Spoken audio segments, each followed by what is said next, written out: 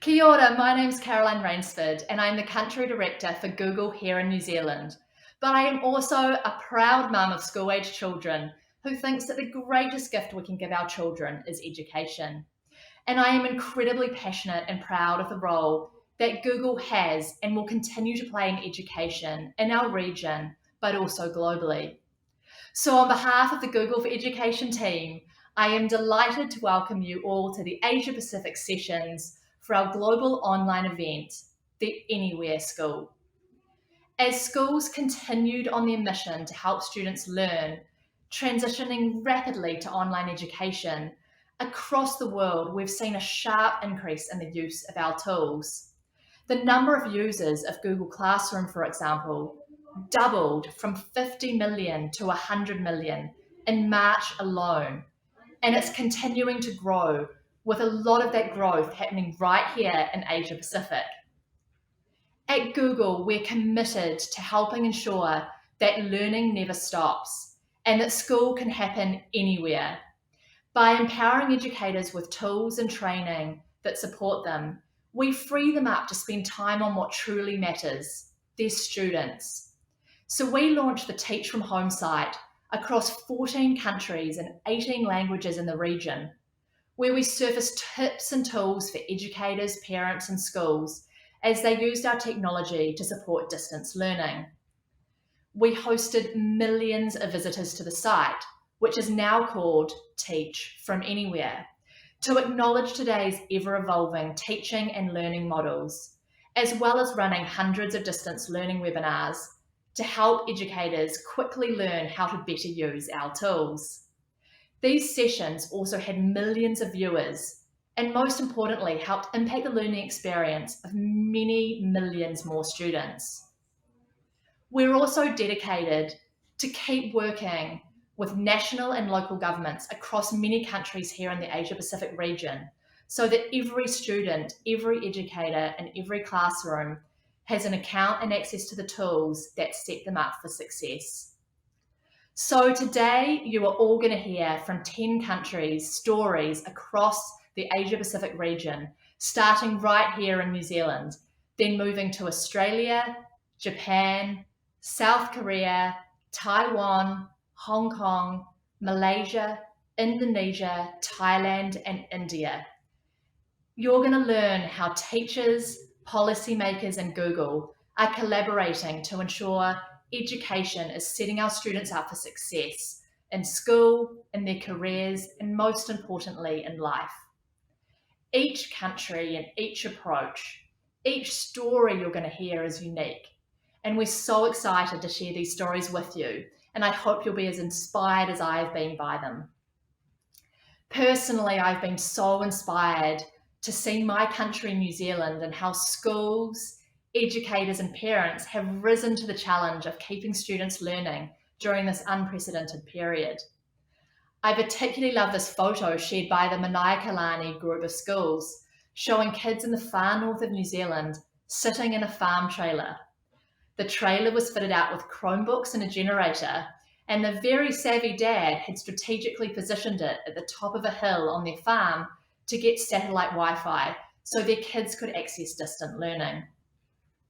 This is just one example of communities coming together to engage our children and support access to learning. And we've heard so many stories from so many schools and educators like this. I am very heartened and, to be frank, humbled by the efforts of our communities in order to minimise the disruption to our children's learning and solve equity and access challenges. So with that, I'd like to now kick off the New Zealand session where we're going to discuss equity and access. And I am thrilled to now hand over to our opening speaker, Nicola Naurewa, and please enjoy your Anywhere School tour through the APAC region today.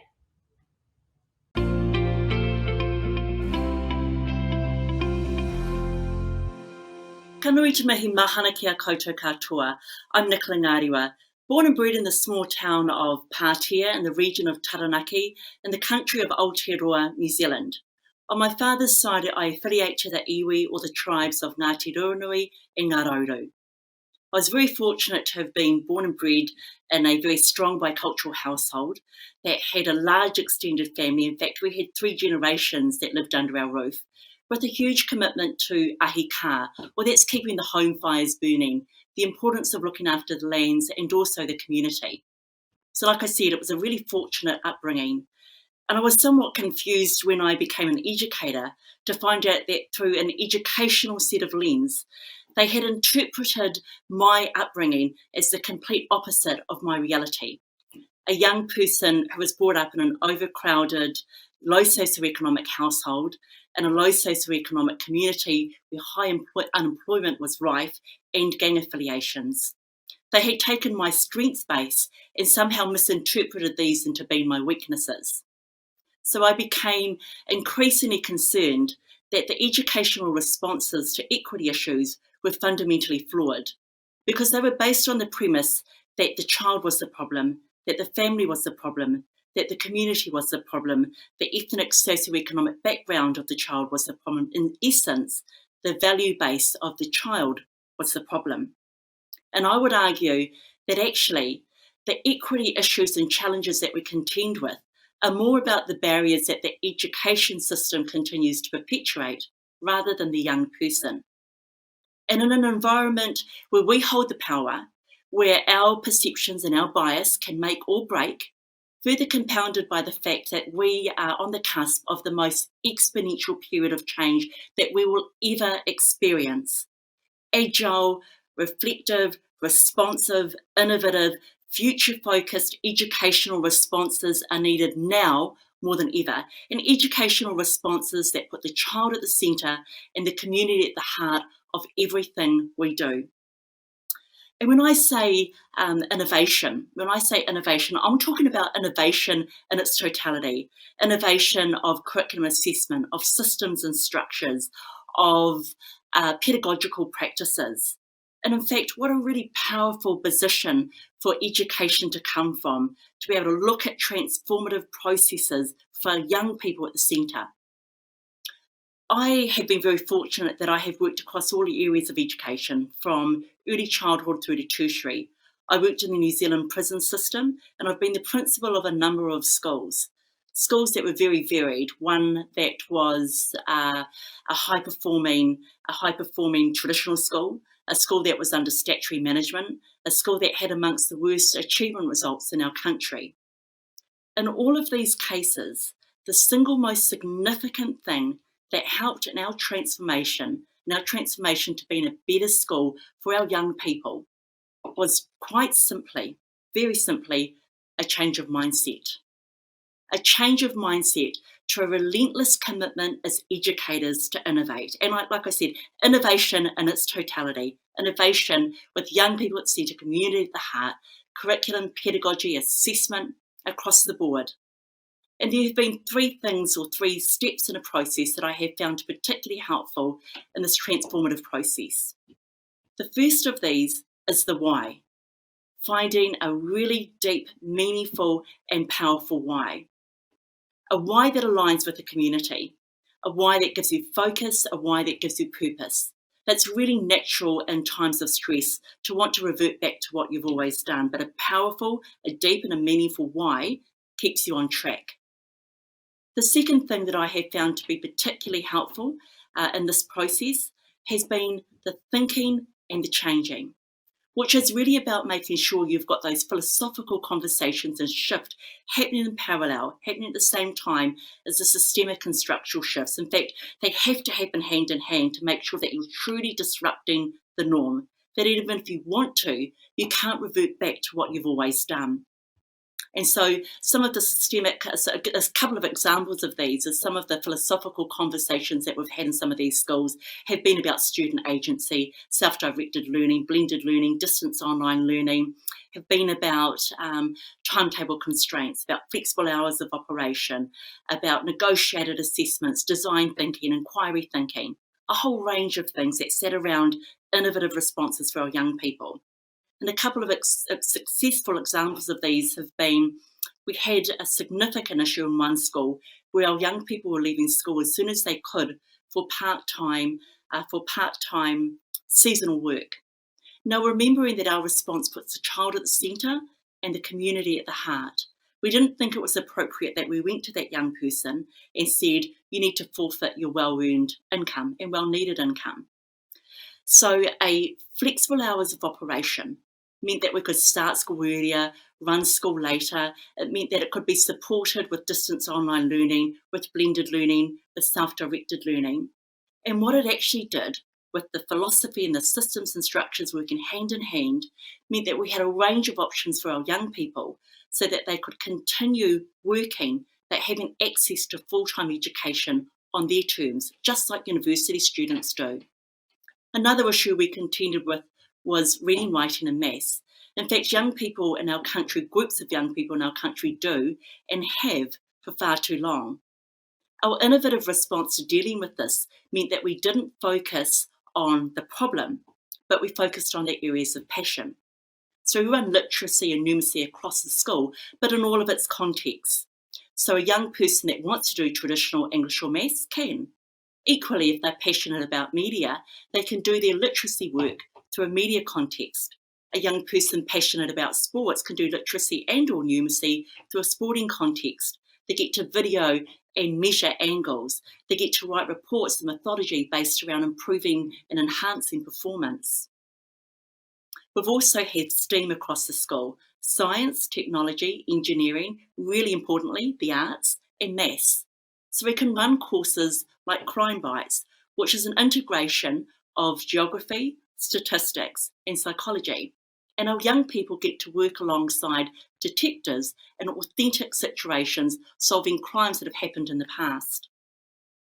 We also have inquiry-based learning, which is where our young people are able to personalise their learning and we bring credits to them. They can focus on local and global issues and innovate their own responses. So we had a group of 14-year-olds that were working with scientists on a local issue, seabed mining. They got science credits through that, wrote a report, got English credits, and then they presented this report to select Parliament or to select committee at Parliament and got speech credits. The one rule that we have with our student work is be big and be bold. Make a real difference, impact change, rather than being closed up in their books at the end of each term. And I have to say, some of the big and bold that they have created is amazing. We've had young people that have gone to Stanford University, that have presented their apps at Silicon Valley. We've had young people that have led strength-based literacy and numeracy programs in schools in third world countries.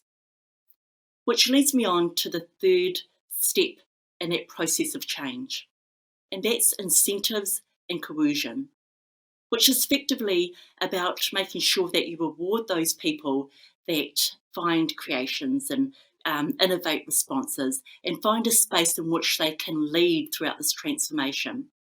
But equally, that there's positive accountability for those people that need a little bit more support to be able to step outside of their comfort zone. And I have to say, being outside of your comfort zone, just slightly outside, is always a really great space for educators to aim to exist. When it comes to innovation, I have to say I've heard almost every excuse that I can think of under the sun. But what I can say is innovation is about young people. Innovation is about learning communities, and innovation is about having a set of lens on so firmly that no matter who the child is, where they come from, what context they present in, we work alongside them and we give them another set of tools to make sure that they will not only survive, but they will thrive in whatever their world would be. And why wouldn't we want that for every young person? And why wouldn't we do that for every young person? So I end with saying, be big, be bold, be courageous, because the most amazing thing about courage is it's contagious. Kia ora.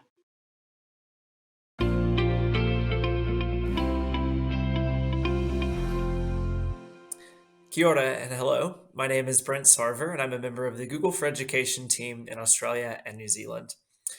I've had the opportunity to work in education throughout my career, starting as a teacher in the United States and then joining the Google for Education team a number of years ago.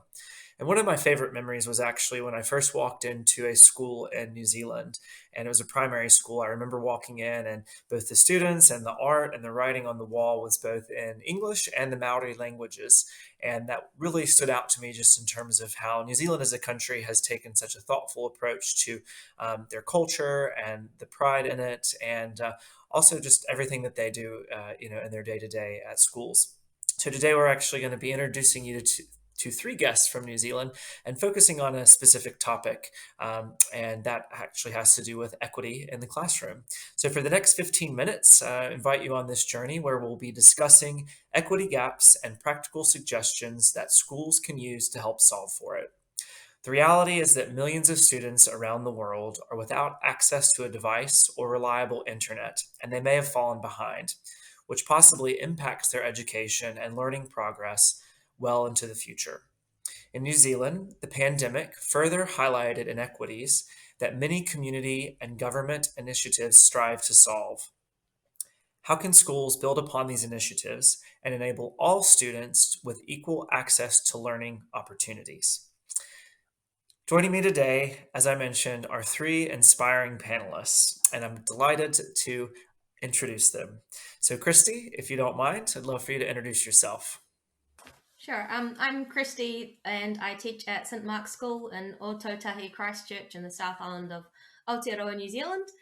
In my time at St Mark's School, in terms of equity, we've gone from having 8 devices in our whole school to over 208. So increasing access for all of our konga, our students to the learning has been really successful. And I feel really privileged to have been part of that journey along with our school community. Awesome. Thanks so much, Christy. Lainey, how about you? Hi, I'm Lainey Makatamo. I'm a student leader at Arere College, and we are a Google school, which we have found to be a really good change in our school from how we learned when we were from how we learned um, 10 years ago. So. Absolutely. Lots changed in 10 years, hasn't it? And Russell, how about you? Kia ora tātou, my name is Russell. I'm the tumuaki, the principal of Point England School in Tamaki Makaurau, Auckland, on Te Ika o Maui, the North Island of New Zealand, Aotearoa, and I am the kaiwhakarato or convener of the Manaia Kalani group of schools, and it has been a great blessing in my life to work with Māori and Pasifika people for many years to work on bridging the digital divide and raising student achievement. Russell, I think you just brought to life for me what I walked into that classroom and saw that day. As an American who could maybe get by with a little bit of Spanish, your ability to speak multiple languages is much better than my own. So thanks for that. So I want to dive right in to the conversation on equity. And to get us started, I'd like to ask each of you to share one fundamental shift that you have seen or experienced yourself regarding steps to bridge the digital divide. And Christy, since you mentioned you all went from 0 to 60, in terms of speed with adopting technology, I'd love to hear from you. I think bridging the digital divide is a really good analogy because when I first started at St Mark's School, we were a divided community. We had whānau families who were really keen on digital learning, and we had families who thought devices were just for gaming and weren't keen on it at all. And we had families who loved the idea of learning on devices and families who really weren't so keen. So I think a big part of the journey for us was community consultation. And once we came together as like a St Mark's School family and we had this united vision of, hey, this actually fits with our St Mark's School values, this is going to help us to achieve hiranga excellence in our learning. Once we were all together on the same team, then it just took off. We were really lucky with the whānau support from our community. Often we think that equity is just about providing access to a device, and that's certainly part of the equation, but it sounds like that you all have been very thoughtful about the community engagement and making sure that the understanding of why it's important is there as well. So actually, Russell, I'd be interested to hear at Point England School if it's similar. Yeah, I want to tautoko or support exactly what Christy said. I think it's so important that our whānau, our families, actually believe that this is the right thing to do and have solid evidence and reasons to do so. And I believe that it's important to reduce choice to increase opportunity. And I know that at St. Mark's, they've done that too. They have a small set of choices where you can access devices, acquire devices for your tamariki, your children. In our case, we only have one. It is a Chromebook, and that's the one, and we get it for you at the very best price, and then we offer you, your family, a microloan access method so that it's affordable, so that you can have the sovereignty, the tino rangatiratanga of making your own choice, having your own ownership, and being able to set the direction and course of your life. That's awesome. And Lainey, I wanted to ask you as well. We talked a little bit prior to today, and you mentioned that there's kind of the access to technology and the way in which students and teachers converse with one another. Technology has had an impact on that as well. And I'd love to hear a little bit more about that. And if you could kind of explain what that shift has looked like and what you've seen. Yes, so students are really confident remote learners. So they did find it strange to be communicating with their teachers on devices, but over the time they used devices, they found it to be more effective as they were able to finish their work, their schoolwork around their own home life. The students also noticed that there was a large change in the feedback quality that they got from their teacher, as they were able to have one-on-one conversations with one another, and um, this couldn't really this wasn't really done in the classroom, as there was a large majority of the class in the room, which students weren't able to express their their thoughts as wide as they would be at home. Sure. Yeah, no, as a former year 3 teacher, it's certainly difficult as one teacher to have, an individual conversation at the same time with 30 different students. And it's nice to hear you say that the quality of the feedback, and perhaps if I could put myself in those teachers' shoes, the fact that they have time to actually see a student's comment, think about it, and then respond to it without, 30 different voices at one time, that's been meaningful. So yeah, interesting to hear that, beyond access to device, there's a bit of equity, it sounds like, in the level of communication. It's almost leveled the playing field such that all students have an opportunity to communicate with their teachers in a meaningful way.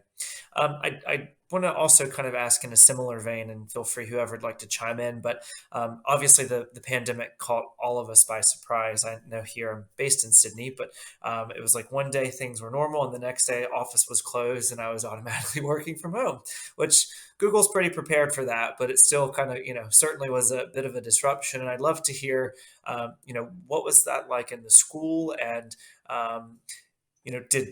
were you prepared? Were there plans in place, or how did that look?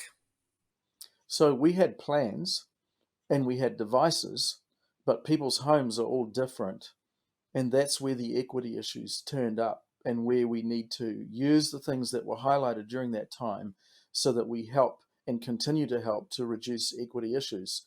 So some homes, the people were crowded and didn't have enough rooms to work in. Some homes, they had devices but no connections. And so we had a lot of issues to try to resolve, to try and create equity and solutions for families so that their kids still got the learning opportunity that other people got. Absolutely. And Christy, maybe in your case as the e-learning lead, what did that look like? I certainly found the same thing to what Russell just said. We felt like we had a plan. We were able to provide devices for all families, but where the equity kicked in was with some Akonga students having no one at home because their family were essential workers, whereas some had someone at home, supporting them the whole way, especially our youngest students. We're a primary school, so it's a pretty big ask to have independent learning happening for some of our younger students. And the other thing it highlighted for us was that For some students, it actually enhanced equity. So we have students, as all schools do, with specific learning disabilities, and the chance to take their time and not be rushed through their learning was really powerful. To be getting feedback from teachers via voice feedback, to be using voice typing and adaptive technology. And some of the students who are really shy, and again, this is cultural equity. In some cultures, it's not really the done thing to put your hand up and, oh, hey, miss, I know the answer. But we had students speaking up. As a teacher, I loved getting to hear more from my students who were perhaps a bit shy and might not speak up in a classroom. But with our sort of bubble school and devices at home, they could actually really share their learning a lot more. Yes, actually, going off what Christy said about students not having any students not having any parents at home to actually teach them. I've actually had experience of that, as I had to do my own work as well as teach my younger siblings their schoolwork. So it was a bit of a difficult thing to handle, and yeah, mostly because they didn't have their own device, which was a really uneasy thing to do. Well, certainly many thanks to your parents and all of our essential workers across the globe. And it sounds like you had the opportunity to become a teacher yourself while you were learning from home. So great job there. I wanted to shift and bring up, I guess, a fact about New Zealand. And Russell, I'd actually ask if you don't mind chiming in on this one. So the 2018 PISA results stated that socioeconomic advantage has a stronger impact on achievement in New Zealand than many OECD countries across the world. There is a larger difference in achievement between students from advantaged and disadvantaged backgrounds in New Zealand compared to the OECD average. What are the most critical changes that you feel we must make in order to face the future and solve for equity gaps effectively? It's a really good question. If you penetrate our data a bit further, you find that the ethnic and cultural mapping onto the socioeconomic mapping is not quite exact, but almost. So it isn't just a socioeconomic problem, it's a cultural and ethnic challenge. And so having culturally responsive pedagogy is really, really important in raising achievement. Secondly, if we can turbocharge that pedagogy with digital tools that produce affordances for raising student achievement, we can actually make a big dent in this equity problem, and we've been able to demonstrate that. Absolutely. Yeah. And thank you for sharing. And I think one thing that stood out to me is that culturally responsive pedagogy. Christy, did you, have something you want to say? Yeah, that's been very true for us as well. Not just in terms of culturally responsive pedagogy, but in terms of the culture of our school. We've transformed the culture of our school to be one where a device is perhaps a luxury and a treat, to where it's actually a necessity to unlock learning. And for some students, that's a real game changer. So the culture of our school is one of, we really promote huato, grace, so a sense of humility, and compassion among students, where it doesn't matter if your device is a bit fancier than mine. It's about supporting each other and getting on with our learning. So when we talk about these socioeconomic differences, I feel as if that can be overcome to some extent.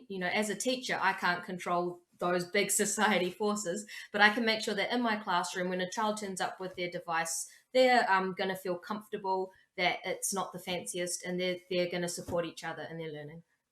To wrap us up today, I'd like to ask each of our panelists one final simple question. And that is, what practical advice would you give our audience to be more equity minded and audit their own best practices around equity moving forward? Lainey, can we start with you? As a student, I would say teachers should ask their students what they value and see important to becoming effective online learners. Thanks for that. How about you, Christy?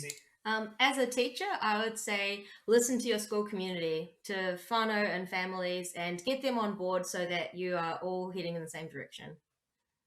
Thanks for that. And you, Russell? I agree with the previous two speakers and would add that we need to find out what families, whānau, value and offer it to them, offer them the training that they would like and desire, and ensure that we encourage them that we're delivering structured, safe, and well-organized systems. Awesome. Thank you for sharing. I'm hearing, a lot of people think that technology in education means just putting software or hardware in front of a student, and that's going to solve it. And I think you all have really highlighted today that that's really just the baseline, that it's about listening, teachers listening to students, students listening to teachers, schools listening to families, families, listening to schools, being really thoughtful about your cultural approach and the pedagogy and the way that those two play together. So it's a much bigger picture than just hardware and software alone. So thank you so much for sharing. And I want to encourage our audience that if you'd like to dive into this topic a little bit deeper, please be sure to see our resources page for the Anywhere School event. Thank you so much to our panelists. We've talked a lot about family, and from the Google for Education team, we really appreciate you being a part of our family and taking your time to be with us today and offer your advice. To our audience, we also thank you for your time and hope that this discussion sparked some ideas and gave you some ideas for those ideas for practical suggestions on how to think about equity in your own environments. If you can, be sure to tune into our next session. Will be from an audience in Australia who will be discussing strategies to integrate well-being and social and emotional learning needs in the classroom, which in today's day and age might just be anywhere. So thanks so much. Again, thanks to everyone for joining, and we hope that you've enjoyed watching the Anywhere School.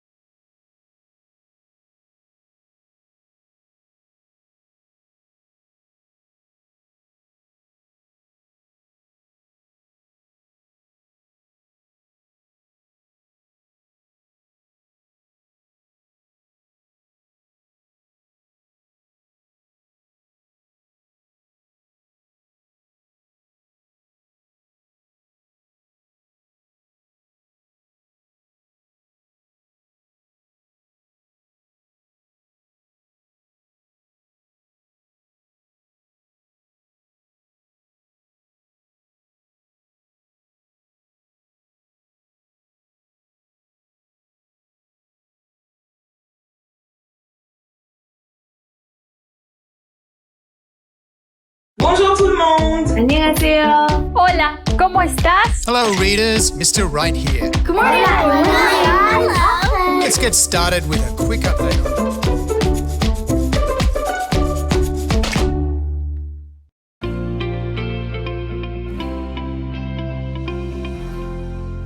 G'day everyone, welcome to Australia. I'm Swan Yeo, the Head of Education for Google Australia and New Zealand. I'm really excited to kick off the Australia session of the Anywhere School.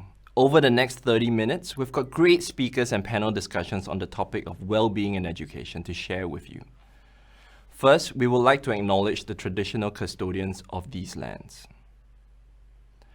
I wish to acknowledge the traditional custodians of these lands on which we meet and recognize their continuing connection to land, waters, and community. I pay my respects to them and their cultures, and to elders past, present, and emerging. Before we get started today, I wanted to say thank you to teachers and schools everywhere for all that you do to keep students learning. So thank you. Your hard work inspires us. Your input helps us better support and equip schools and educators like you across the country. And now, I'll hand it over to our opening speaker, Julian Mangrant, Australia's eSafety Commissioner.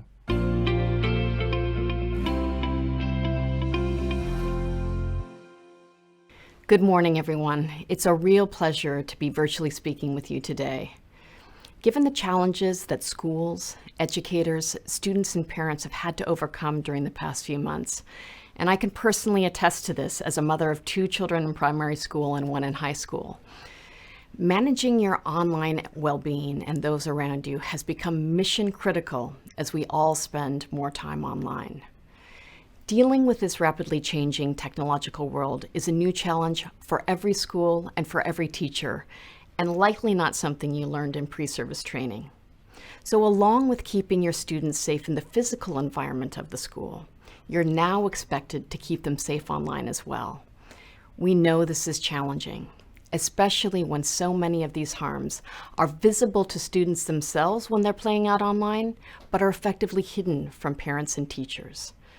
So given the uncertain times that we're in, we need to ensure more than ever that schools are equipped with the tools and the strategies they need to manage the online well-being of their students.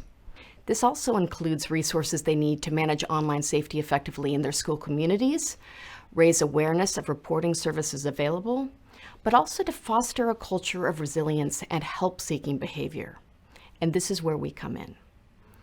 eSafety is the first government regulatory agency in the world dedicated to tackling online abuse and improving our citizens' online safety. We have 3 reporting schemes that operate under a singular investigative branch. First, we operate a legislative complaint scheme for Australian children who experience serious cyberbullying that's humiliating, intimidating, threatening, or harassing.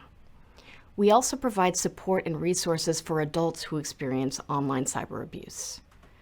Secondly, we have an image-based abuse scheme for Australians whose intimate images or videos have been shared or threatened to be shared without their consent online. And we have a 90% success rate in terms of having this content taken down. Third, we administer an online content scheme, which investigates complaints about harmful and illegal online content, where we undertake investigations into online child sexual abuse material and cooperate with law enforcement and our international partners to have this illegal content taken down. We know that the quicker harmful content is taken down, the better it is for the target. In addition to these regulatory functions, we develop a range of educational resources and content for educators, young people themselves, parents, carers, women, and older Australians to help boost online safety and reduce the risk of online harms. We want to prevent the harms from happening in the first place. All of this, of course, is underpinned by extensive research to ensure our programs and resources are evidence-based. From this research, we know that 1 in 5 Australians experience cyberbullying, and only 1/4 of this cohort seek formal help through their school. While these negative experiences can be hurtful and damaging, we know through our research, as well as our day-to-day contact with young people, that teens can recognize the positive outcomes that arise from these incidents. These include becoming much more aware of online risks and knowing how to skirt them, becoming more aware of their real friends, and learning how to use the internet in a much more balanced way. What we've seen through this pandemic is that the internet has become an essential service for us to communicate, be entertained, and to learn. But the truth of the matter is that the online world exposes young people to multiple challenges. These challenges can be extremely difficult to overcome and can often leave young people feeling distressed, anxious, and even more isolated. So it's really important that we help young people build resilience to regain control over these negative online experiences. Our research shows that more than half of young people will not talk to a trusted adult in the event of an online altercation or mishap. As trusted adults in children's lives, it's extremely important for teachers to encourage this help-seeking behavior. This can include simply listening to their concerns, or acknowledging the challenge or the stressor, but also using problem-solving techniques to resolve an issue or to provide an alternative viewpoint. At eSafety, we like to talk about the 4 R's of the digital age. Back in our day, it was about teaching reading, writing, and arithmetic. But today, when we're talking about an increasingly online world, it's about respect, responsibility, building critical reasoning skills, as well as digital resilience in young people. Looking at digital resilience, we know that young people are bound to witness or experience something negative online. It's really not a matter of if, it's a matter of when.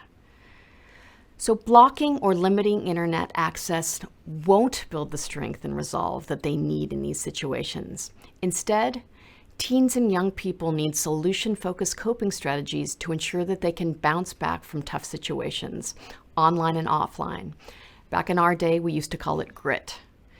As an educator, think about how you could include some of these skills and strategies in your interactions with young people outside the classroom. Do you have conversations with them about the challenges they face online and their digital well-being?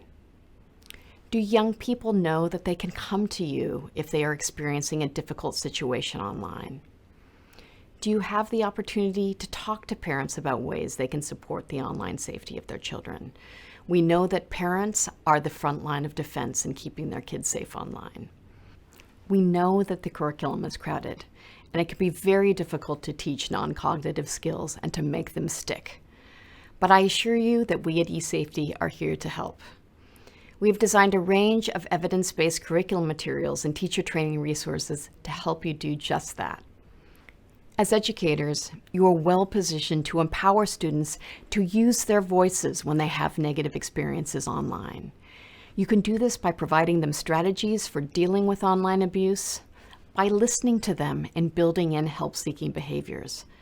You can also empower them through the online safety knowledge you impart and through your ability to integrate the 4 R's into the classroom activities.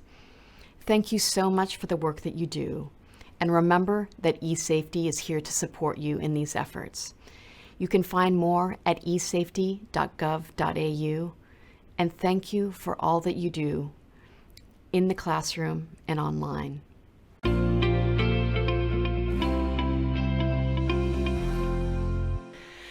My name's Amanda Third and I co-direct the Young and Resilient Research Centre at Western Sydney University. We conduct co-research and design to support the resilience and well-being of children, young people and their communities in the digital age. And I'm really pleased to have this opportunity to share with you some of our thinking around resilience for education. Perhaps more than ever, these times in which we live demand resilience. Our world is complex. It's a hyper-connected world characterised by flows of ideas and exchanges across international borders.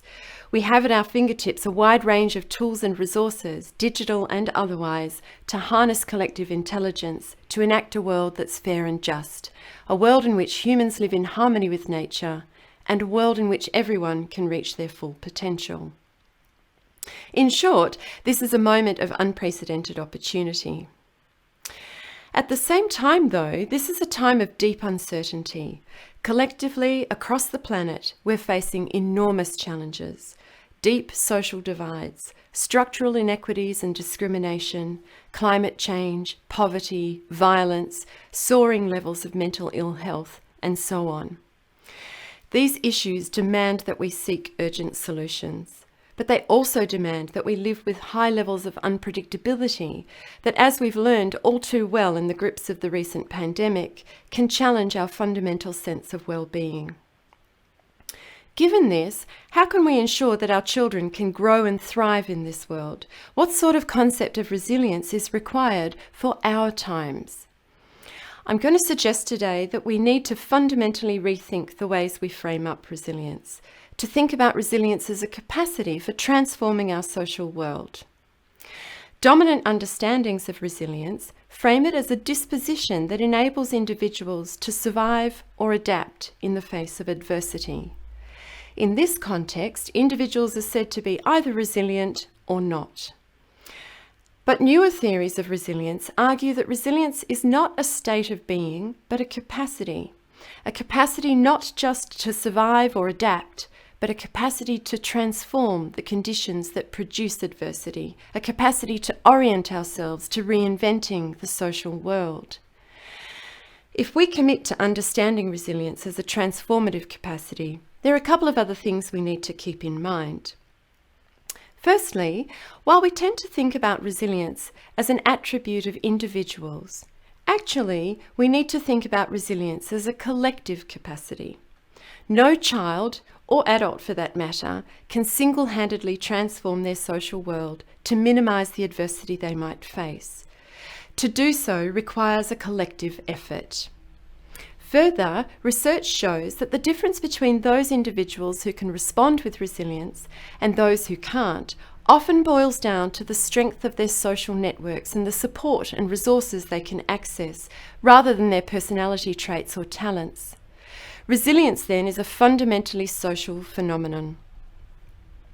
Second, we tend to talk about resilience as a capacity to bounce back. In fact, our understandings of resilience come from engineering's descriptions of the ways that materials like metal spring back to their original shape after being put under pressure. But one thing we've learned through the pandemic is that things don't necessarily bounce back to normal. Often, experiences of adversity throw us into new spaces that we haven't navigated before, and beyond which there's no turning back. In this respect, resilience is not about returning to a pre-existing equilibrium in the aftermath of disruption. It's about orienting ourselves to working with new contexts and conditions to create positive social change. It's a capacity to think and create a new equilibrium. If the pandemic's been deeply challenging, and let's face it, its devastating effects have been felt all over the world, it also offers us a glimpse of how we might need to reshape our world. So what do we need to recognise and do in order to nurture our children's resilience? We need to recognise that resilience does not develop through singular instances. We acquire it over time. While we might encounter adversity and find that we don't have the resources to deal with it at the time, we learn from these experiences and we take that knowledge into our next experience of adversity. Taking risks and having space to fail and learn is critical to children's capacity to develop resilience, and for that matter, other things like empathy. Resilience accumulates over time. It's a process. A challenge for educators then is how to enable children to take measured risks and to be there alongside them to help them develop constructive ways to deal with challenges. On this point, it's useful to think about educators' roles in children's lives. A 1961 essay on education, written by philosopher and German Jewish emigre to the US, Hannah Arendt, is helpful here. Arendt reminds us that children are born into an old world, a world that precedes them, and that our job as educators is to introduce them to this old world incrementally and in a way that doesn't dampen the opportunity that their newness offers the old world. That is, we have to induct children into this world in a way that's sensitized to what their freshness offers for rethinking our world for the better. One aspect of the freshness of children's experience today is that increasing numbers of them around the world grow up with all things digital, and they develop resilience across online and offline spaces. For over 2 decades, policymakers, parents, educators, and a range of others with responsibility for children have been grappling with ways to ensure that children's encounters with technology don't adversely affect them. And let's be clear, children do face very real risks of harm online, particularly those who are more vulnerable in offline settings. Technology use, that is, can undermine children's resilience and well-being. Equally though, technology can powerfully support children's development of resilience. And in the pandemic, we've had a unique window on this. For those children who have access, and we need to address the needs of those who don't, technology has provided a consistent point of continuity and social connection in a radically disrupted world. It's enabled us, for example, to ensure that children can continue to learn without being physically present in the classroom, and that they can connect with their peers. And while the evidence is still out, it appears that this has been critical to sustaining children's well-being under very intense conditions. But we are yet to imagine all the different ways that technology might be marshalled in support of broad-based well-being and resilience, both for the children of today and the adults of tomorrow. So my challenge to educators around the world is to think not only about how to use technology creatively in the classroom to achieve learning outcomes, but also about how to nurture children's curiosity and their spirit of experimentation so that they can take hold of technology to invent the future. Because our future demands nothing less of them.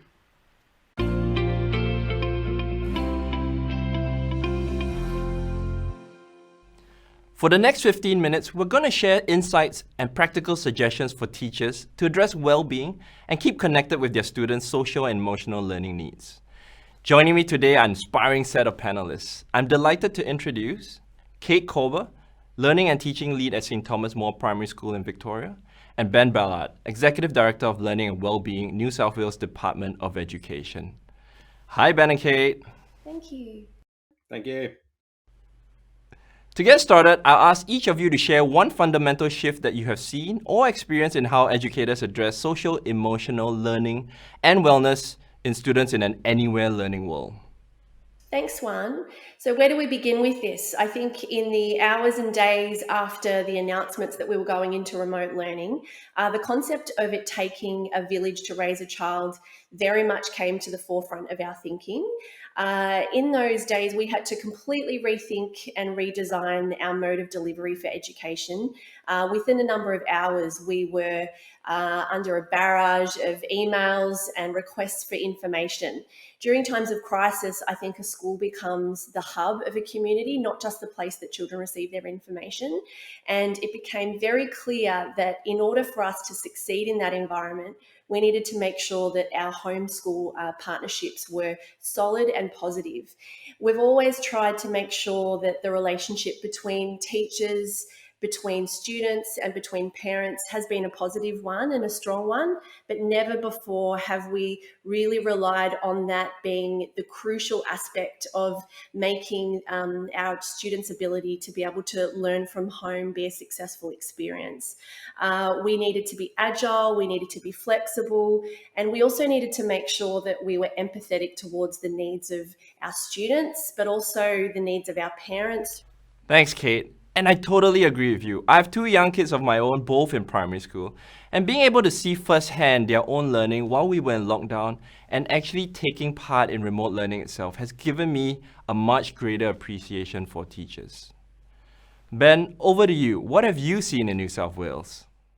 For us in the department as a system, one of the big things that, we've taken away is how well we've been able to quickly pivot into a new model of educational delivery, recognising that, the playground and the classroom was that spot for students to engage and connect with each other, that we've had to change to, be able to pick up on that and really, focus in on their wellbeing as much as they're learning at the same time, and finding ways that they can connect together.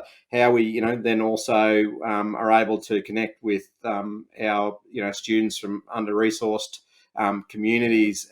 How we can also then, support our students with disabilities. And one of the things that I suppose has been another really shining light is some of the things that we've been doing in a pilot sort of mode with students with serious health needs. We've been able to utilise that for all students, and being able to find ways that we can engage more kids in the classroom, really, even though they're not being physically present in the classroom, but really engage them in their learning through the use of technology and through the use of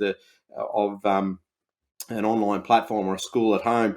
But we've really enjoyed the connection that the teachers have been able to make with parents and with their students, and it's been probably a little bit more individual and in some ways than what it has been in the past, because there has been that individual focus as on a student while also having the collective view, but recognising that as well has its toll on teachers. We've been focusing on how we support teachers in that space as well, and recognising that none of this would be possible if teachers couldn't show up every day, and recognising that there is a time when you need to be teaching and time not, but then being flexible that they can do that. Some of those activities that they've been doing for students, they can do at hours that suit them so that they can focus in on their own families, and then being able to connect at different points during the day with their classrooms and with their students to be able to engage their children in learning. So it's been while there's been quite a challenge, it's been there's been some silver linings to it as well. Thanks, Ben. I love what you mentioned about making that significant change in such a small time period. But technology allows you to scale quickly across and make it accessible to more people than ever and to reach more families than ever. Well before the pandemic, John Hattie linked teacher motivation to student achievement. He said, when teachers become burned out or worn out, their students' achievement and outcomes are likely to suffer because they are more concerned with their personal survival. Now, how relevant is teacher well-being to student outcomes? Have you adapted your strategies in this area?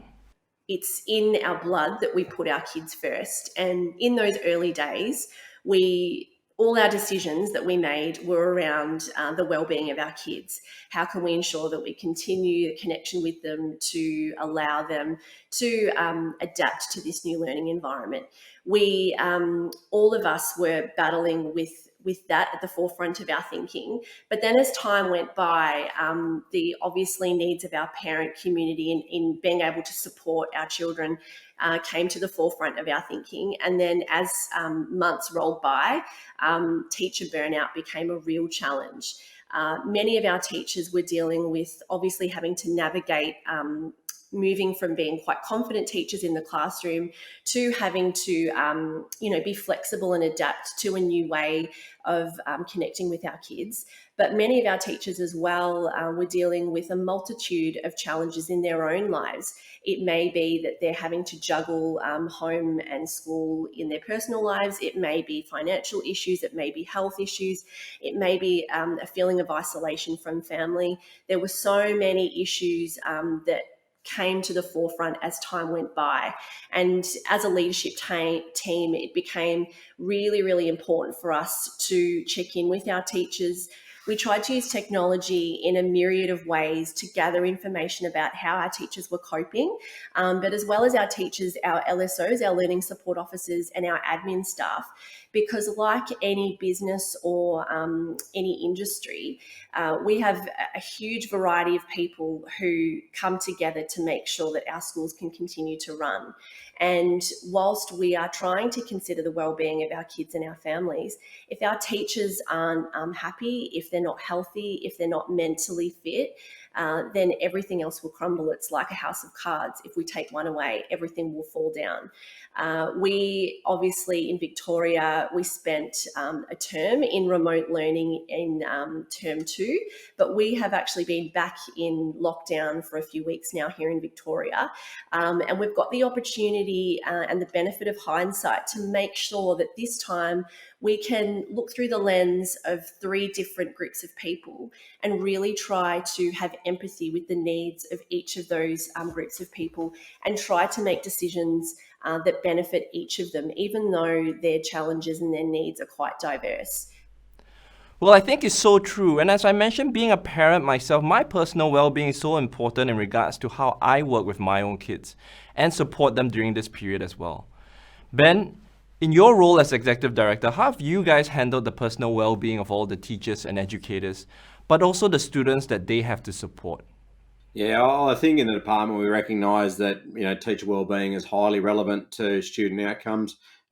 We know that teachers that are empowered to manage and improve their own wellbeing and has a flow-on effect to the students and their performance. With my own family, a number of teachers and even a sister who's a principal. I think, and I should shout out, became a principal during COVID as well. So it was quite a challenging time for her. I heard lots about in the time, but it was one of those things that recognizing that they can work as they need to work. Make sure we've got the resources there behind them to back them, whether it's not the technology support there for teachers as well as students, and ensuring that is enabled. Making sure that we're able to provide platforms and environments for students and teachers to connect. One of the biggest resources we developed was our learning hub, which is still operating now and will continue to operate for probably forever now. In that it's a space where teachers can go to find resources, but it's also a place for them to connect. And one of the the big things we did was that's online staff room. And as Kate said, I know there was plenty of schools across our system who used the opportunity to also do fun and interesting things with students, whether it was virtual Easter hat parades or in my sister's case, I know when they farewelled her at the school, they did a drive. All the students did a drive-by of the school, and they all waved at them. Just different things that we could do to support teacher wellbeing. And I know that they found that really particularly the teachers found that really beneficial because, majority of our students weren't in the school. I love that, Ben. Again, I think it's so important that we stay connected with the entire community, not just the teachers and students. Just to wrap up here, Ben, I'll start with you on this one. What practical advice would you leave our audience with for integrating well-being into their classrooms, whether in person or remote? Yeah, I think it's recognizing that well-being is multidimensional. There's a range of different domains in which we need to, focus on and be sure that we're catering for. So, whether it be physical, emotional, social, cognitive, or spiritual well-being, just finding a range of activities for students to be able to engage in those areas over the school day or over their week. And a great example was one of the schools who put a matrix out, and students were asked to complete different activities in the matrix across each of those domains, whether it would be gardening for a little while with some family, ringing a grandparent, connecting online with friends, or in my own family's case, we camped in the backyard as a family for a couple of nights in the freezing cold of Canberra. And Kate, have you done any backyard camping yourself? What activities have you done with your teachers or with your own students and children? Ages ago, when we were able to go to each other's houses and to cafes and those things that we take for granted now, the concept of sitting down with someone and having a cup of tea or a coffee or a chat is one of those things that has a profound effect in our everyday life and our mental health. And we talk a lot at our school about the concept of how do we recreate that feeling of having a cup of tea with someone. How do we recreate the feeling of feeling connected and special in someone's life? So what we've tried to do, especially this time around in 2.0, as we're locked down again, is really focus on those little things we can do, whether it's a phone call, whether it's a Google Meet in a small group helping kids with friendship issues, whether it's a text message or sharing a photo on Facebook. Whatever it is we're doing in our community, we try to make sure that we value those small things, because they're the things that we miss in lockdown. They're the things that we take for granted each and every day. And if we continue those things, then that feeling of being part of a community will be retained, and that affects our well-being and our mental health like nothing else. So that's something that we're going to continue to focus on in the coming weeks.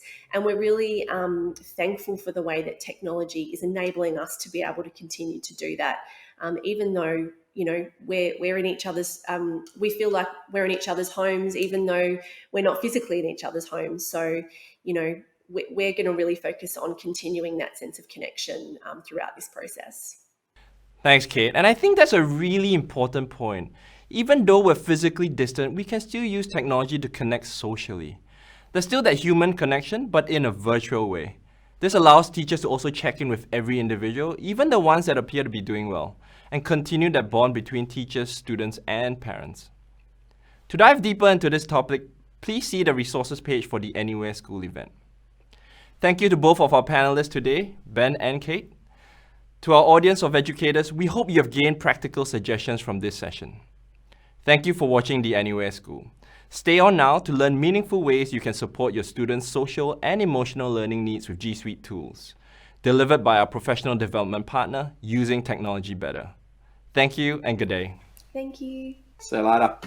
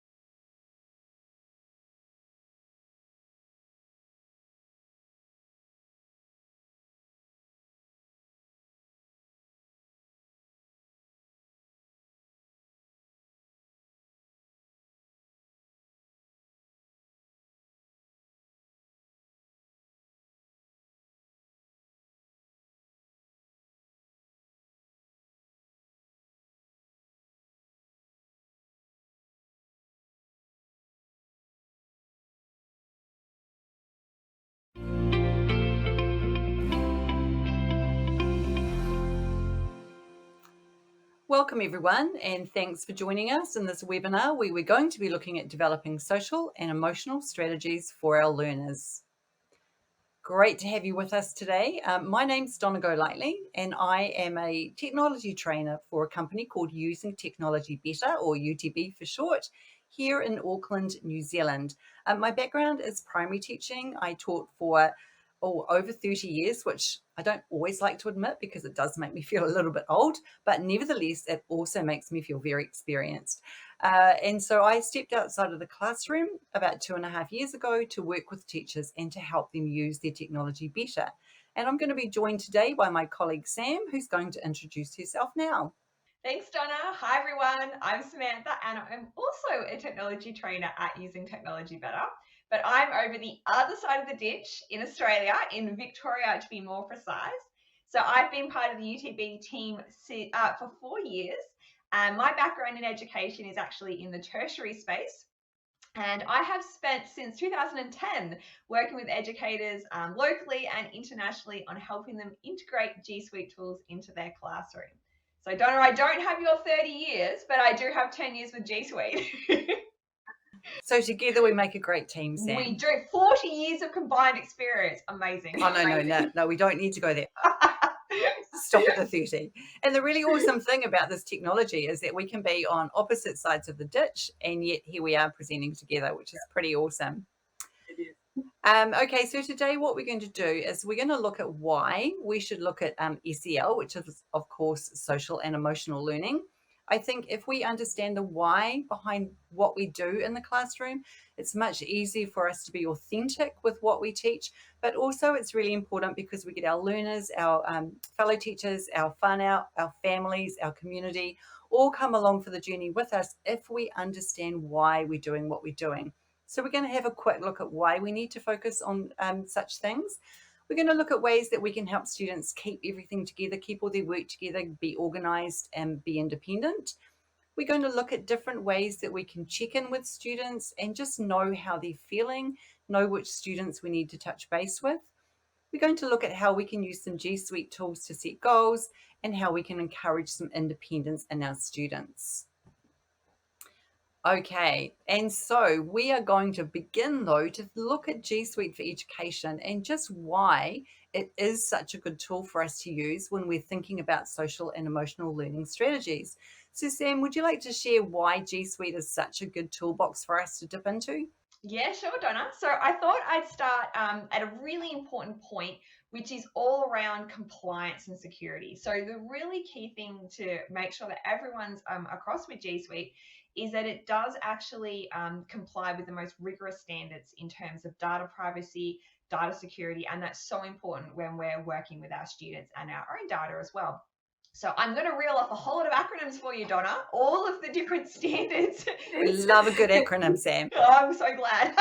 So these are all the different standards that G Suite for Education, which includes Google Meet, the video conferencing platform, actually complies with. So we've got stuff like FERPA, COPPA, and then the Software and Information Industry Association. No acronym there, but I've wrote it out for you. The Student Privacy Pledge, which was introduced by the Future of Privacy Forum. And then the ISO or IVAC 27018:2014 data standard. Now, this might sound like a whole lot of sort of jargon, and you're thinking, what does all that mean? What's really important to know is that key things. G Suite is safe, it is secure for you to use with your students. Your data is your own, it is kept private, it is kept securely. There is no advertising, there's no scanning for advertising, which is really important to know, particularly if you previously perhaps have just been using any old account to access tools. Like G Suite for Education has really got that extra layer of security for you and your students. And that's just from that point of view, and other reasons why it's great.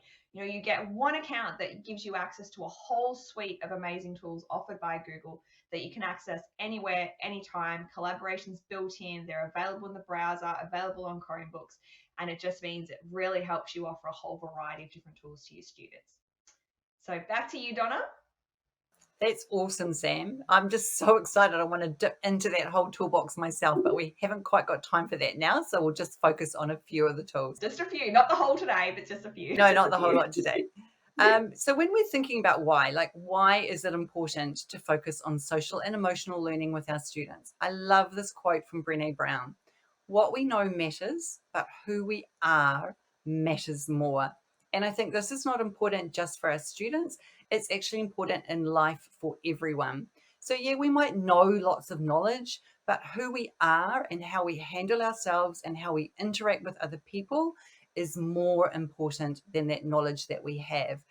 So when we come to think about social and emotional learning, there are, of course, lots of different definitions, and different people have different ideas of what it does mean. So if you are working with some teachers at school, or you're working with a group or a leadership team, it's a really good idea to establish exactly what your understandings of social and emotional learning actually are. For me, I love the definition that comes from Castle, and we're going to have a look at that website a little bit later in this webinar. But they define it as being able to understand and manage your emotions. So that's huge. Even being able to name your emotion, but to manage it can be really, really hard. Even as adults, sometimes it's hard for us to manage our emotions. Being able to set and achieve positive goals. And that word positive is really important, because I think it's easy for us to set a goal, but they're not necessarily always positive goals. So I like that word positive being in there. Being able to feel and show empathy for others is really, really important. And especially with things like the new digital technology curriculums that are in many countries' curriculums now. Across the world, these amazing technology things are being created, but there is an impact on humanity. So we need to develop that empathy in our students. Being able to establish and maintain positive relationships. And again, that word positive, because not all relationships are necessarily positive. And being able to make responsible decisions. All of those things together encompasses what our social and our emotional being is. And that's what we want to help develop in our students. Sam, is there anything else you want to throw in there about why we should focus on SEL, or what it is, before we move on?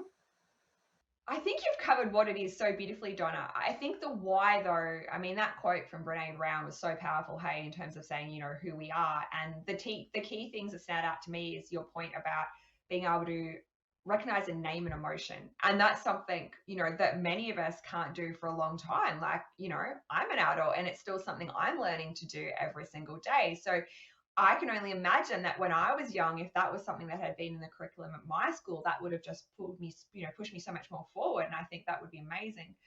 Second thing is that positivity, that word you kept bringing up, that positive, because, we know as humans that we have this negativity bias. And it's so interesting seeing that now, particularly in the state of things around the world at the moment. It's so easy to fall into the negative. Just that idea of thinking about that as positive sides, those positive relationships, positive goals. I don't think there's it hasn't been such a better time to make sure we focus on these. And if we give the kids these skills now, it's just going to serve them so well into the future. Such an important topic. Yeah, you're so right, Sam. That point about, the challenging times at the moment. And as educators, educators are facing very different scenarios in their schools. Some teachers are teaching completely remotely. Some teachers are back face-to-face in the class, but maybe don't feel completely secure about that. And then there are some schools that are working hybrid models. So it's a really challenging time for teachers at the moment. Okay, let's move on and have a look at how we can help develop these strategies for our students. So how do we help them keep everything together? How do we help them to be organized? Well, Google Classroom, one of these fantastic G Suite tools that Sam had me excited about at the beginning, is a fantastic way to be able to keep all of your students' work together, but more importantly, for them to be able to develop their own great organization skills, stay on top of their classwork. It allows us to create two-way conversations, discussion forums. It integrates with Calendar and, of course, Google Meet. So let's have a look at how it does that. One of the things that's really important if you're using Google Classroom with your students, when you create an assignment, give it a due date. I know a lot of teachers think, oh, I'm not going to give it a due date. I don't really mind, when I go in and mark it. But actually giving it a due date really helps your students, because what that does then is it adds it to this wonderful to-do list for them. And so what it does is it adds it to a to-do list with a due date. So students are able to jump in, have a look at what they've got due, and then be able to prioritize and organize their time. So they'll be able to see all the tasks that they have to do, but also when they have to do them. Now, in Google Classroom, in the top left-hand corner, there are 3 lines. Now, here in New Zealand, commonly, most of us Kiwis call them hamburgers. Sam, what do you call them on your side of the Tasman? Oh, we've got a couple of terms over here, Donna. Sometimes it's the hamburgers, sometimes it's the hot dogs, but my personal favourite is the pancakes. So that's what I roll with. We're talking about these 3 lines in the top left-hand corner, and it has the to-do list for the students. So they'll go to the hamburger, the pancake, the waffles, whatever you want to call it, click on it, they'll find to-do, and from there, they can see everything that they have due. They can also access that from in the stream. They can click view all, and they'll be able to see everything there as well. I think importantly, as well as to-do, there is a done section. So your students not only see the work that they've still got to do, but they can see all the work that they've done. And in terms of social and emotional learning, how awesome is it to look at a list of things that you've already achieved? So they can click on that done and see all the work that they've already handed in that's already been completed. And that's really powerful because that doesn't say to them, you've just got this work to do, but it also says to them, hey, great, you've done these things already. So that's a really powerful organization tool for them. Also in Google Classroom, you can have comments and conversations. So it allows you to set a class comment. So everyone in your class can see that. Now, if you're working remotely, if your students are at home working away from school, this is really important in being able to keep that connection between home and school going and being able to maintain those relationships between teacher and student. So you can give them a class comment, but of course there's the option for private comments as well, which is really lovely for those students who might feel not really very secure or confident in contributing to a class conversation or a class comment, but they can just send you a private comment and you can send them a private comment. Now in the screenshots, you will notice that there is a little purple circle with a white squiggle, and that's a Chrome extension. So if you're a Chrome extension person, this one is called Mote or Mote, M-O-T-E, and it's a Chrome extension that you install from the Chrome Web Store. And what it does is it allows you to leave a voice comment for your students. You can choose whether you leave just a voice comment or whether you have it transcribed and the students can see the text and hear your voice. Now, the really powerful thing about this is it makes your feedback and feed forward accessible to all learners. Sometimes students don't want to read the feedback. Sometimes they actually struggle to read the feedback. So being able to listen to the feedback is a really powerful way of making those conversations accessible to all of your learners. And Moot's just made an amazing update where now you can go in and track whether your students have actually listened to that feedback that you gave, which is really, really powerful in terms of you knowing whether they've actually accessed that feedback. And not only that, but they've added in 2 little emojis. So when the student listens to the feedback, they can click a smiley face to say, great feedback, I'm on board with it, I understand what you want me to do. Or there's a little blue emoji, I think it's the shape of a crystal, I can't quite remember, where the student can say, I'm not quite sure what you mean, can you give me a little bit more feedback? So it's just a little signal from them that they've read your feedback and this is how they've reacted to it. A really awesome, powerful tool to be able to have that 2-way with your students. Is there anything that you want to add there, Sam, before we move on? I just think that sounds cool, Donna. I just gave you 2 thumbs up. I love the fact that that means that as a teacher, you can be sure that the students are listening to your feedback, which will then make it valuable for you to do more of it. Because I know often it's like that question of, is putting in this time worth it? And that answers that question. I think that's brilliant. Yeah, and I don't know how many times I've heard teachers say, I give the feedback, kids never read it. So that might be a great extension for you to have a look at. And also being able to have discussion forums inside Google Classroom. So just knowing that with the stream part of Google Classroom, you've got different options of how you can set up that stream. So you can allow your students to post and comment. You can allow your students to only comment, or you can have just the teachers comment. But if your students are working remotely, you really want to think about that opportunity for your students to be able to have 2-way conversations with each other, because keeping those social connections between their friends is super important, even when students are working remotely. So just knowing that you have that option in stream can be really powerful as well. Often when we talk to teachers about using the stream and students commenting, they can be a little bit concerned about how they handle things if something comments put in there that's not appropriate or something like that. And I think this works really well into this topic. So just to let you know that you can actually mute individual students if there are some problems, some behavioral problems. So it's a great way to make sure the whole class can discuss. But if you need to have a conversation with an individual student about their behavior in the discussion forum, you can temporarily turn off their ability to post, have that discussion, address it with the student, and then bring them back in. So I just quickly wanted to chuck that in. Yeah, that's awesome, Sam. Great point, because again, it's an awesome time to have that conversation about digital citizenship. And that's a huge part of social and emotional learning, is being able to maintain those positive relationships, not just face to face, but when you're online as well. And so we talked about the calendar integration and how every time you create a Google Classroom, there is a calendar created that is attached to that classroom. I know there's a lot of teachers who say, oh, I don't really use calendar, but it truly is an amazing tool to be able to stay on top of your organization and to help your students make independent decisions. So I didn't really use mine much when I was in the classroom either. And I look back now and I think I really could have done so much better. Since I've been at UTB, I use it every day now. So I will check in first thing in the morning, quickly see all the things I've got to do, quickly run through my mind my time frame, and then prioritize what I need to do. Now, if our students could do that too, that's an amazing tool for them in terms of being able to be organized and make those decisions. And of course, you can access your calendar from that little side widget that's in your Gmail, your docs, your slides, your sheets. And is there something else I've missed, Sam?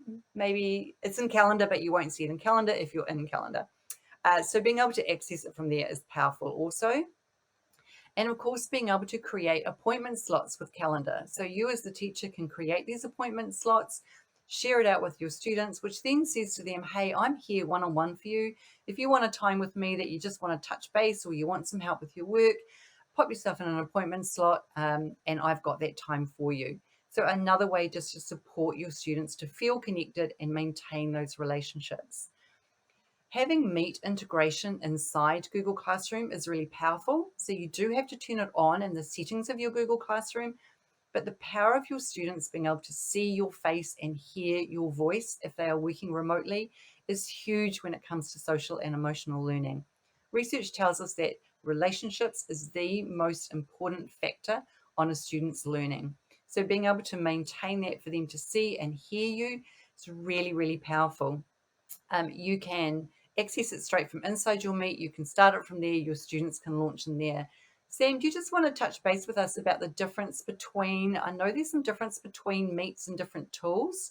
Do you want to run through that for us? Yeah, for sure, Donna. So a lot of people don't realize that there's actually two versions of G Suite for Education. So there's the regular G Suite for Education version, which many of you may be using, and that's the version that's available, worldwide to many educational institutions for free.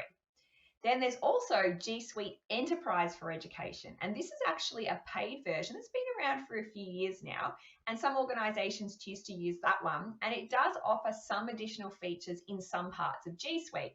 One of those parts being in Google Meet. So just to give you a bit of an example, so a Google Meet video call in G Suite for Education can have 100 people. In G Suite Enterprise for Education, it can have 250 people. In G Suite Enterprise for Education, it can also be live broadcasted or live streamed, if you like, to your organization. And also you can record the Google Meet. Now, why I'm telling you all this is you may be thinking at the minute, hang on, I've actually been recording my Google Meets and stuff like that. So back earlier in 2020, when COVID-19 hit, Google did a really generous thing and actually opened up all of these paid features that were usually part of G Suite Enterprise for Education in Google Meet and brought them to all versions of G Suite. So that means you've been able to live stream your Google Meet calls, have more participants, and also record them. So that ability to do that in the free version is in place till the end of September 2020. After that, if you still want to use those features, you will need to, in your school or in your district, actually look at getting the G Suite Enterprise for Education. So just to be aware that there is that difference, and if the features disappear at the end of September, that's why, but you could certainly look into the other version. Awesome. Thanks, Sam. That's great to know what those differences are. Now, you can also use Google Forms, which integrates with Google Sheets, to create a check-in monitor for your students. So you can create a check-in form. Now, if you're face-to-face, it might just be a quick 5 minutes at the start of the day. If you're remote, it could also be a quick 5 minutes at the start of the day. And this one that we're showing here, we've actually added some emojis into, which are just special characters. And I think the power of this is that any time that we can support words with visual images, again, to make this learning accessible to all of our students, the better. So sometimes our students might not quite know what the word means, but the face next to it shows them what the emotion is, so it gives them a clue. So the students just quickly go through in the morning, check in with how they're feeling. You may or may not want to ask them why they feel that way, but really powerful to get students to think about why they feel that way, because sometimes they just don't know. So if we can teach them to start thinking about why, then that can help them to acknowledge and then act on the way that they feel.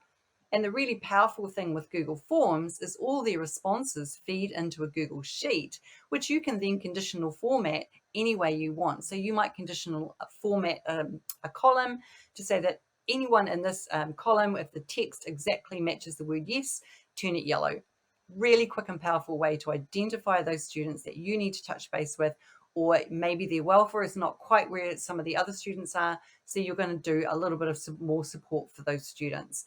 So really powerful to be able to use that for your students as well. And we've just dropped in a quick video to show you how to do conditional formatting if that's not something you're familiar with. Now, we talked about setting a goal earlier on, and it could be that you want your students to just keep a track of their goals over a week, over a day, over a month. It could be over any time frame. Google Keep is a fantastic tool to do this with. It's basically a note-taking tool, so really quick and easy for students just to jot down what they are thinking very quickly. And you can create a label. So any of the notes they create, they can add a goal, label 2020 goals might be the label that you call it. They click on that label and all they see are the goals that they have set. Now, what I love about Google Keep is that you can add images or you could add drawings to a Keep note as well. So again, putting a visual header that quickly helps student identify which note is which. Being able to create a copy, you might share a template with them, they might create their own copy and just duplicate it. So they're not having to recreate the wheel every week. And of course, with Google Keep Notes, you can color code them. So red might be their study notes, blue might be their goals. You can use whatever colors you like. But again, you're teaching your students about organization. And of course, you can access Google Keep from that side widget. And what I love about it with Google Docs is that if you open the Google Doc, then you open the side widget and create a new note, that Google Doc is instantly linked into that Google Keep note. So again, just all little tweaks and little things that your students can do to help them to be a little bit more organized and stay on top of what they're doing. So how do we encourage some independence in our students when it comes to acknowledging, naming, and acting on the way that they feel? Google Slides has got to be one of my most favorite tools. There is so much that we can do with it, but I love the fact that it can be really visual and that we can link it between slides. So you can see here, we've got master slide, we've got 4 of me feeling different things. Now, there's been a lot of research into the way that students feel, and they've been categorized into what's called the zones of regulation. So you may or may not have heard of that.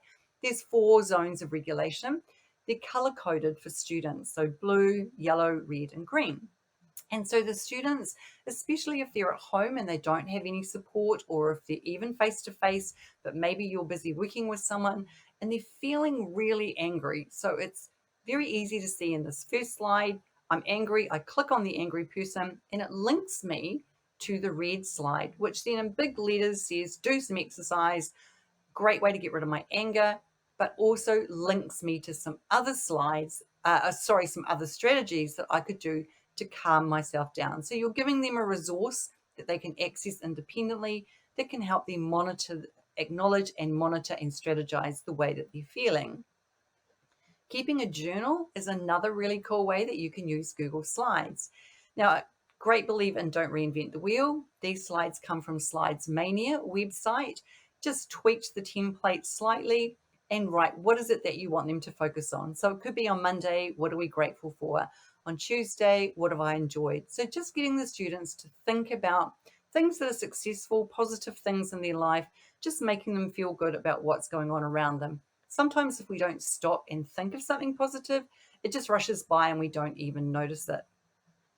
And of course, providing scaffolds for students to think about their thinking. So using the master slide to create text boxes, provide scaffold questions just for students to tweak their thinking and to give them some support in thinking about what it is that they're learning.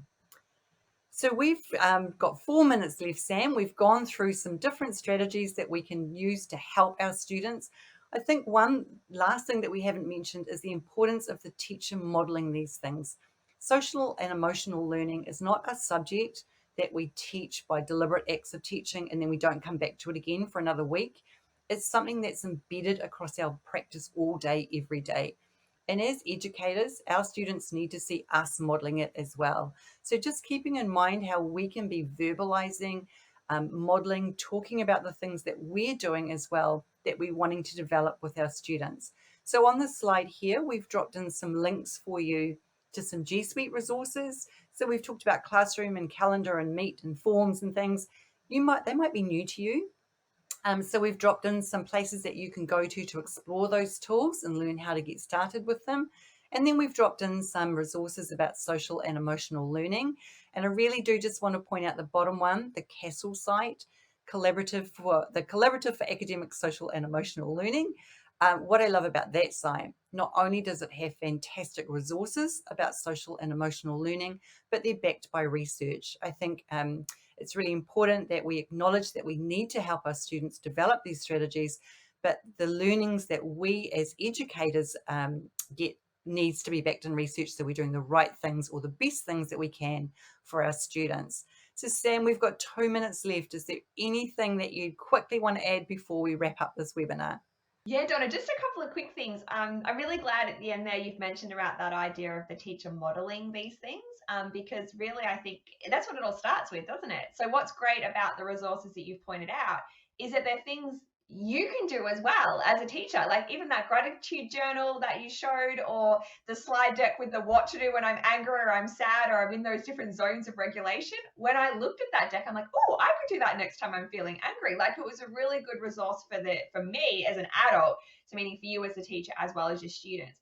And what I love about the idea of that modeling is that we can normalize the full spectrum of human emotion, because often we want our students or our children to be happy all the time or positive all the time, when of course we always have a spectrum. So if you can normalize, you know what, last night I was feeling a bit sad and I did this and that really helped me, then that's just amazing skills you can build up with the students.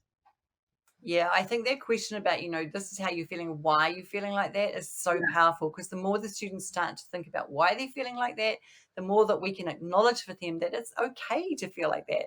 But now that we know why we're feeling like that, this is what we can do with it, and this is how we can move forward from it. So thank you so much for joining us in this webinar. We hope that you've got some ideas that you can take away and use in your classroom to help your students to develop their social and emotional learning strategies, and maybe something that even for you as an educator, you might want to share with your colleagues, or even practice for yourself.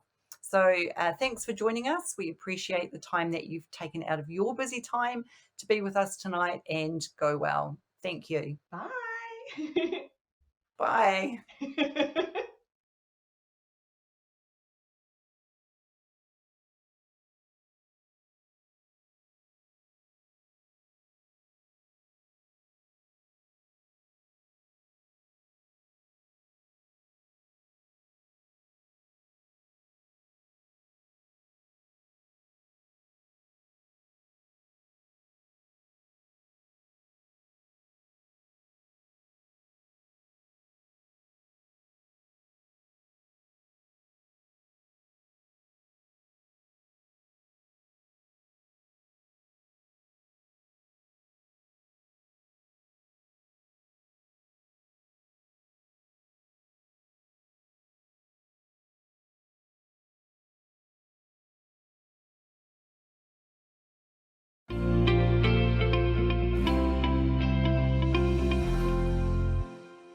Hi everyone, my name is John Lee and I'm the Country Director of Google Korea.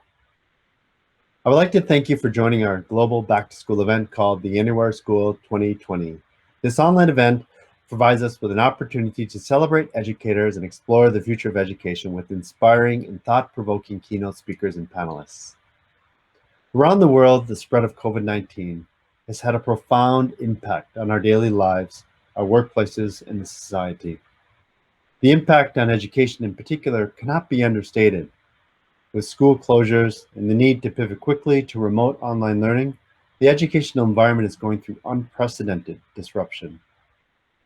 While many schools in Korea have now reopened, some schools are still having to repeatedly close and open again due to local circumstances. Amidst this crisis, schools and teachers in Korea have been tenaciously striving to leverage technology to help facilitate remote education and learning for students. Here at Google Korea, we're deeply inspired by these efforts, and we're committed to supporting schools, teachers, and the education sector in the area of online learning. There are a number of exciting initiatives and partnerships that Google has initiated to support schools and teachers in Korea.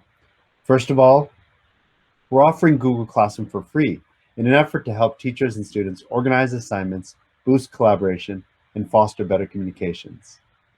And we're partnering with provincial and municipal education offices to train teachers across the nation on Google Classroom. In addition, we launched Teach from Home, our Korean website which contains a wealth of useful information and tools for remote learning. We're also offering Google Meet for free for everyone to facilitate remote learning, because we've seen how video meetings can keep us connected while we are apart and can bring valuable educational contents to students wherever they are. We also launched the YouTube Learning Hub, a great resource for discovering helpful learning contents on YouTube in a variety of categories. In May, we had an opportunity to host a virtual panel talk called Meet with Educators, where we were able to hear from experts, including teachers who are thinking about smart schooling opportunities, school commissioners who are creating innovative educational environments, as well as an innovator from our Google Educators group. The stories we've heard and the excitement we've experienced from educators across the nation have given us all the more reason to strengthen our commitment to education and online learning in Korea. At Google, we see so much potential around how technology and tools can help students thrive, learn, and grow. On a personal level, I've seen how technology has enabled my two young girls to continue to learn, grow, and interact with their teachers and classmates remotely despite the challenges of COVID-19. With the Anywhere School 2020 event, we'd like to go with you on this exciting journey to explore and shape the future of education. Thank you so much for attending this event.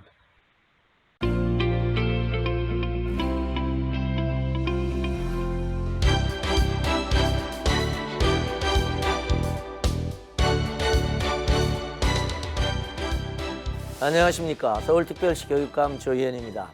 우리 서울교육청은 한국 정부의 코로나 방역 원칙을 그대로 학교 방역에 적용했습니다. 조속히 지역사고수습본부를 구성해서 일일 브리핑을 통해 정보를 투명하게 공개했습니다. 그리고 큰 가이드라인을 제시해서 학교가 각자의 상황에 맞는 개별화된 대응을 할 수 있는 틀을 제공하였습니다. 그럼에도 사회적 거리 두기를 실천하기 위해 초기에는 개학을 연기했습니다. 교육청은 서울시 및 25개 구청과 협력해서 서울의 교육 취약 학생 전원 단말기를 제공했고, 그 결과 서울의 모든 학생은 개인 단말기를 소지한 채로 원격 수업을 맞이할 수 있었습니다. 두 번째로 교육청은 집에서 해볼 다양한 콘텐츠와 수업 모형을 만들어서 공유했습니다. 세 번째, 마지막으로 가장 중요한 교원 역량 향상을 위해 노력했습니다. 이를 통해서 ICT에 능하지 못했던 교사도 동료 교사의 도움과 협력 속에서 원격 수업을 충실히 준비할 수 있었습니다. 더불어 특수학교 학생들을 대상으로 하는 별도 온라인 수업 콘텐츠를 개발해서 보급하였고, 문자 통역 및 점역 지원을 확대했습니다. 이러한 준비를 바탕으로 한국은 4월 9일부터 단계적인 온라인 개학을 통해서 원격 수업이라는 새로운 길을 개척하기 시작했습니다. 사실상 원격 수업 준비 기간은 2주밖에 되지 않았습니다. 이처럼 짧은 기간에도 불구하고 원격 수업이 안정된 길로 들어설 수 있었던 것은 교사, 교직원들의 헌신이 있었기에 가능했습니다. 우리 교육청은 학교가 수업, 생활지도, 방역에만 집중할 수 있도록 중단해도 되는 사업들, 오래 사용하지 않아도 되는 예산들, 그리고 학교에 보내지던 공문 중에서 정비할 것들을 과감하고 대대적으로 중단 축소했습니다. 5월 6일을 기점으로 등교 수업과 원격 수업을 병행하는 혼합형 수업, 블렌디드 러닝의 길로 전환하였던 것입니다. 방역과 생활, 방역과 배움, 학업과 건강을 조화시키는 새로운 길을 시작하게 된 것입니다. 원격 수업 우수 사례를 공유하고 교사 맞춤형 연수를 실시하고 있고 학교 급별로 원격 수업 자료 공유 시스템을 구축하여 그것을 업데이트하고 있습니다. 코로나19 위기에서 등교하기 위해서는 선제적 방역이 필수적이었습니다. 그래서 전체 학생과 교직원에게 필터 교체형 마스크를 지원하고 열화상 카메라, 비접촉식 체온계를 지원하고 또 약 7,000명의 방역 인력을 지원하는 것을 통해서 학교 방역에 힘을 보탰습니다. 급식이 어떤 의미에서는 가장 위험합니다. 감염의 위험이 가장 큽니다. 그래서 급식으로 인한 감염 예방을 위해서 급식 대상 간의 거리두기, 급식 시간 및 급식 장소 분리에 중점을 두었습니다. 특별히 급식 공간에 가림막을 설치하기도 하고 각종 대체 인력 인건비를 지원하기도 하고 시간 단축을 위해서 간편식을 제공하기도 하고 필요할 때는 일회용품이 금지되어 있습니다마는 일회용품 사용까지를 허용하는 등의 조치를 취했습니다. 마지막으로 우리는 코로나와 싸우면서 인간, 사회, 문명에 대해서 새로운 성찰을 갖게 되었습니다.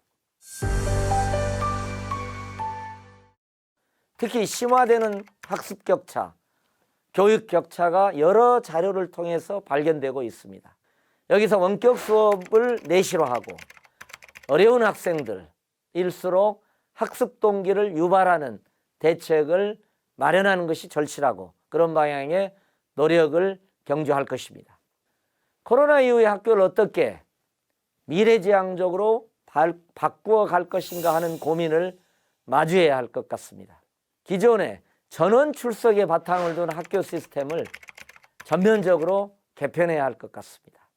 그리고 근대의 대량 생산 방식의 표준화된 교육을 넘어서서 학생 한 사람 한 사람이 세상에 하나밖에 없는 오직 한 사람, only one으로 교육받는 학교를 만들어 가야 합니다. 우리는 앞으로 코로나와 함께 살아가는 위드 코로나 시대를 맞이할 것입니다. 학교도 이에 맞추어 달라져야 할 것입니다. 지금까지 길게 말씀드렸던 이러한 위기 극복의 여정이 여러분들에게 조금이라도 도움이 되었으면 좋겠습니다. 감사합니다. 고맙습니다.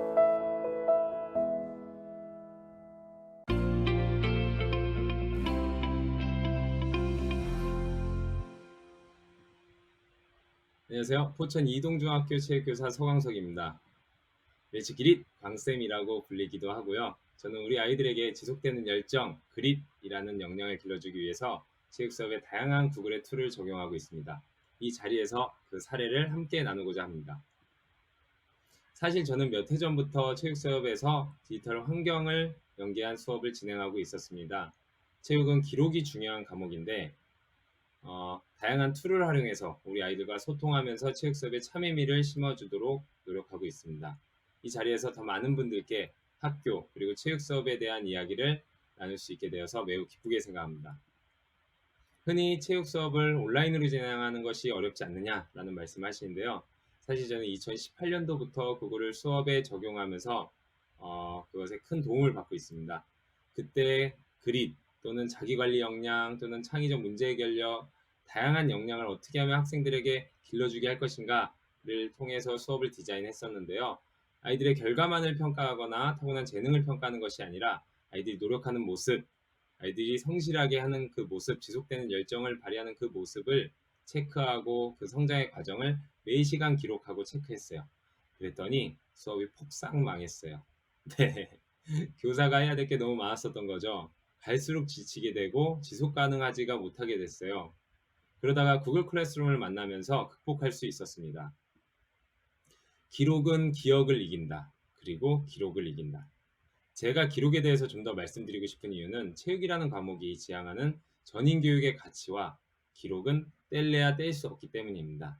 기록이란, 여기서 말하는 기록이란 그냥 단순하게 자신의 실적 또는 어떤 자신의 몇 초 또는 그런 것들을 말하는 것뿐만 아니라 열심히 레코드, 기록하고 적어놓고 그거를 누적해서 반성하는 모습을 이야기합니다.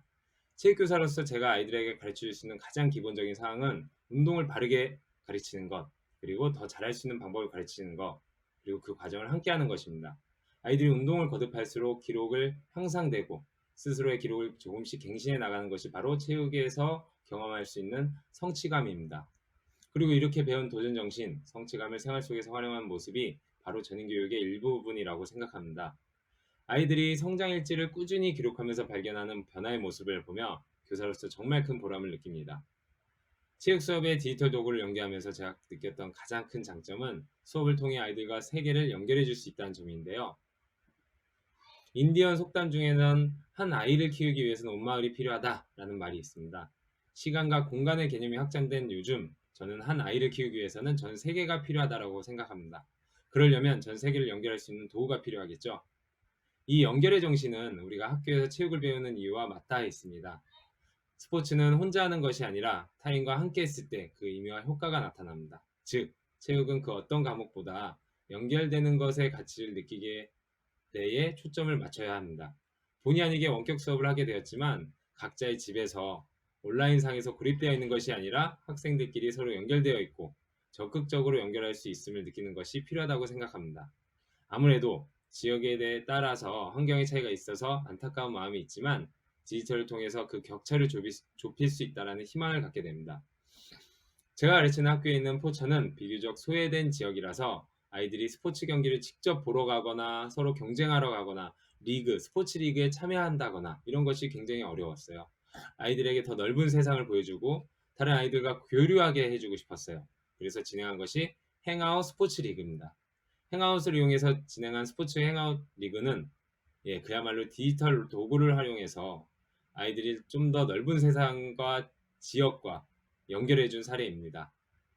다른 지역 학교뿐만 아니라 홍콩에 있는 학교, 이 세 학교가 모여서 실시간으로 올림픽처럼 축제를 즐기면서 실시간으로 기록을 하고 학부모들도 선생님들도 참여해서 응원해주고 하는 것이 학생들에겐 큰 축제로 느껴졌을 것입니다.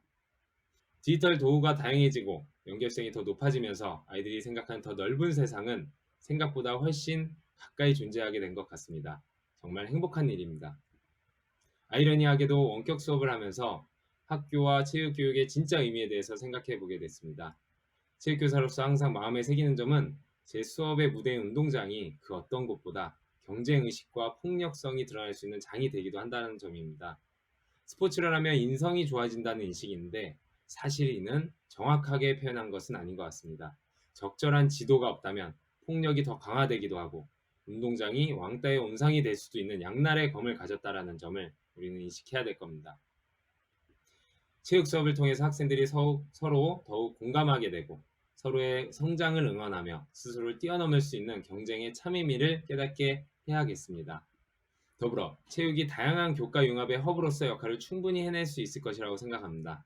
지구의 허파가 아마존인 것처럼 학교의 심장은 체육이라는 말, 그러기 위해 체육 수업이야말로 적극적으로 디지털 툴을 적용해야 하는 과목입니다. 코로나가 아니더라도 앞으로 물리적인 제약을 넘어 서로를 연결되고 아이들이 스스로 성장할 수 있도록 하는 것이 앞으로 학교가 나아가야 할 방향입니다. 감사합니다.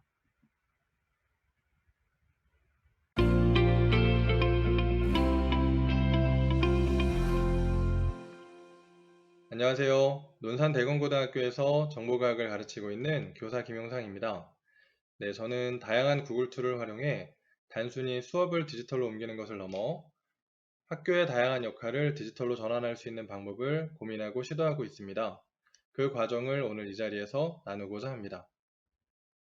네, 학교 수업은 크게 교과와 비교과로 두 가지로 나눕니다. 논산대건고등학교에서는 코로나19로 교과 수업이 원격으로 진행되는 과정에서 비교과 활동도 디지털 전환을 시도하였습니다. 교사뿐만 아니라 실제로 비교과 활동을 수행할 학생들도 디지털로 다양한 활동이 가능하다는 인식 전환을 목표로 해 학생들의 가능성을 이끌어내고 있습니다. 또한 올해부터는 크롬북을 전면 도입하여 전교생이 참여하는 활동을 진행하기 용이하였습니다. 토론대회와 온라인 봉사활동을 비롯하여 동아리 연구활동, 학급 홈페이지 개설 등 다양한 목적으로 크롬북을 유용하게 사용하고 있습니다. 우선 온라인 개학 후에는 동아리 편성을 원격으로 진행하였습니다. 코로나 이전에는 1학년 아이들을 모집하기 위해 2, 3학년 학생들이 밤마다 돌아다니며 동아리 홍보를 했지만 이제는 홍보 영상을 만들어 드라이브로 공유하고 면접도 구글 미트로 진행하였습니다. 그 과정에서 아이들이 동아리 담당 선생님과 유기적으로 커뮤니케이션하며 효율성과 효과성을 극대화할 수 있는 방안을 적극적으로 모색할 수 있었습니다. 네, 동아리 활동 역시 온라인으로 진행했습니다. 문서 도구로 활동 계획을 세우고 젠보드를 이용해서 아이디어 회의를 진행했습니다. 또한 구글 미트로 모든 상황을 녹화하고 공유하면서 자연스럽게 동아리 활동 기록이 누적되고 기록되고 있습니다. 논산대건고등학교 학생들은 회의하거나 토론해야 하는 상황이 오면 어김없이 공유 드라이브를 만듭니다. 현재 약 1200여 개의 공유 드라이브에서 벌써 500개 이상의 연구가 쌓일 정도로 활발히 활동하고 있으며 그 숫자는 지금도 누적되어 증가하고 있습니다. 네, 대표적인 예로 공간혁신 사용자 참여 수업이 있습니다. 전문가가 함께하는 학교 공간 설계에 학생들이 직접 의견을 내고 공간 기획을 하는 수업이었습니다. 구글 설문으로 참여 수업 참가자를 모집했는데 약 80여 명의 학생들이 신청하였습니다.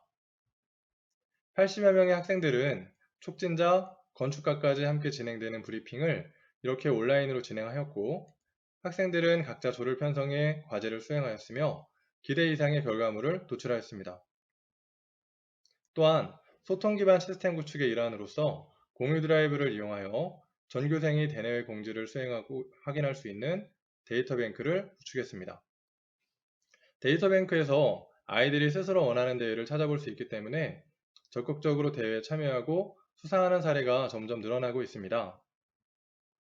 학생들이 잠재력과 창의력을 발휘할 수 있는 기회가 온라인을 통해 더욱 확대되고 있으며 교사 중심이 아닌 학생 중심의 양방향 소통이 가능해진 것입니다. 네, 이를 통해서 논산대건고등학교 아이들은 오늘도 점점 성장하고 있습니다. 네, 이렇게 비교과 활동들을 디지털로 옮기면서 단지 그 과정이 편리해지고 효율적인 것을 넘어서 아이들이 스스로 참여함으로써 창의력과 성취 측면에서도 큰 변화를 목격할 수 있었습니다. 네, 방과후 학교나 특강 같은 경우에 시간과 공간의 제약이 없어졌으며 학생들의 자발적인 참여가 가능한 프로그램 구성을 통해서 학교 생활의 즐거움을 나눌 수 있었습니다. 학창시절 학생들에게 가장 큰 사회는 학교라는 공간입니다. 우리 아이들은 이 작은 공간이 전부라고 생각을 해서 사고가 제한되는 경우가 많으며 학폭, 왕따 등 관계에서 오는 문제도 이런 좁은 마음에서 비롯되는 것은 아닐까 생각됩니다.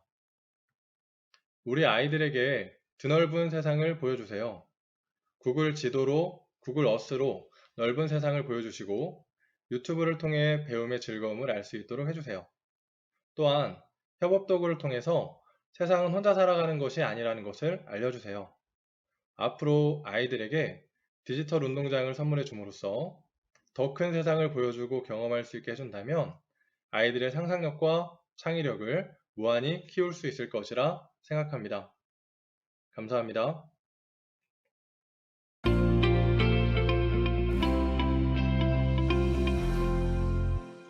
안녕하세요. 저는 천안에 위치한 북일여고에서 국어를 가르치고 있는 홍삼구 생입니다. 30년간 교직 생활을 해오고 있지만 우리 사회의 학교에 대한 요구가 지금처럼 거센 적이 없었던 것으로 기억합니다. 이 변화에 어떻게 대처해 나갈지 저의 생각과 경험을 여러분과 함께 나누기 위해 이 자리에 섰습니다. 지금 북일여고의 도서관에서 여러분을 만나고 있습니다. 저는 오랜 기간 고3이라는 대학 입시의 최전선에서 동료생님 그리고 학생들과 고락을 함께 했습니다. 성과도 없지 않았습니다만 때론 학생들에게 꿈과 희망보다는 현실에 대한 좌절과 아픔만 주는, 그리고 학생들에게 답답한 이야기만 반복하는 꼰대 스승이 된 제 모습을 보게 되었습니다. 그러던 중 SNS 공간에서 학생들의 새로운 모습을 볼 수 있었습니다. 디지털 네이티브이자 포노사피엔스라고 불러도 좋을 요즘 아이들은 디지털 공간 속에서 놀라운 순발력과 기민함으로 그들의 삶을 영위하고 있었습니다. 문자 텍스트를 읽고 이해하는 능력은 과거 세대보다 떨어진다고 하지만 영상을 포함한 다양한 미디어에 대한 그들의 대처 능력, 즉 디지털 리트러시 능력은 우리 세대가 가지지 못한 그들의 장점이었습니다. 그 무렵 제레미 리프킨의 소유의 종말을 읽었습니다. 물론 소유의 종말이 아직 오지는 않았지만 접속의 시대가 온 것은 분명합니다. 디지털 전환의 핵심은 접속이라고 생각하고 이를 교실에서 활용할 방법이 무엇일지 고민하게 되었습니다. 접속을 통한 공유의 협업의 가치를 실현할 플랫폼은 무엇일까요? 구글 G 스윗을 선택했습니다. 사용 편의성과 확장성, 그리고 LMS 기능을 가진 구글 클래스룸이 매력적이었습니다. 낯선 플랫폼을 학교 현장에 도입하는 것에 대한 주변의 걱정과 기대가 교차했지만 이 취지에 공감하신 교장 교감선생님께서 많은 지원을 해주었습니다. 2019년 7월 우여곡절 끝에 구글로부터 G 스윗 승인을 받은 뒤 우리 학교 선생님을 대상으로 연구팀에 참가할 신청을 받았는데 20명이 넘는 선생님께서 신청해 주셔서 깜짝 놀랐습니다. 다른 선생님들께서도 무언가 새로운 흐름이 필요하다는 생각을 평소에 가지고 계셨던 것이죠.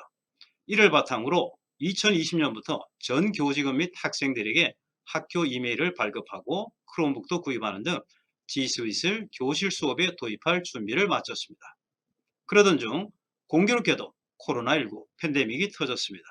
모든 선생님과 함께 구글 오피스와 클래스룸을 복습하고 화상 수업 틀 및 동영상 컨텐츠 제작에 대한 자체 연수, 그리고 사전 연구 수업까지 진행하였습니다.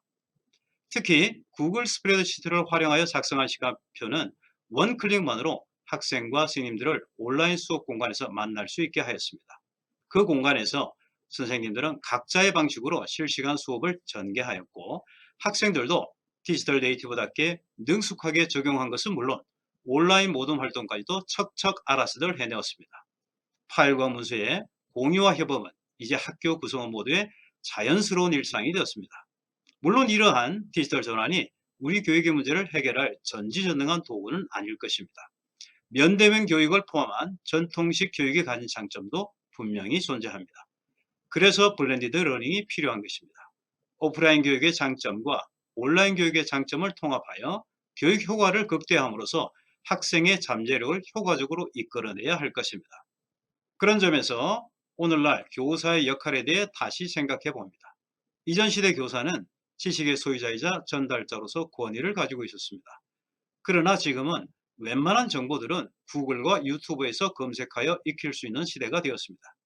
이제 교사는 정보의 전달자가 아니라 무수한 정보 중 양질의 컨텐츠를 학생들에게 제시하고 그 정보를 학생들 스스로 지적 체계화를 이룰 수 있도록 하는 가이던스, 조력자 역할을 해야 한다고 생각합니다. 그런 점에서 디지털 트랜스포메이션의 위상과 현황은 분명히 존재합니다. 두렵다고요? 이제 배워서 뭐 하느냐고요? 아닙니다. 선생님의 변화가 누군가의 잠재력을 이끌어낼 수 있으며 누구보다 선생님 자신을 변화시킬 수 있습니다. 내년이면 저는 교직 경력 30년이 되는 지극히 평범한 교사, 여전히 담배를 끊지 못하며 가끔은 술에 취해 횡설수설하는, 다음날 내가 왜 그랬지라고 후회하는 대한민국의 그저 그런 선생이지만 여러분에게 꼭 드리고 싶은 말씀이 있습니다. 전쟁 속에서도, 전염병 속에서도 교육은 멈출 수 없고 결코 멈추어서도 안 됩니다. 여전히 교육은 우리에게 희망이기 때문입니다. 전국에 계신, 그리고 지구촌 어딘가에 계신 모든 선생님들의 열정을 응원합니다. 저 역시도 파이팅 하겠습니다. Education never stops, must go on.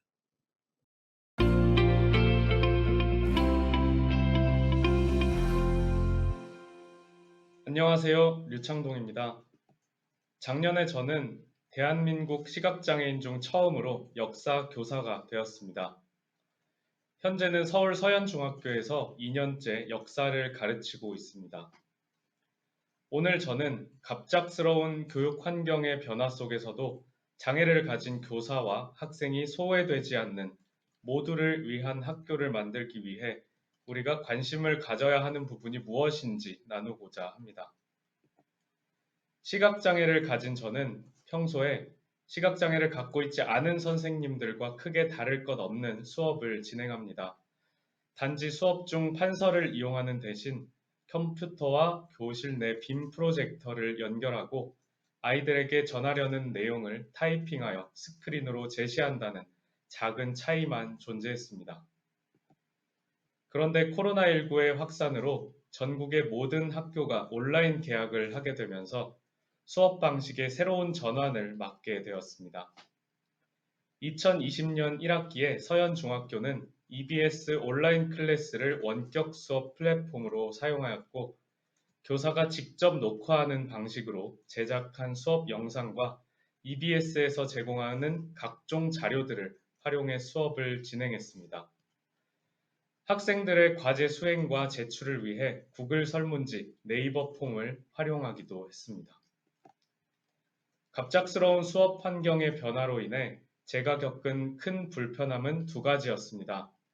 첫째는 각종 온라인 플랫폼의 열악한 접근성, 둘째는 아이들과의 상호작용의 제약이었습니다. 원격 수업으로 바뀌면서 모든 선생님들이 새로운 방식과 플랫폼에 적응하는 데 시간이 필요했겠지만 익숙함에 도달하는 속도에는 개인차가 있을 것입니다. 시각장애를 가진 교사나 시각장애를 가진 학생을 고려하지 못한 채 만들어져 접근성이 열악한 플랫폼들을 저는 갑작스럽게 사용해야만 했습니다. 시각장애인에게 화면을 낭독해주는 소프트웨어인 스크린 리더를 활용해 사이트를 이용하고 구조와 기능에 적응하는 데 저는 더 많은 시간과 에너지를 쏟아 부어야 했습니다. 텍스트가 이미지에 포함되어 있어 스크린 리더가 읽지 못한다든지, 키보드의 방향키나 탭키를 눌러서는 접근이 되지 않아 특정 버튼을 누르는 데 어려움이 있다든지, 아직까지 접근성이 떨어지는 요소가 많은 이 상황이 이어진다면 시각장애를 가진 교사나 학생은 시간과 에너지를 몇 배로 쓰면서도 정작 소외감에서는 쉽게 벗어나지 못할 것입니다. 원격 수업으로 바뀌면서 모든 선생님들이 아이들과의 원활한 상호작용 방법에 대해 다양한 연구와 시도를 하고 계실 거라 생각합니다. 기존의 대면 수업 현장에서 저는 아이들의 목소리와 말투, 움직일 때 나는 각종 소리 등으로 반응을 살피면서 유연하게 수업을 진행했습니다. 그런데 한 학기 동안 사전 녹화 수업을 올리면서 교사와 학생 모두에게 일방향적인 수업을 진행하게 되다 보니 실시간으로 피드백을 주고받는 것이 어려운 문제가 되었습니다. 이런 문제 상황을 극복하기 위해 저는 학생들의 요구와 필요를 수업에 최대한 정확하고 신속하게 반영하고자 했습니다. 매주 배운 내용을 확인하는 퀴즈를 냈고, 맨 마지막에 수업에 대한 질문, 수업에 대한 건의사항, 자유로운 코멘트 등을 쓸 수 있는 문항을 만들었습니다. 그리고 다음 주 수업의 첫 순서로 지난 시간 돌아보기라는 코너를 배치하고, 거기에서 지난주 퀴즈풀이와 함께 지난주에 들어온 질문과 건의사항, 코멘트를 소개한 뒤 바로 반영 가능한 사항부터 그 주 수업에 적용하는 방식으로 저는 아이들과의 소통에 힘썼습니다. 처음에는 시범적으로 시도해본 지난 시간 돌아보기 코너에 대한 학생들의 반응이 아주 좋았기 때문에 한 학기 내내 매주 빼놓지 않고 수업의 이 코너를 만들고 있습니다. 원격 수업 시청에 대한 학생들의 동기부여에 도움이 될까 해서 제가 직접 부른 노래를 수업 영상 엔딩에 삽입한 적이 있었는데요. 아이들의 반응이 기대 이상으로 뜨거워서 몇 주 뒤에 한 곡 더 불러서 올린 적도 있습니다. 학생들과의 상호작용에 실시간 화상 수업이 이상적일 수는 있겠지만 시각장애를 가진 교사와 학생에게는 사전 녹화와 마찬가지로 영상이라는 점이 장벽으로 느껴집니다. 오프라인에서 청각적으로 감지할 수 있는 요소들을 온라인으로 느끼기에는 한계가 있기 때문입니다. 한 명의 교사가 다수의 학생들과 마주하는 학교의 틀 안에서 원격 수업을 통해서도 개별적으로 상호작용할 수 있는 방법에 대한 고민도 필요하다고 봅니다. 지금보다 더 많은 사람들이 시력을 활용하지 않고 공부하는 사람이 있구나, 시력을 활용하지 않고 가르치는 사람이 있구나라는 것을 아는 것에서부터 출발해야 합니다. 팬데믹으로 인해 갑작스럽게 앞당겨진 원격 수업이라는 환경 속에서 소외되는 구성원이 없는지 함께 관심을 갖고 점검하고 개선하려는 공감대를 갖는 것에 진정한 의미에서 모두를 위한 학교로 나아가는 첫걸음이 될 것입니다. 고맙습니다.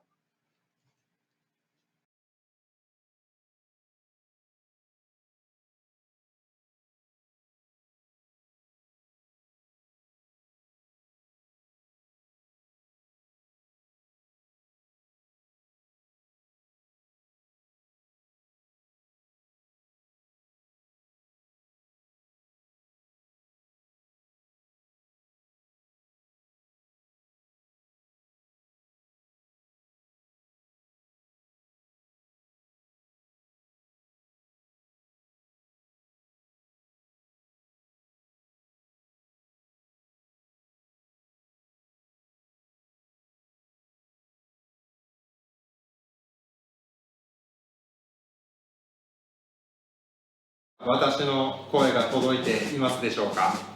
大丈夫ですか。私は ICT の機器がすごく苦手で、最初の段階で子どもたちも結構混乱していて、それで授業がちゃんと進むのかな。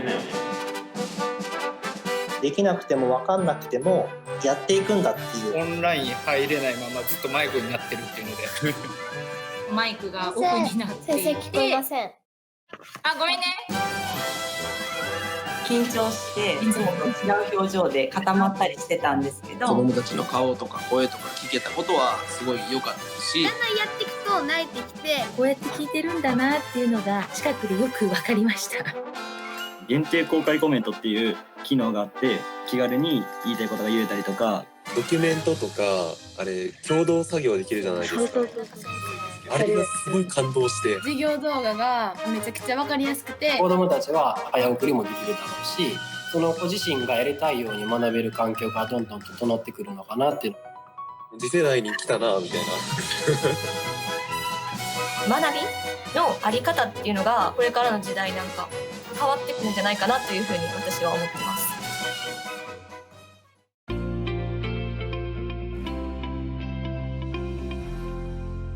Hi everyone, welcome to Japan. I'm Peter Fitzgerald, country manager of Japan, and so excited to kick off the Japan session of the Anywhere School.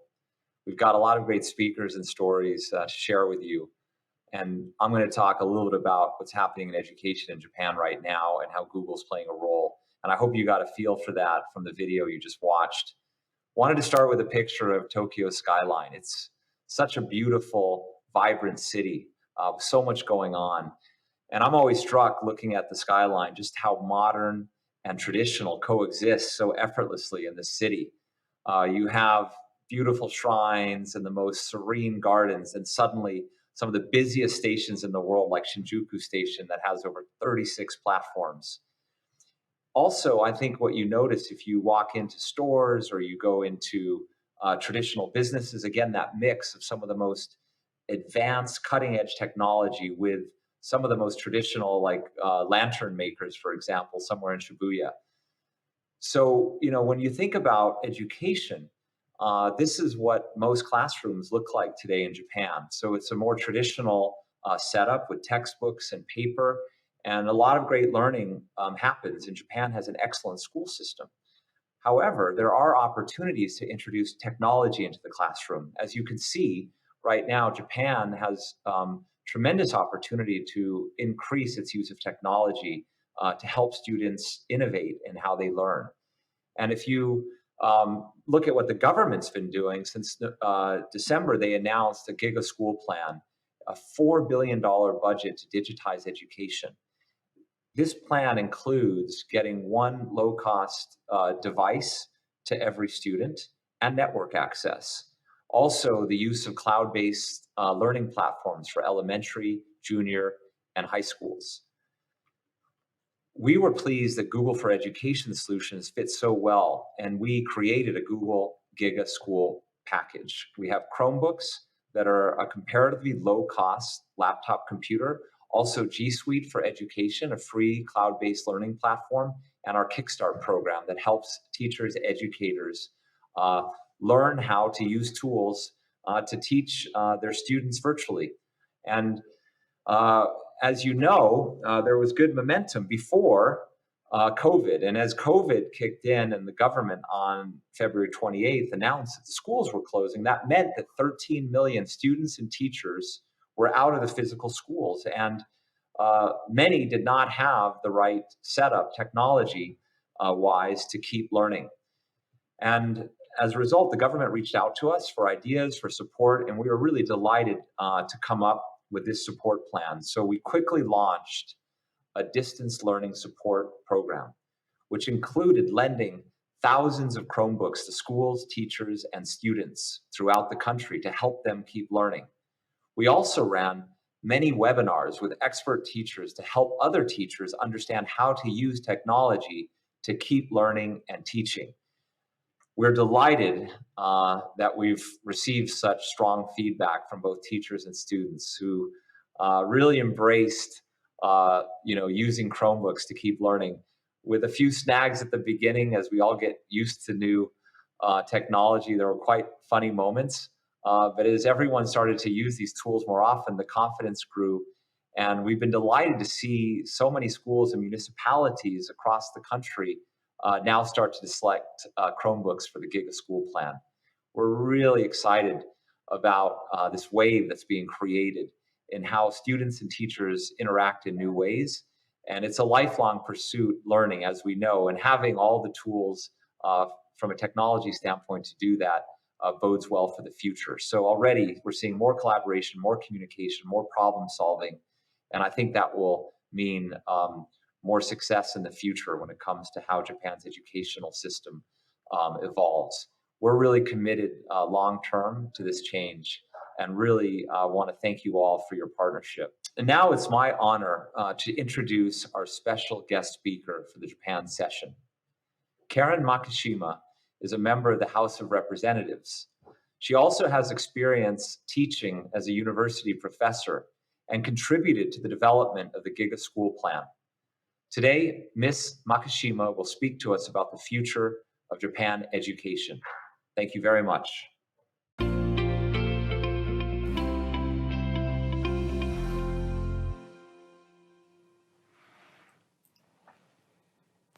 皆さんこんにちは。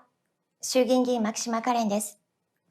本日は The Anywhere School というプロジェクトで Google さんはじめスシャーさんの皆様がご準備いただいたことを心から感謝申し上げます。このような機会をいただき光栄に思っております。私からは日本の教育政策少しご紹介をさせていただきます。まずはじめに新型コロナウイルス感染症という新たな病気に多くの方が向き合い、そして対応いただいていること、子どもたちの環境を守るためにご尽力いただいていることに心から感謝申し上げます。ありがとうございます。学校を休校しなければならないという状況にあり、その対応に多くの皆さんから助けていただきながら、これまで進めてまいりました。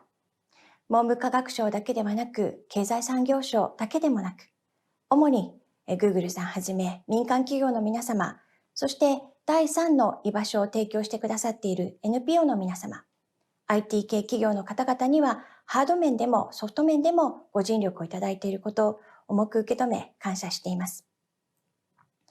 これまで日本の学校の現場ではあまりパソコンやそして機器というものを使ってきませんでした。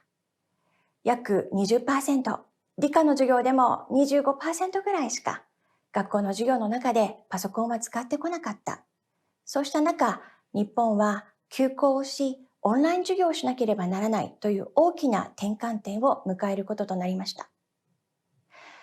子どもたち、特に高校生の多くはスマートフォンなどは持っていると言われています。しかし残念ながらコロナの前の状況では、子どもたちはこのパソコンやスマートフォンを学校の授業に関連して使うという習慣が日本にはあまりありませんでした。宿題をパソコンで行うという生徒はわずか 3% と言われてきましたし、学校での勉強に伴う調べ物をパソコンやスマートフォンでするという子どもも1割以下にとどまっていました。こうした数字はすべて OECD の平均をはるかに下回る数値でありました。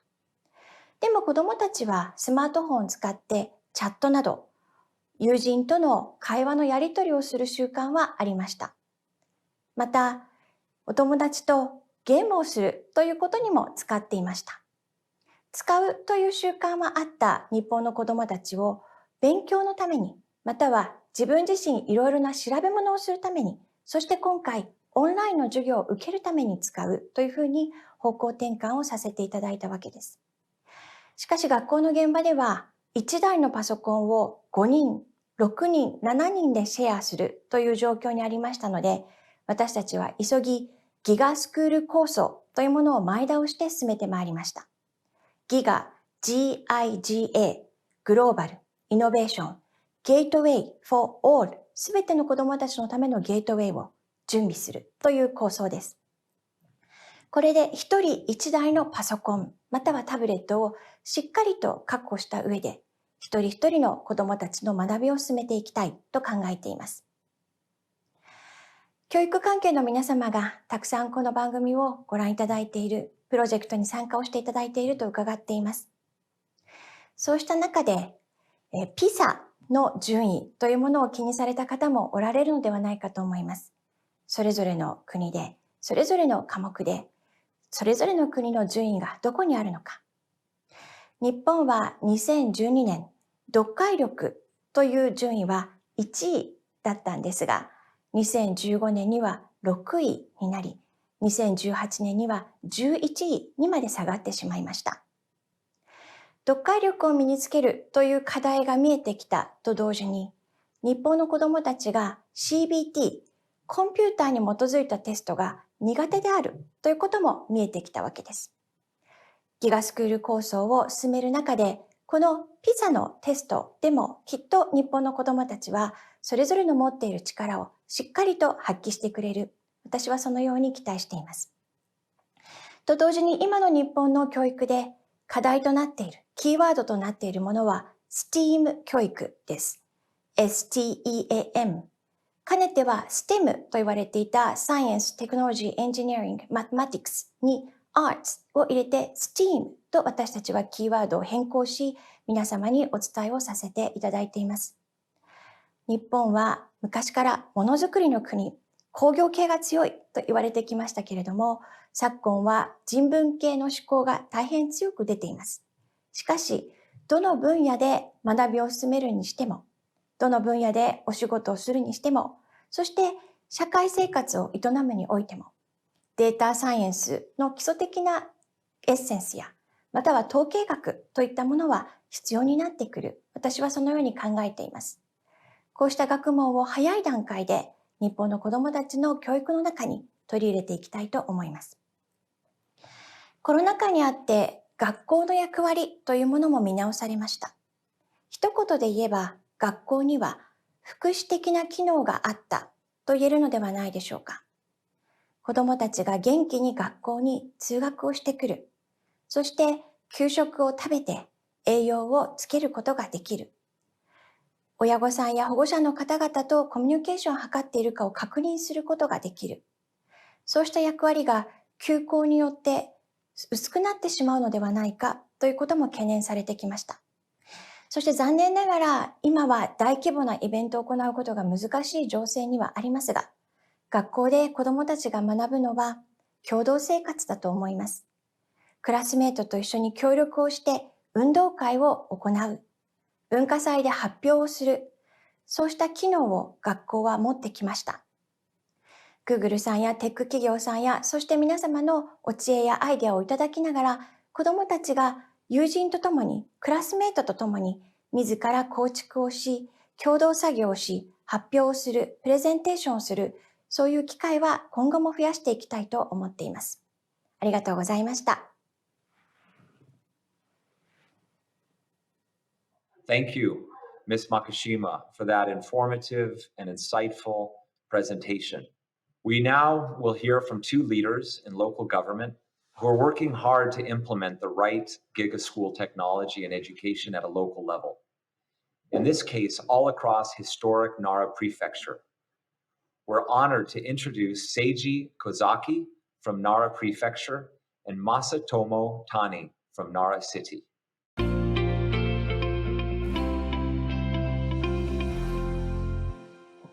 奈良県教育委員会教育研究所の小崎誠二と申します。奈良市教育委員会、谷正智と申します。子どもたちが自分の力で学んだり体験したりできるように、先生たちっていうのは良きリーダーでもあり、良きサポーターでもある、そういうふうな、そこに保護者もこう支える、そういう大人も子どもも一緒になって学ぶ環境っていうのを、作っていきたいと、そんなふうに思っています。さまざまな状況に置かれている子どもたちが環境に困ったり、学校に来れないというようなことがあったりなかったり、あるいは来れない状況であっても学びを続けることができるような教育というのを目指していきたい、そういうふうに考えています。教育で人間が見えてこなかったもの、本来であればそこに存在しているけどはっきりしなかったものっていうのを可視化するっていう役割もありますし、そもそも個別で表現したりできなかったりっていうことをこのツールを介してコミュニケーション取れるようになると、そういうふうな強みを持っていますから、今までになかったより深いコミュニケーションっていうのを助ける、そういうものになるんじゃないかと思ってます。さまざまなバックグラウンドを持った子どもたちがいる中で、それぞれに対応した適切な指導をしていくということは、なかなか人間だけの力では実現することは難しいと考えています。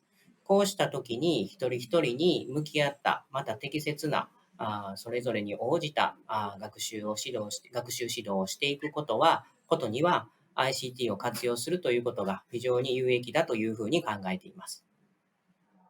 先生たちが何かをしたいとこう思った時に、それを邪魔しない、むしろ可能性を広げてくれるっていうツールを考えた時に、その選択肢として G Suite for Education があったっていうことですね。ポイントになったのは、先生と子どもたちをつなぐときに、そのコミュニケーションを取るという手段が多様に用意されていること。から物事をこう考えていることっていうのをこう可視化して見える形にしたいと思ったときに、子どもたちにとっても先生にとっても、これもある、あれもあるというふうないろいろな形で表現することにツールが役立つというふうに見えましたので、G Suite for Education を選んだということになります。子どもたちにとって最も使いやすい道具は何かというようなことを考えたときに、複数のグループでワークをしたりする、あるいは個人的にさまざまな取り組みをする、あるいは何かしらの課題の成果をアウトプットするというような取り組みをするときに、最も簡単に操作ができて、共有も可能、共同編集もできるというようなところで、非常に使いやすいというふうに捉え、G Suite for Education を決定したと考えています。子どもたちが学ぶ場面っていうのは本当にいろんなことが起こります。それは当然落としたり、それからこうしようと思っていたけどもこうなってしまったというイレギュラーなことだったり、今まさにしようと思っている時にこれがどうなんだろうっていうこともその場でいろんなことが起こってくるわけですよね。その時に何か他の要素で邪魔をされたり、実現することがちょっと複雑な手順が必要だったり、そういうことが今リアルでこの瞬間学ぼうとしていることをいちいちこう止めることになったりするわけですね。そこに教師もストレス感じるし、子どもたちの意欲がこう下がるっていうことも出てきますから、やっぱりその学びを止めないということと、それから安心安全な環境で学ばせてあげたいという先生や親の思いと、からもう必要最小限のことがきっちりと確実にできるっていうことを考えたときに、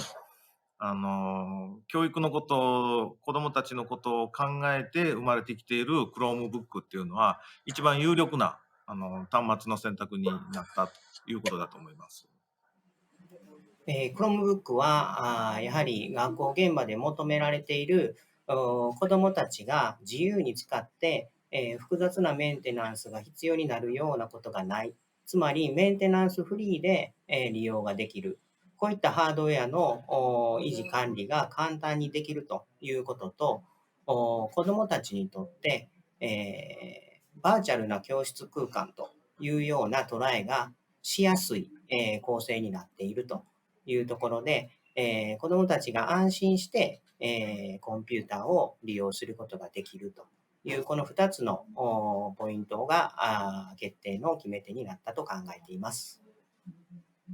こんな風になっていくんじゃないかなとか、こんな風になったらいいなとか、そういう思いっていうのはたくさんあって、占いでもしたら当たり外れっていうことになっていくんでしょうけど、おそらく今までと違うとこっていうのは変わり続けられることになると。つまりこうあってこういう風な流れでこうなりたいよねっていうような、いわゆる予定調和と言われる決められたレールに乗った教育のシステムからちょっと先はどうなるかわからないよねと。その代わり何が起こってもなんとか対応できるよねっていうように、一方では自由度が高くなり、一方では責任も伴いますけれども、いろいろなことができるようになる。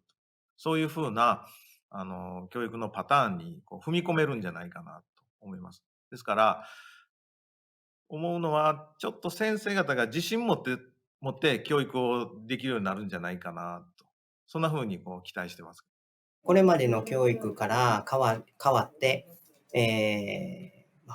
今まで以上に、先生と子どもたちが共に作り上げていく形になるのではないかなと思います。こういった ICT を活用する教育が活発になればなるほど、学校の内外と情報を共有したり、地域を超えて共有をしたりということが、大人も子どもも共に、体験し、経験していくことで、新しい教育の形というのが生まれてくることになるのではないかというふうに考えています。Finally, we'd like to show you further what impact this technology can actually have on students and teachers. And we're delighted to welcome Principal Toshiko Igarashi and her friends from Machida 5th Elementary School. But before hearing from them, please check out this highlight video. Chromebook と G Suite for Education はこれからの時代になくてはならない必須の道具だと思っています。ほとんど毎日のように使っている5年生、6年生を見て効果を実感しています。もうこれからは情報活用が基盤となって新しい学びが展開するんじゃないかなと感じています。一つのスライドに4人とかの班でまとめていくっていうのがみんなの考えていることが分かって一人でまとめるより早く進むしいい感じにできると思います。アニメーションをつけたりするのが好きです。どうしたら見る人も楽しくなるかなみたいな考え。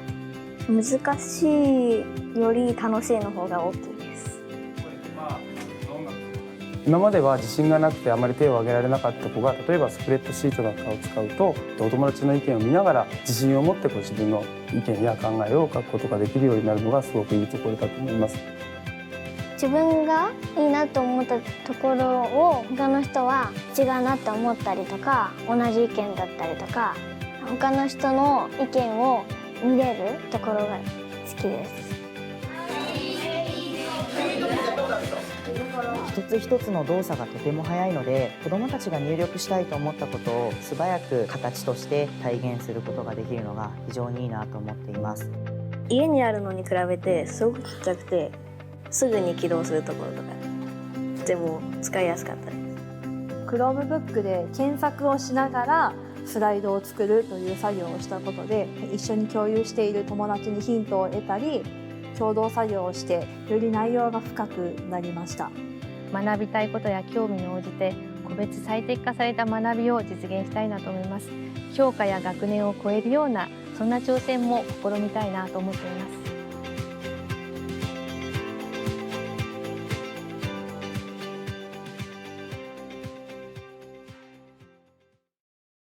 こんにちは。五十嵐敏子です。町田第五小学校の校長です。本校はとっても素敵な学校です。先生たちも子どもたちもとっても明るいです。いろんなことに挑戦しています。今は学びの改革、そして働き方改革に挑戦しています。情報活用能力、コミュニケーション能力、そして共同して問題解決をしていく力です。そういう力をつけさせたいと思っています。それは子どもたちが自ら学んでいく、そのためにふさわしい環境、それがChromebook と G Suite for Education だったからです。もう先生の指示を待っているような学びではないんです。子どもたちがどんどんとこれをやるんだ、あれをやるんだ、これを使ってこうしていくんだっていう自分で学びを設計して仲間とどんどん進めていく。その環境がもうそのものだったと思っています。2年間経ったんですけども、もうどんどんと学びが変わっていることを実感しています。ICT を使って子どもが学んでいることによって私たちもたくさんの発見をしています。まず実感していることは、子どもはすごい力を持っているということです。無限の力を持っています。もう大人を飛び越えてます。たまには私たちが子どもから教わることもあるぐらいです。もうどんどんと自分で学んでいく。ある程度の基礎的なことさえ身につけば、その先はエンドレスです。何か作り上げるときも、時間内で終わらせようとしても、まだまだもっともっとやろうとしているんです。すごく楽しみです。それが大きな発見の一つです。学校ビジョンにもあるんですが、一つ目は自分で考えて判断して行動できる子どもに成長してほしいです。自立ですね。で、もう一つは共同できる子ども、いろいろな他者と共同して問題を解決できるような子どもに成長してほしいと思っています。Chromebook のクラスルームを活用して、主に2つの課題に取り組みました。1つ目は学年共通の課題です。各教科の共通の課題では各教科のスプレッドシート、フォーム、スライドなどを使って、各教科の質能力を踏まえた課題を出して、クラスの枠を超えて、他クラスの児童の考えをお互いに参考したり助言し合ったりするなど共同的な課題に取り組みました。で、2つ目の課題は各自が自分に必要な学びを考えて取り組む課題です。そこでは Google カレンダーをうまく使って子どもたち一人一人が自分の学習の状況や学習ペースをちゃんと考えながら必要な時間割を一人一人がオリジナルでデザインしていって自律的な学びにチャレンジしました。いわば休校中は Chromebook は家庭と学校をつなぐ、架け橋のような形になっていました。Chromebook を導入してからはクラスルーム、スプレッドシート、スライド、フォームなどを活用して子ども中心の子どもがワクワクできる学びに変わっていると思います。また、表現修正改善が Chromebook ってとてもしやすいので子どもたちが試行錯誤する習慣も自然とついて一一人一人の学びが確実に深まっているなと思っています。ICT を活用することで、子どもたちは自分の周りには本当にいろいろな多様な人々がいて、で多様な考えがあってということに気づいてきていると思います。でその中で共同しながらお互いにとって最適な解を見つけていくということをもう身をもって学べる環境になったなと思っています。それは今後グローバルな社会で子どもたちが本当にいろいろな人と多様な人と共同して生きていくことが必要な未来にとっては大きな財産経験なんだろうなと確信しています。友達と、遊んだり話したりすることができることです。世界の困っている人たちを助けるために医者になりたいです。Chromebook のクラスルームで、自分たちで運営していくので、計画性のある、行動をする力が養われていくのが、助かっています。Chromebook のクラスルームは一度にたくさんの人に情報発信できるので、第2のクラスっていう感じです。クラスルームや Google カレンダーを使って共通の課題に取り組んだり、自分たちでトピックスを立ち上げて課題を出し合ったりしています。あと、ルールを、オンライン上で相談し合って、決めていっています。みんな元気で明るくて先生とも話がしやすいところです。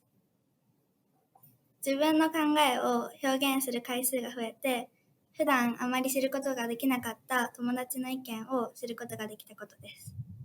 コメント機能などを使って自分たちの意見をアドバイスし合ったり質問し合ったりしています。できるだけ多くの人と触れ合ってみんなを幸せにできる仕事にしたいです。友達と自由にクラスルームで会話ができるようになったり、Google カレンダーでオリジナル時間割を作ったりしたりして、自由度が増えた気がします。Thank you for joining us on this journey into the future of education in Japan. We're really grateful for this chance to share the stories from today. We're also excited to continue to partner with students, teachers, government leaders to continue to drive the digital transformation of education in Japan. We hope that we can be, in a small way, part of a legacy that is the future of education in Japan, where a new generation of young Japanese are inspired to explore technology with that uniquely Japanese spirit of confidence, invention, and optimism. Thank you.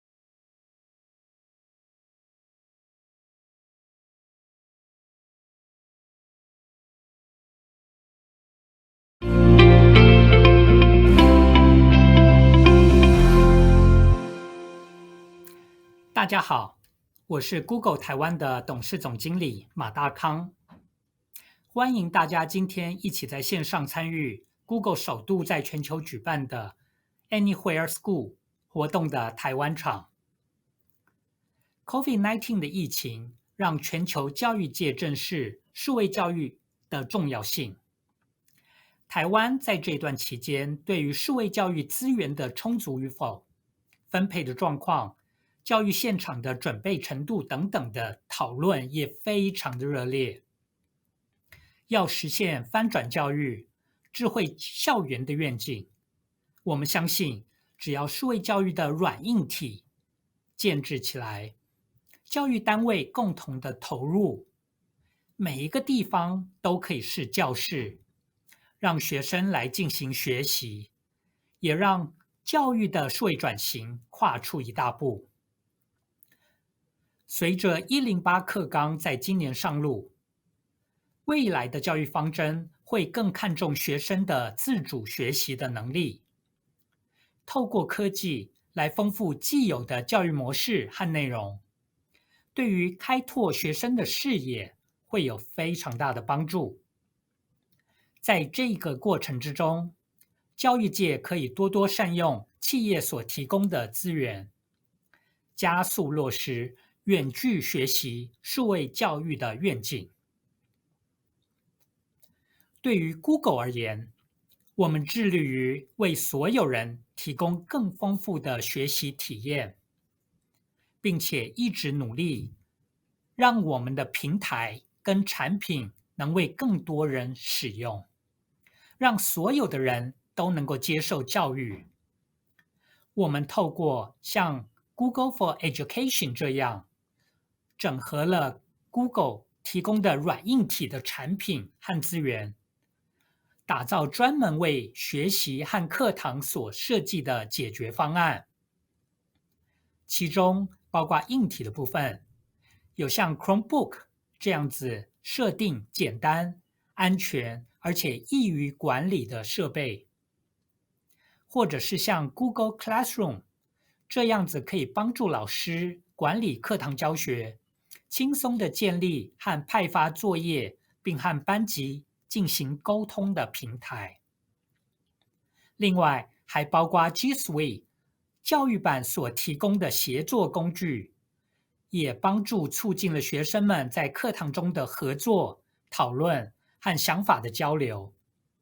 这些软硬体的工具结合起来，不只可以帮助教师节省时间，也可以增进学生在课堂之中的协作，并激发学生的好奇心，让学生的学习不会受到场域和地点的限制，在任何地方、任何设备上都能够进行。在台湾，我们也积极的在教育领域来耕耘，努力的促进多方的产官学的合作。今年的早些时候，我们和教育部的教育云端账号完成了串接。只要是全国国小3年级以上的高中职以及国中小的师生，都可以直接透过教育云端的账号来登入，使用 Google for Education 的服务。其中 G Suite 教育版的无上限的云端空间，能够帮助学生更方便的累积他们的学习历程。我们也观察到 Google 在教育方面的应用程式，在台湾已经有超过120万的师生正在使用，特别是在疫情比较严峻的2月到4月中旬的期间，中小学的使用量增加了2倍以上。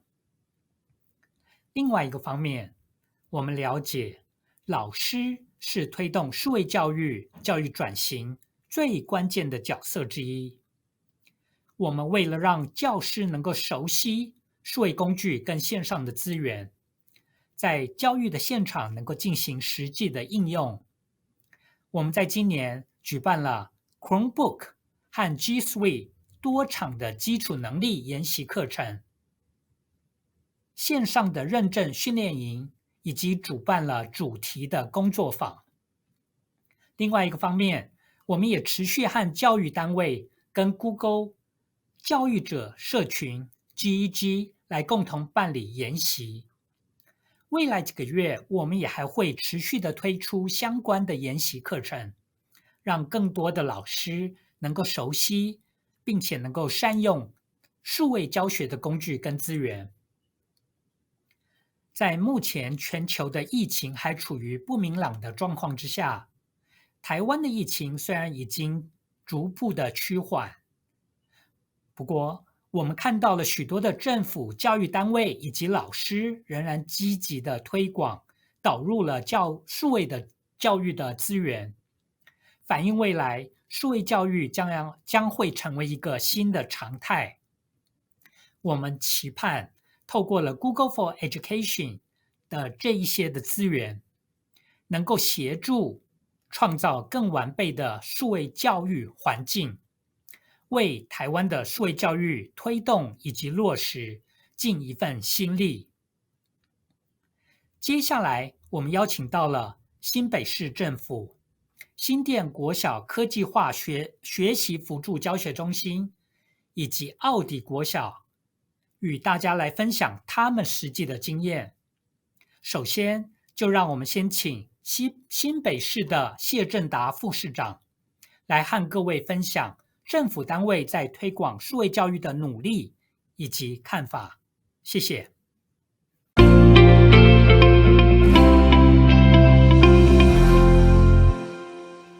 各位教育工作者及所有的贵宾、老师们，大家午安，大家好。我想大家可以感受到，这次疫情已经点燃全世界数位学习风潮，运用科技辅助教学已经是未来的学习趋势。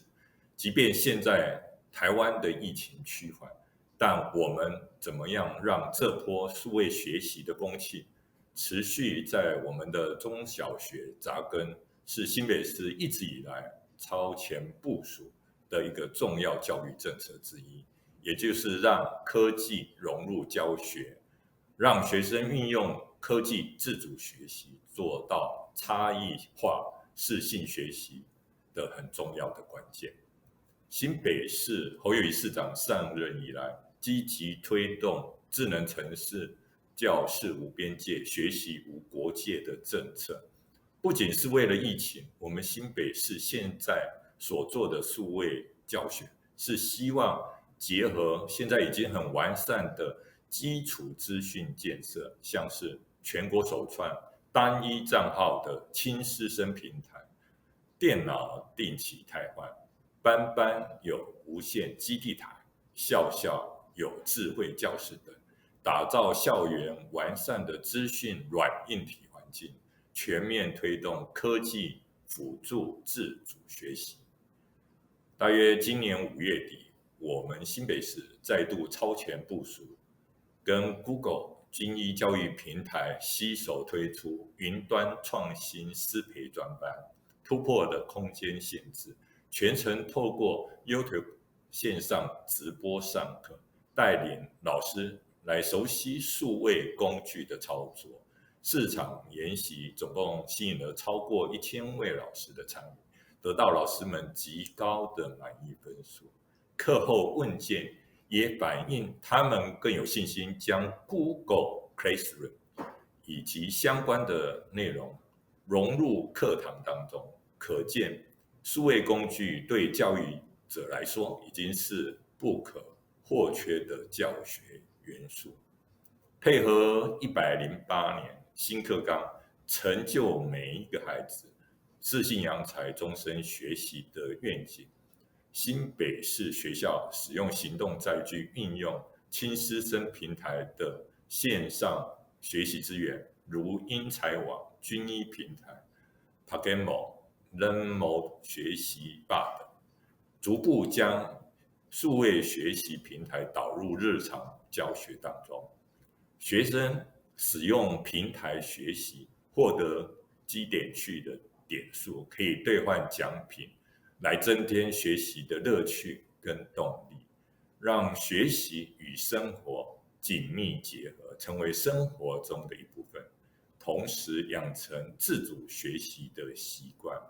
老师也可以借由平台的学习历程记录，来追踪学生学习的状况，兼顾学生个别学习的一个差异。教育形态的转变需要循序渐进，时间、设备、资金、师资以及热忱缺一不可。在教育工作者的努力之下，数位教育的列车已经启动。我相信，只要我们继续打拼，列车就能够加速向前推进，带领孩子们迈向美好的未来。谢谢大家。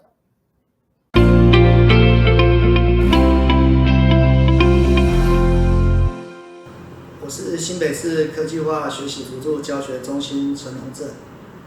新北市的科技化学习辅助教学中心成立的目的呢，是希望借由资讯科技增进老师的教学效率，扩大学习辅助的效能。新北市呢，有亲师生平台呢，是教学的入口网，老师、学生以及家长呢，透过单一的账号嵌入，可以使用云端的各项的教学资源。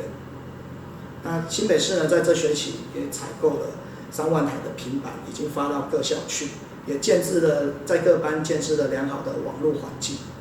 在这样子的背景之下呢，我们从2019年10月开始办理老师的资讯科技的融入教学的研习。初阶研习呢，到目前为止已经有1000多位老师参加，然后每一场后面的研习每一场都是额满的。那其中呢，跟学习吧以及精英平台办理的新北跟各平台的认证研习，到目前为止呢，已经有61位老师获得认证。这61位种子老师呢，他借由这样的认证课程，那学习到数位放大，然后课程模组的研发，以及透过班级实践的分享，跟各个学校的老师呢，种子老师去分享他课堂的心得。那透过认证的老师呢，我们也协助他们回到学校去成立各校的专业社群，去扩散跟分享他们的学习成果。那其中呢，老师呢，他们会，比如说在语文课方面，他们很高兴呢，有些回馈，希望小朋友呢，借由资讯科技找到自己的学习步调。比如说平常不敢开口的小朋友，在口语表达或者是语文朗读部分呢，我们可以借由资讯科技、云端科技的协助，让小朋友呢，可以在个别化的去练习，也许可以去翻转，或在利用家里的电脑或是课堂中自己练习，让无形中也让小朋友呢更有信心的去学习，提升他的学习动机。在数学部分呢，老师呢透过他的教学策略以及班级经营的模式，借由学生的数学的学习历程以诊断的过程，分派小朋友不同的任务，借由资讯科技的协助，让老师呢可以在课堂上比较容易呢去进行差异化的教学。那未来呢，我们也希望呢 Google 的认证研习呢可以进入到我们的中心，协助我们的种子老师取得认证，然后再由我们中心的机制呢去协助各校增能。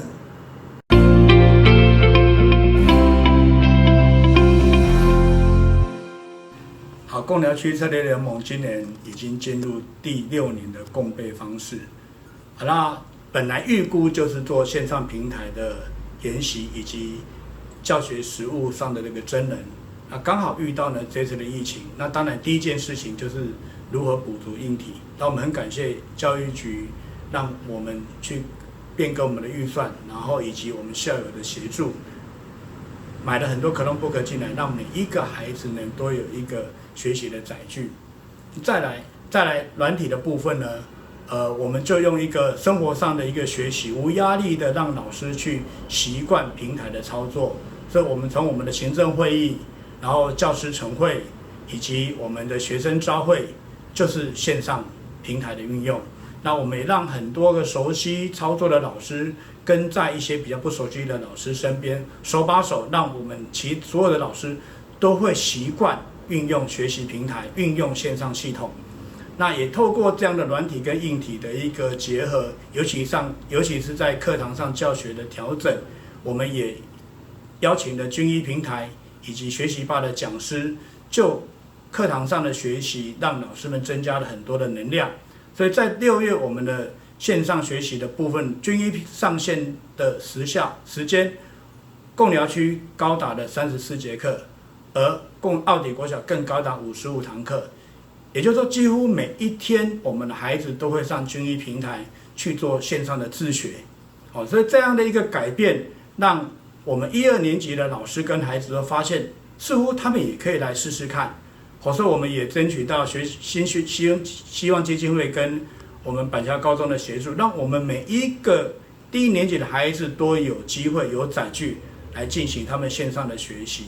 所以在线上平台部分，我们就是运用了AI 的智慧，运用了这一些互动的功能，运用了相当多的一个丰富的资料库，结合老师们在课堂上教学的优势，提升我们孩子的自学能力以及自学的动机，也更让老师们可以知道他的学习成效，那作为下一次教学或者以作为一些孩子们的一个补救的一个机制，随时及时让孩子们的能力都可以达到老师们的学习成效。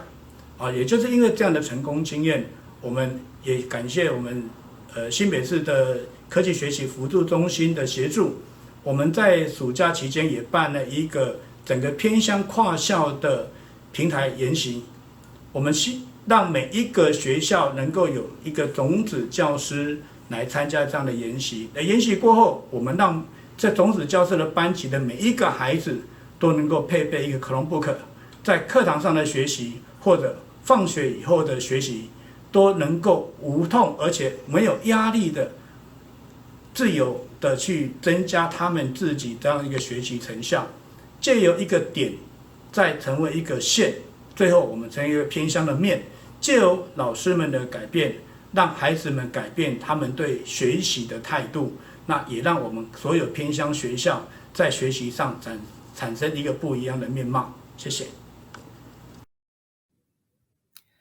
谢谢新北市政府、新店国小、奥底国小分享这一些数位教育推广的经验。疫情带来了一场震撼的教育，颠覆了教育现场的思维，也让我们更清楚新兴学子需要培养自主学习的能力。我们很高兴能够和政府单位、教育单位一起为台湾的教育数位转型共同来努力，让更多的老师熟悉数位工具，来帮助学生拓展他们的视野，为台湾培育更多的人才。谢谢大家。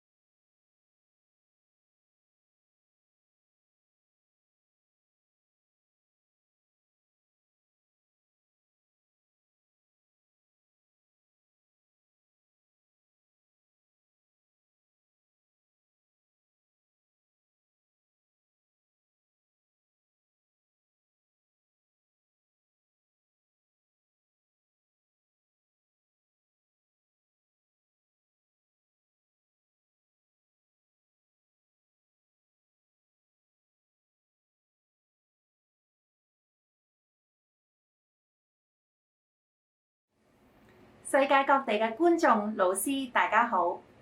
歡迎大家參加 The Anywhere School 活動以及香港教育界嘅分享環節。我係 Google 香港營銷主管丁樂欣。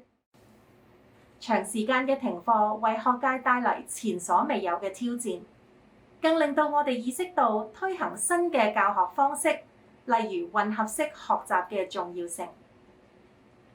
為咗等學生可以隨時隨地學習， Google 提供 G Suite 教育版呢一系列免費安全嘅雲端教學工具，仲有免費嘅無限雲端儲存空間。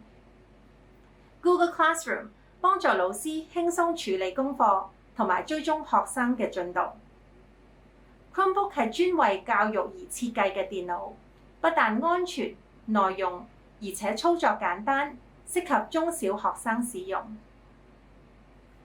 為咗從小培養學生喺資訊科技嘅技能，我哋仲設計咗一系列免費嘅 coding 課程 CS First。透過影片、遊戲嘅形式同埋豐富嘅網上資源，等老師簡單教 coding， 同學亦開心學 coding。Google 一直相信科技能夠令到教育帶嚟無限嘅可能。今日我哋邀請咗資深嘅教育專家同埋同學去共同探討疫情之後電子學習嘅持續發展。首先，有請教育局副局長蔡若蓮博士會分享電子學習嘅重要性同埋政策嘅支援。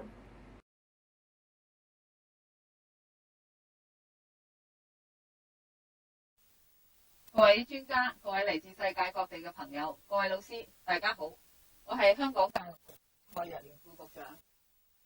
2019新型冠狀病毒疫情影響全世界，我哋嘅日常教學亦都受到前所未有嘅衝擊。面對種種挑戰，電子學習發揮重要嘅作用，教育局亦都推出相關嘅政策支援學生學習，做到停課不停學。喺呢度，我首先要多謝所有堅守崗位，喺疫症期間秉持專業精神，因應學校嘅情況，以多元嘅模式回應同學唔同嘅學習需要。課程改革以嚟，教育局一直通過舉辦唔同嘅專業發展活動，同埋提供到校支援服務，深化老師應用資訊科技同埋進行電子教學嘅能力，提升師生對電子學習嘅信心。喺停課期間，教育局建基以往嘅優勢，為學校同埋老師提供適切嘅支援。首先，我哋致力優化電子學習，建立網上專頁，上載大量嘅短片，講解運用電子學習平台、翻轉教室同埋實時網上教學嘅技巧，俾老師去參考，進一步掌握相關嘅教學策略。同時，又開設電話熱線同流動應用程式群組，解答老師嘅疑問，適時回應教學難題同埋技術問題。喺今年1月底開始，我哋每星期舉辦唔同嘅課題同埋網上研討會，分享最新嘅網上教學資訊同埋實踐經驗。到6月底為止，我哋已經舉辦咗幾十場網上嘅研討會同埋20幾場自學課程，提升老師嘅專業能量。仲有，我哋不停為師生提供免費嘅電子學習資源，包括教育電視、香港教育城停課不停學專頁、一站式嘅學與教平台、Star 平台、閱讀平台、課程發展處2019冠狀病毒病教學資源。另外，亦都同老師去分享唔同機構，例如 Google、大專院校同埋其他非牟利機構喺疫情期間提供嘅免費資源，豐富學習材料。教育局嘅資訊科技卓越中心亦都總結咗喺停課期間網上教學嘅經驗，推介良好嘅做法，豐富我哋老師，俾學校能夠互相參考借鏡。現代教學活潑多元，其實電子學習只係其中一種方式。學校唔應該一刀切採取單一嘅教學模式。我哋鼓勵老師為同學選取適切嘅學習材料，靈活運用唔同嘅教學策略同埋學習活動，包括電子學習方式，支援佢哋在家學習，滿足唔同嘅學習需要。事實上，要幫助同學做到停課不停學，關鍵係學校要有全面嘅規劃同埋配套安排，能夠因應學生實際情況，考慮到同學喺屋企電腦嘅設備同埋應用網上學習嘅技術同能力，確保適當配合其他可行嘅方法，例如郵寄、學習材料，確保佢哋唔同背景嘅同學同埋唔同條件嘅同學都有同等嘅學習機會。教育局會適當咁樣通過唔同嘅途徑，例如信函、網站等等，說明停課期間支援學生在家學習嘅原則，提醒學校要留意同學嘅心理狀態同埋精神健康，為同學提供適切嘅輔導，留意作息有時，小心資訊保安問題等等，通盤考慮。香港推行資訊科技教育已經20幾年啦，教育局為所有嘅學校都提供基礎嘅設施同埋支援，而各學校亦都已經能夠按自身嘅校情喺唔同程度上面去實踐電子學習，老師亦都掌握網上教學嘅技巧，善用多元教學資源，因此係能夠喺危機中迅速回應，支援同學嘅學習。以今次疫情為例，師生既要保持社交距離，又要繼續教學，應急方案就係廣泛使用網上教學同埋電子學習。聯合國教科文組織指出，有效嘅支援學生在家學習有4個要素，包括技術、教材、教法同埋監察評估等等。學校由尋找應變方案到適應新嘅教學模式，再到發揮電子學習嘅優勢，形成新常態。喺唔同發展階段，要不斷評估同埋調節校本策略。我哋盼望學校能夠總結今次應對疫情嘅經驗，檢視各項安排嘅優點同不足，反思未來點樣可以進一步提升學生在家學習嘅條件，未雨綢繆，全盤規劃電子學習。總言之，面對逆境，我哋好高興見到電子學習嘅高速發展同埋廣泛應用。過程中，學校克服種種嘅困難，不斷改進，建立教學新常態。教育局會繼續同前線並肩同行，通過各種嘅協作同埋支援措施，為學校提供資源配套，落實停課不停學。喺呢度，我要再一次感謝喺疫情期間盡心盡力想方設法去支援我哋同學學習嘅前線教育工作者。我亦都要預祝今日嘅研討會圓滿成功，祝各位身體健康，生活愉快。多謝晒。多謝蔡博士。而家有請聖保羅男女中學校長潘兆慈先生介紹學校如何利用科技嚟發展21世紀嘅教育法。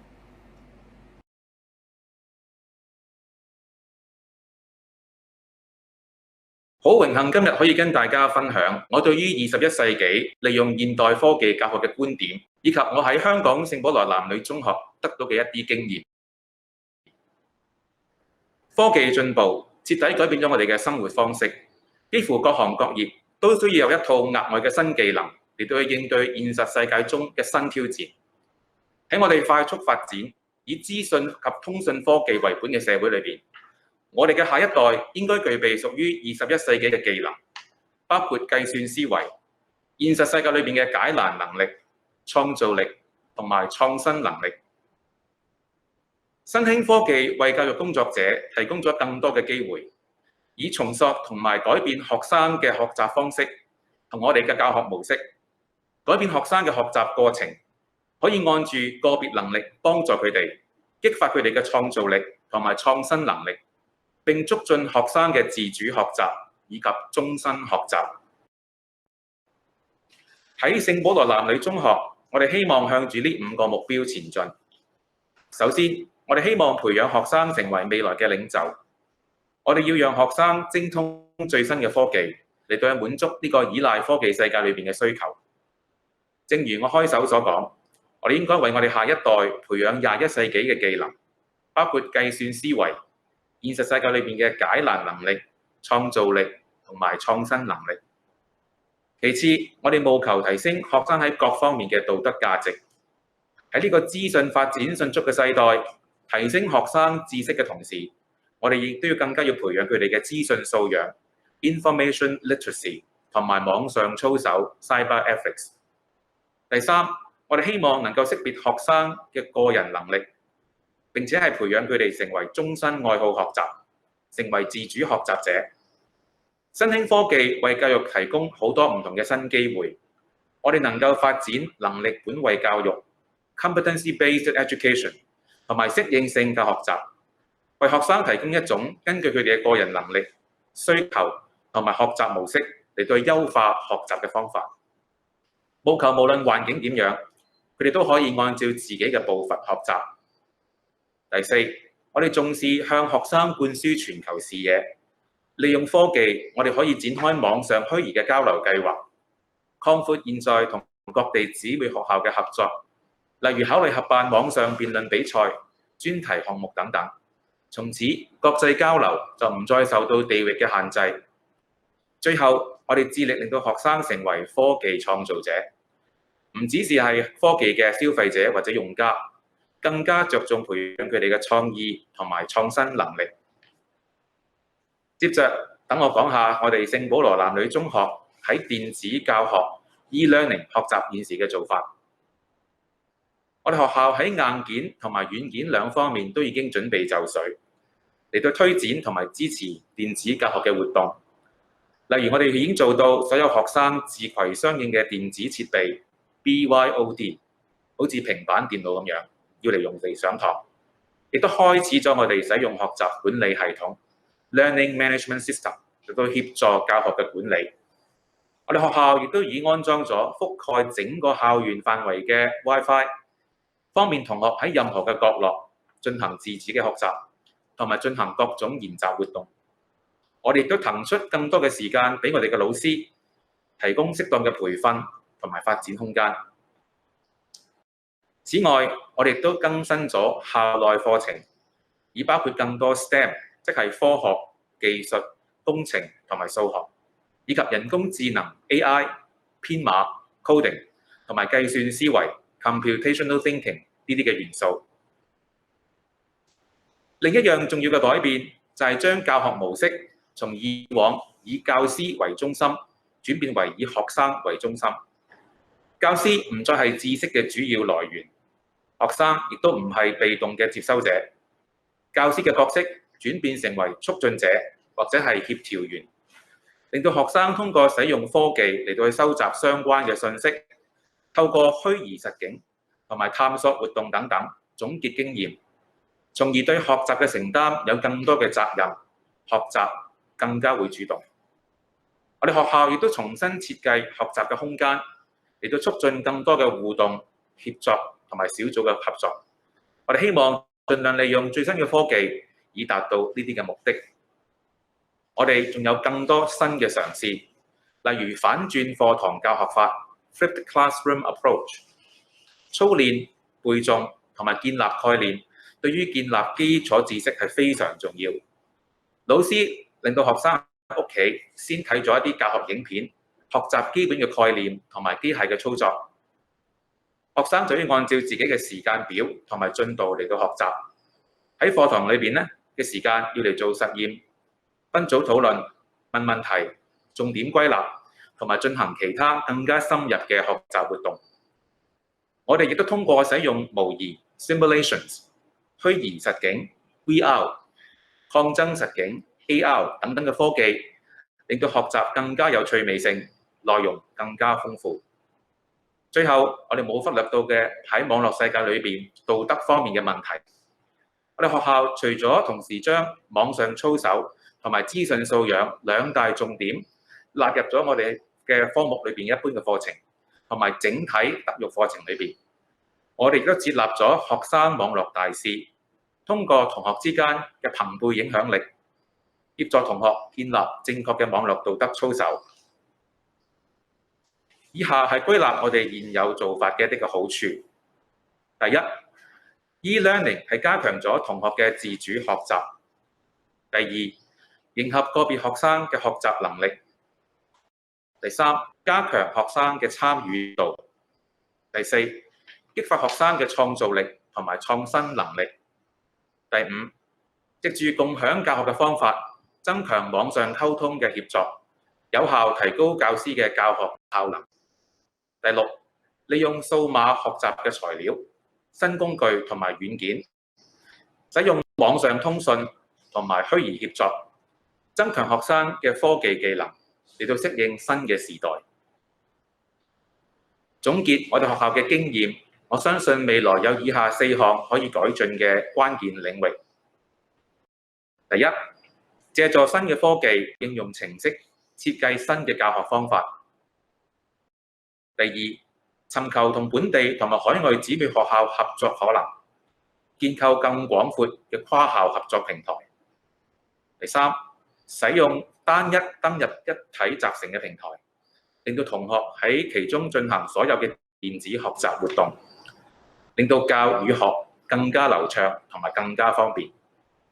第四，開發學習分析工具，我哋可以利用學術同埋非學術嘅數據，高效嘅追蹤同埋分析工具，追蹤個別學生嘅學習進度同埋行為，嚟到提供針對性嘅支援。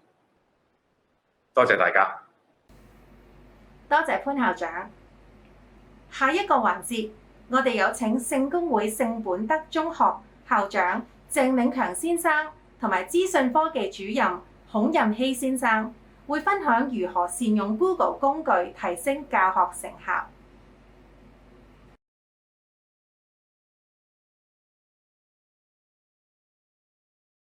好，今日好開心咧，可以咧同大家咧嚟到一個全球嘅 Google 分享會咧做分享嘅喎。咁我哋身邊呢位咧就係聖公會聖本德中學嘅鄭校長，而咧我咧就係負責 IT 部門咧嘅孔老師。鄭校長啊，究竟咧你對我哋嘅老師同學生咧喺電子科技教學方面咧有冇啲咩期望同願景㗎？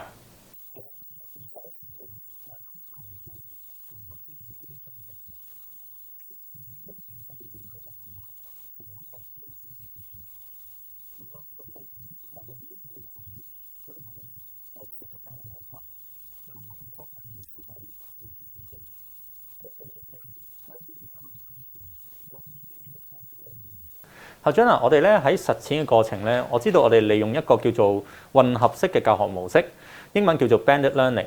校長可唔可以講多少少係咩嚟嘅咧？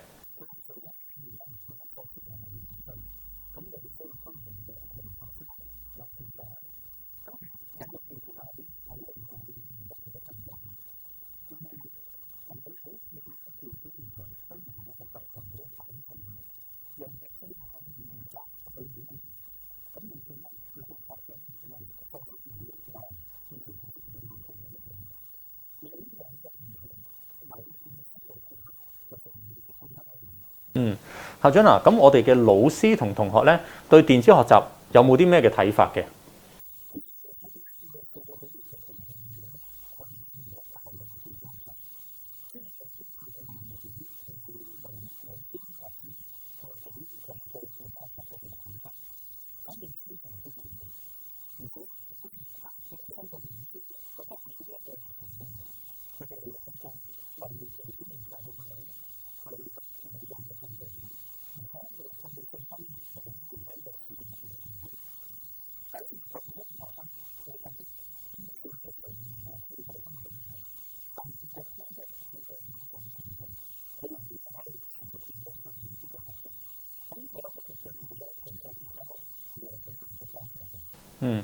咁點解我哋咧會選用咧 G Suite for Education 咧呢個教學平台嘅？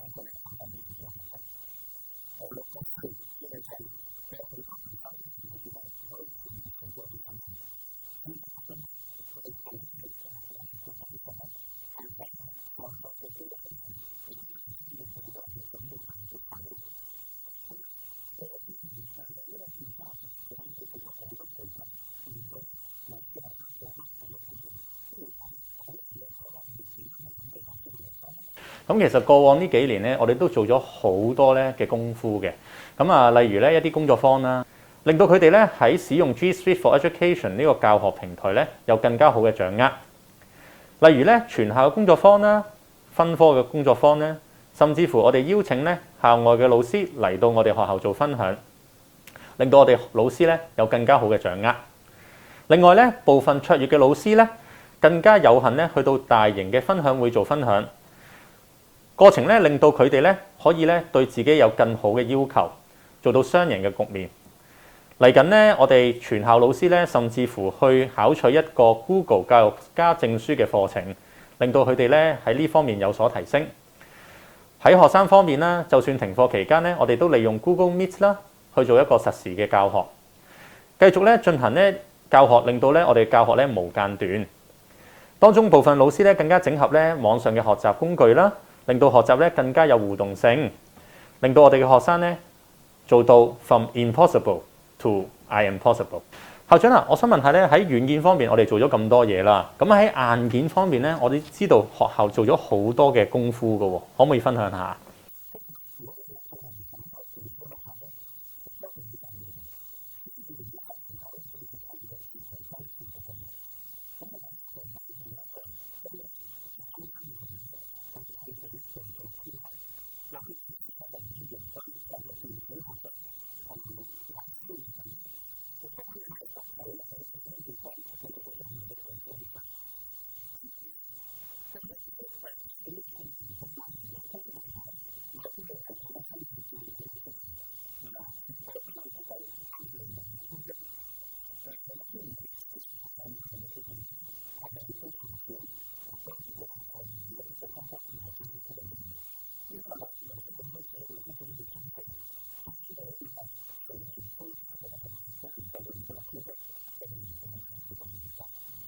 校長啊，我仲知道我哋利用 Chromebook 咧喺廣泛應用咧喺唔同嘅科目裏邊，其中一個咧最大嘅受惠者咧就係 STEM 相關嘅科目。咁啊，我哋利用 Chromebook 咧去教 coding 啦，以及咧設計一啲 STEM 嘅 project 咧，去激發學生咧喺運算思維啦，同埋咧創造方面嘅能力嘅喎。校長啊，咁我哋選用 Chromebook 嘅時候咧，仲有冇其他考慮嘅因素咧？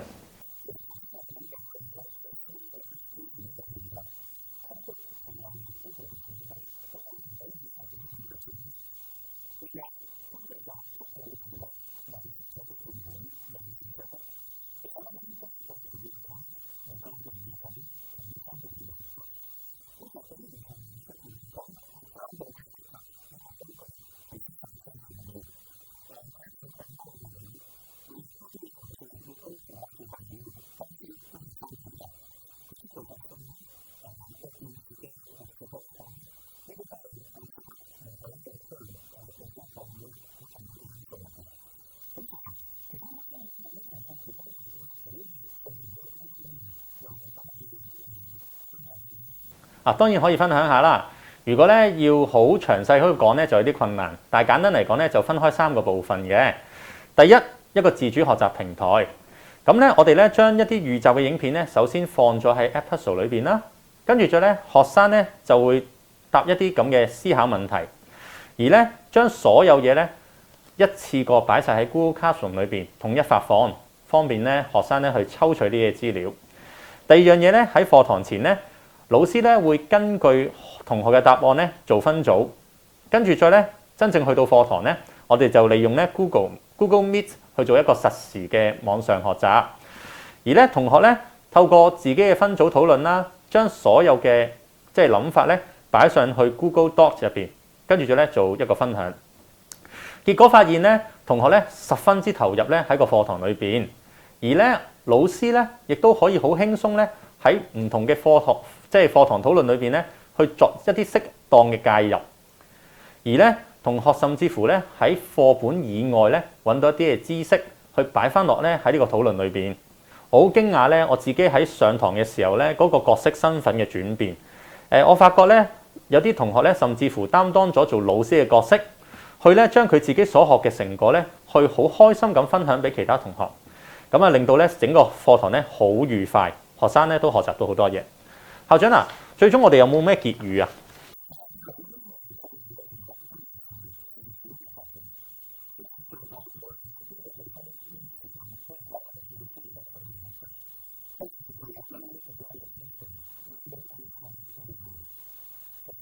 多謝大家。最後，聖公會聖本德中學嘅羅嘉瑩同學會分享佢對電子學習嘅體驗同埋期待。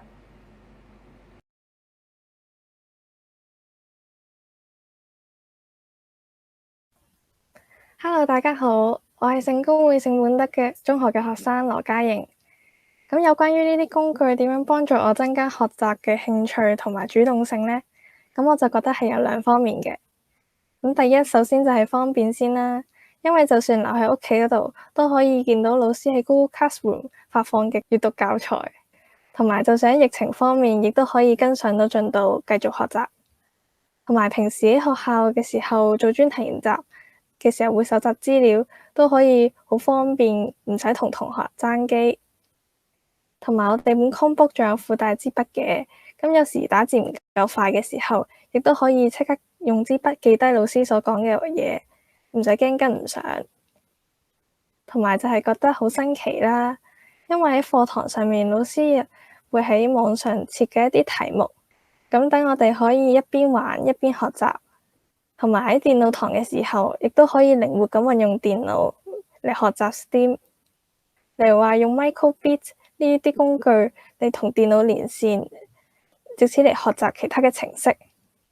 咁有咗呢啲設備，令我哋成堂課程都會變得有趣，唔會煩悶。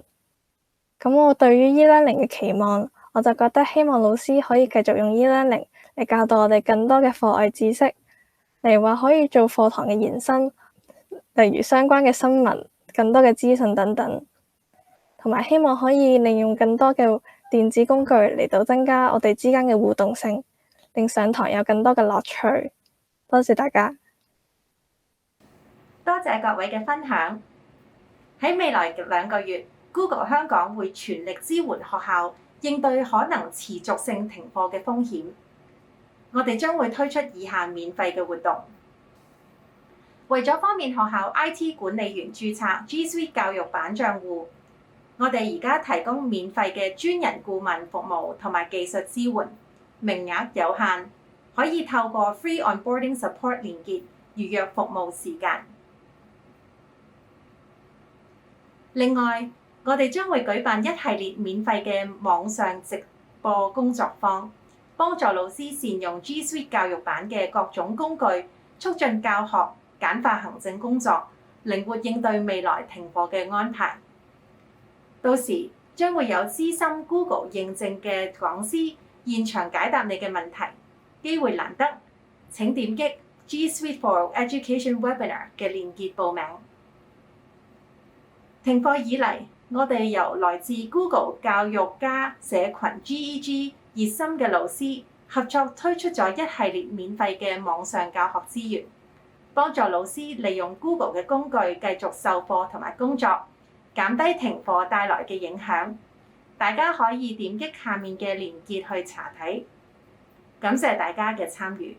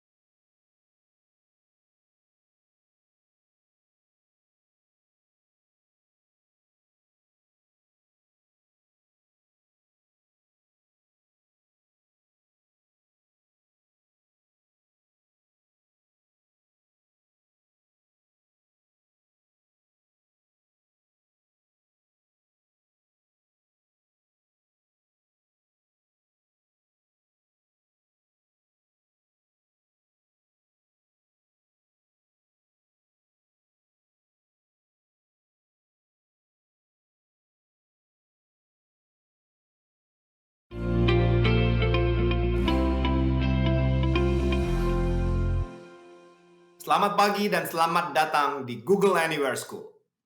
Salam sehat dan sejahtera untuk semuanya.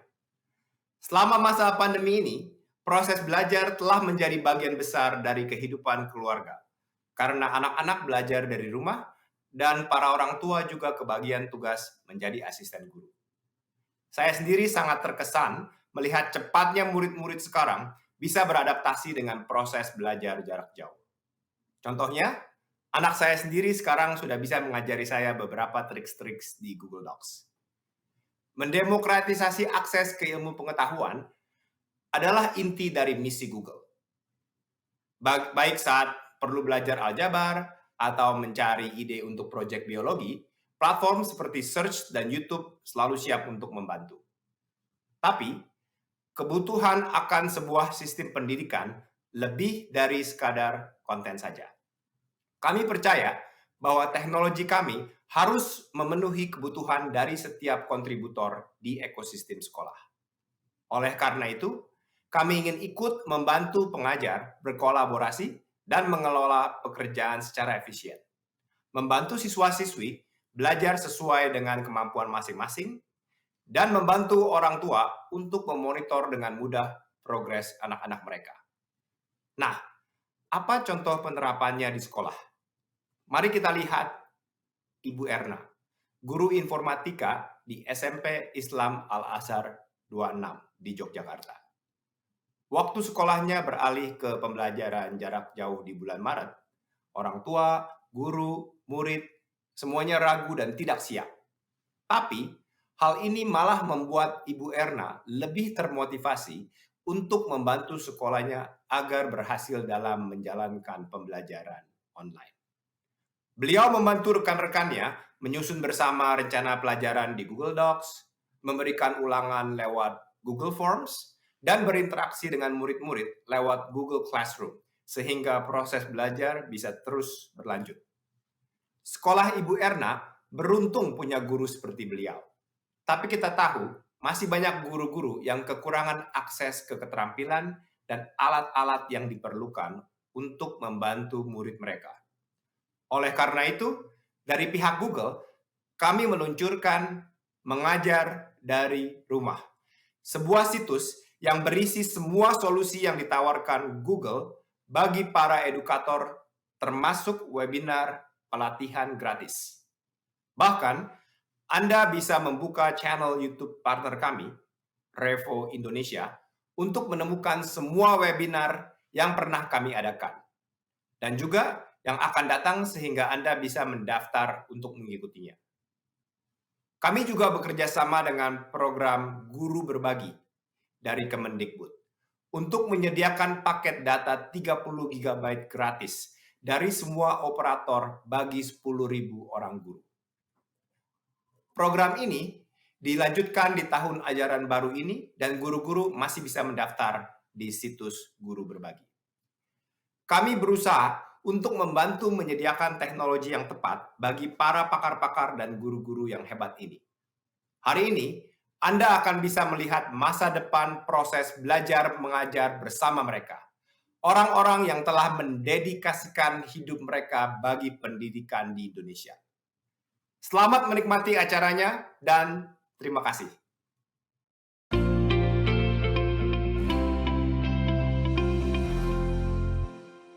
Halo rekan-rekan guru, para penggiat pendidikan dan komunitas pendidikan dimanapun Anda berada, apa kabar?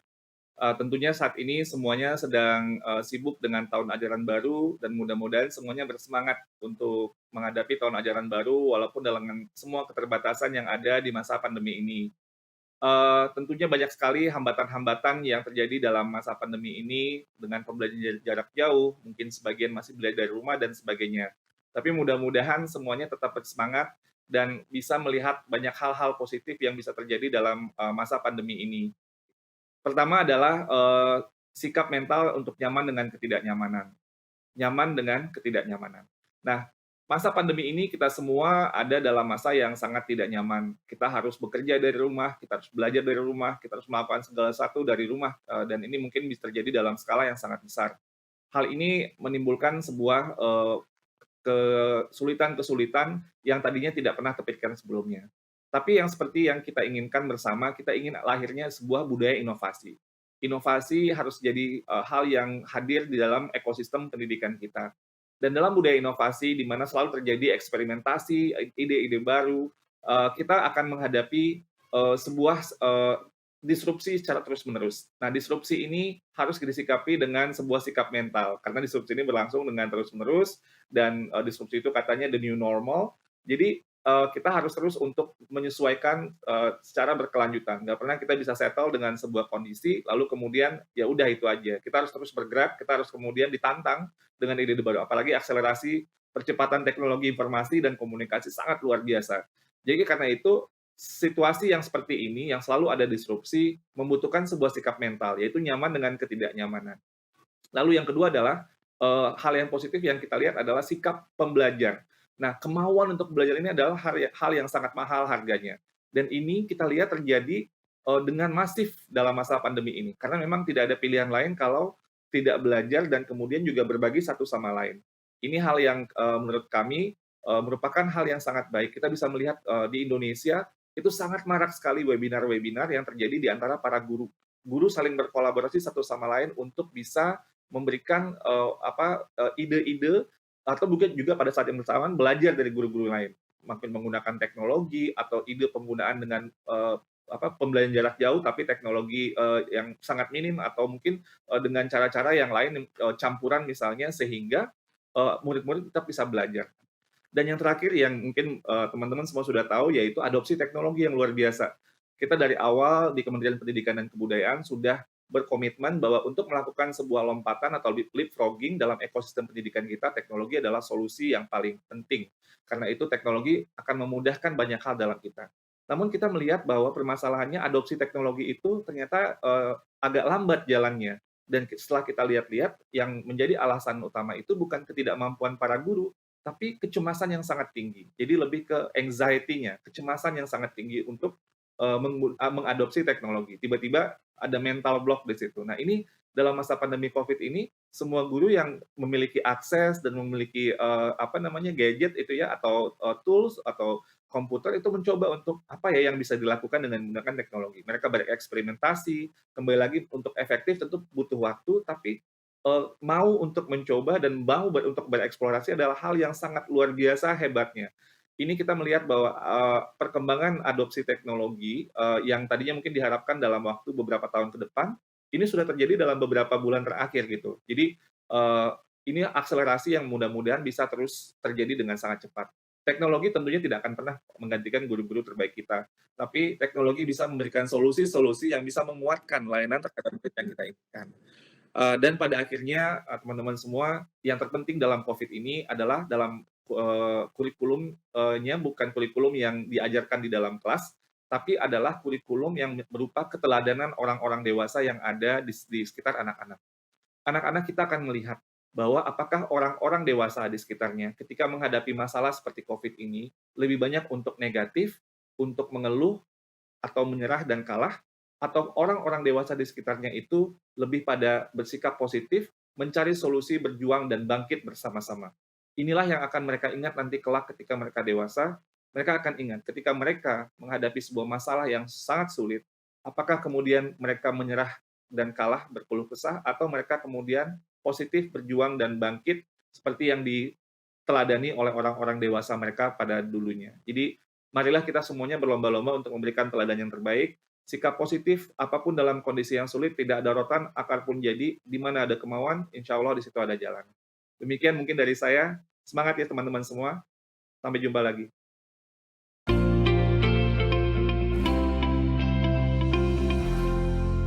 Assalamualaikum warahmatullahi wabarakatuh. Perkenalkan, nama saya Ahmad Fikri Zulfikar, biasa disapa dengan Pak Zul. Saya adalah Wakil Kepala Sekolah SMP Arif Hidayat Bandung, Indonesia. Nah, di sini saya juga bersama salah satu siswa SMP Arif Hidayat, ialah Ananda Reynold.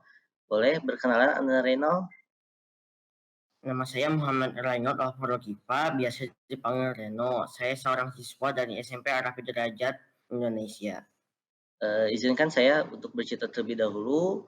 Nah, SMP Arif Hidayat ialah sebenarnya sekolah yang baru. Kami baru berdiri tahun 2017. Nah, dari awal berdiri, kami sudah menggunakan G Suite for Education. Nah, LDL ini kami menyebutkan long distance learning. Kemarin selama pandemi, kami sebelumnya juga sudah menggunakan kegiatan LDL ini. Nah, walaupun mungkin dulu saat itu kami hanya menggunakan Google Hangout ya dan Google Classroom tentunya. Nah, kemudian tantangan tantangan terbesarnya apa sih kemarin pada saat pandemi? Nah, kemarin sebenarnya alhamdulillah sekolah kami tidak terlalu terhambat dalam pembelajaran karena pembelajaran tetap normal seperti biasa, jadwal pagi sampai sore. Jadi tidak ada pengurangan jadwal jam pelajaran, mungkin hanya pembiasaan. Nah, ini yang sangat orang tua rasakan ini puas sekali ya dibandingkan dengan sekolah lain mungkin yang ada pengurangan jadwal pelajaran ya. Nah, kemarin mungkin kendalanya ialah motivasi siswa yang berkurang. Kenapa? Ya, karena mereka tidak bisa bertemu langsung di sekolah, bertemu guru, bertemu siswa, dan bermain. Nah, tapi kami gunakan kegiatan lain untuk motivasi ialah kita gunakan games bersama di Google Meet. Ya, nah, adapun misalkan siswa yang kurang, yang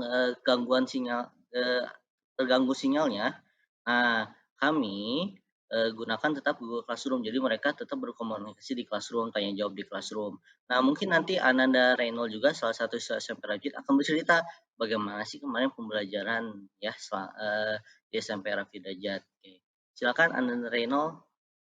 Pembelajaran LDR itu dimulai dengan sholat duha terlebih dahulu. Setelah itu membuat laporan kepada guru melalui Google Form dan kemudian tahfiz. Itu kalau tahfiz setiap siswa punya kelompoknya sendiri. Setelah tahfiz, para siswa akan langsung ke classroom untuk melakukan pembelajarannya. Mulai dari kegiatan sehari-hari seperti makan sarapan, sholat duha, dan kemudian mengikuti pembelajaran LDL. Ya, saya cukup senang dan puas. Ya, nah itu sedikit cerita dari Ananda Reynolds. Ya, bagaimana kami pembelajaran kemarin menggunakan Google Meet, Google Classroom, dan sebuah aplikasi lainnya, lomba kerja siswa dengan Google Slide, dengan Google Docs, ya, dan laporan juga kita gunakan Google Form dan Google Spreadsheet. Ya, nah untuk kedepannya setelah pandemi ini hilang, kami akan tetap menggunakan hybrid learning ini karena ini sangat membantu sekali kami para guru dan para siswa serta orang tua yang di mana nanti classroom akan ada summary-nya langsung ke email orang tua. Nah, itu sedikit cerita dari kami. Terima kasih. Assalamualaikum warahmatullahi wabarakatuh.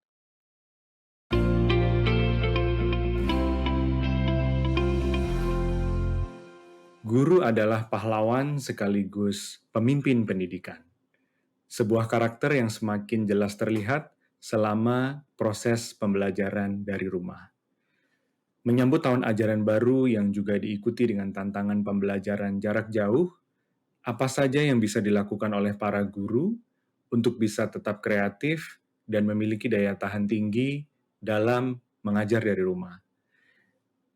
Bersama kita kali ini telah hadir 3 orang panelis sekaligus praktisi pendidikan di Indonesia yang akan mendiskusikan hal tersebut. Yang pertama, Mbak Najila Shihab, inisiator dari Semua Murid Semua Guru. Yang kedua, Bapak Kasiman, koordinator pelaksana program guru penggerak dari Kementerian Pendidikan dan Kebudayaan. Lalu Pak Topari, selaku guru dari SMA Negeri 1 Pelayan, Gunung Kidul. Terima kasih dan selamat datang Bapak dan Ibu semuanya. Mbak Ella, sebagai praktisi sekaligus pegiat pendidikan dan jaringan pemberdayaan guru, menurut Mbak Ella, apa saja kompetensi yang harus dimiliki guru sehingga mereka bisa mengajar dan juga memberikan kesempatan bagi siswa untuk tumbuh lebih baik? Saya tadi senang Mas Dani bilang guru itu pahlawan, pemimpin dalam pendidikan. Mungkin saya mau tambahkan tanggung jawab utamanya gitu ya. Kenapa dia pahlawan, kenapa guru-guru itu pemimpin, karena dia bertanggung jawab pada masa depan. Guru itu tidak mungkin punya kompetensi kalau dasar dari otonominya, pemahamannya tentang bahwa dia itu pemimpin di dalam kelas, bebas mengambil keputusan, kemudian punya accountability atau tanggung jawab kepada masing-masing murid itu tidak ditumbuhkan. Nah, sesudah punya kemerdekaan, maka baru kemudian kita bicara tentang kompetensi. Nah, tapi kompetensi itu apa? Kompetensi itu yang kami percaya sebetulnya adalah kemampuan untuk adaptasi. karena semua dan setiap murid itu sebetulnya butuh strategi yang seringkali berbeda antara satu kelas dengan kelas lain, satu tahun ajaran dengan tahun ajaran berikutnya, satu materi dengan materi lainnya. Nah, jadi kemampuan untuk beradaptasi, untuk melakukan personalisasi kepada masing-masing murid itu adalah bagian yang paling esensial dari kompetensi ini. Nah, sesudah itu juga yang ketiga itu kolaborasi, jadi dia harus siap untuk berkolaborasi baik dengan orang tua, dengan teman sejawat, bahkan dengan dunia usaha industri gitu ya, seperti Google gitu, untuk kemudian bisa menjalankan tugasnya dengan baik. Dan yang keempat adalah mengembangkan karir. Bagaimana walaupun berprofesi sebagai guru, itu sebetulnya bukan hanya tentang nanti naik pangkat jadi kepala sekolah, tetapi mengeksplorasi peran-peran seperti menjadi content creator, menjadi pelatih untuk guru lain, dan seterusnya. Nah, profesi ini sebetulnya memang menuntut orang-orang yang istimewa, Mas Dani, yang punya kompetensi-kompetensi yang ingin kita tumbuhkan untuk masa depannya anak-anak, tapi gurunya harus punya duluan, kira-kira begitu. Terima kasih Mbak Ella. Menarik sekali. Tadi dari sebagai pemimpin harus punya kemerdekaan, beradaptasi, kemudian juga kolaborasi, ini dan juga mengembangkan karirnya ya. Ini semua karakter yang sangat dibutuhkan, terutama untuk menghadapi tantangan yang semakin kompleks di masa depan. Nah, Pak Topari menarik sekali sebagai guru yang sudah banyak mengajar dan menggunakan teknologi di lingkungan sekolah Bapak. Apakah ada beberapa hal, contoh kreativitas, adaptasi yang telah dilakukan oleh guru sehingga mempengaruhi kreativitas dalam pembelajaran itu tersebut?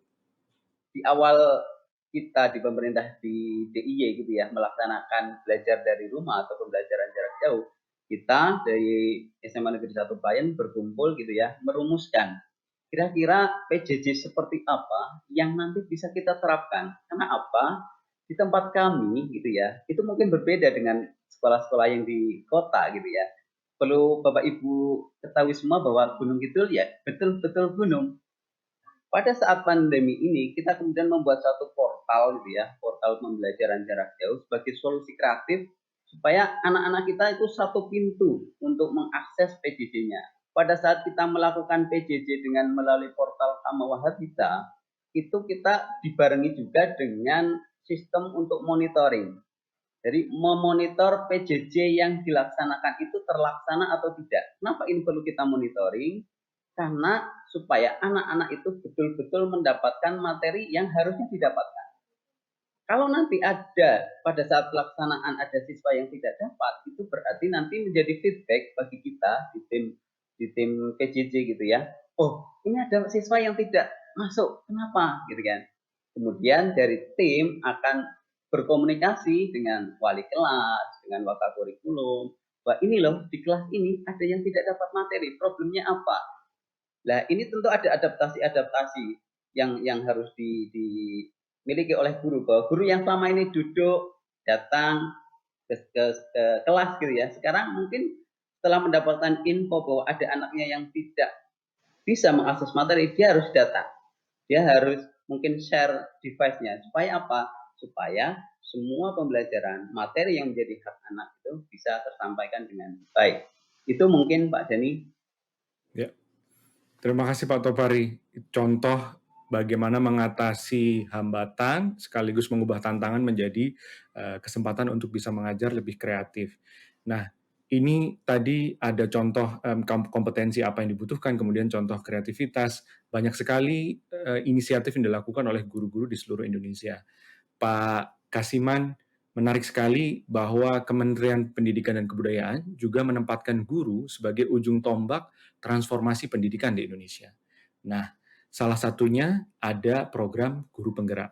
Mungkin bisa Bapak jelaskan sedikit komponen apa saja di dalam guru penggerak untuk menjawab tantangan dan kebutuhan para guru tersebut.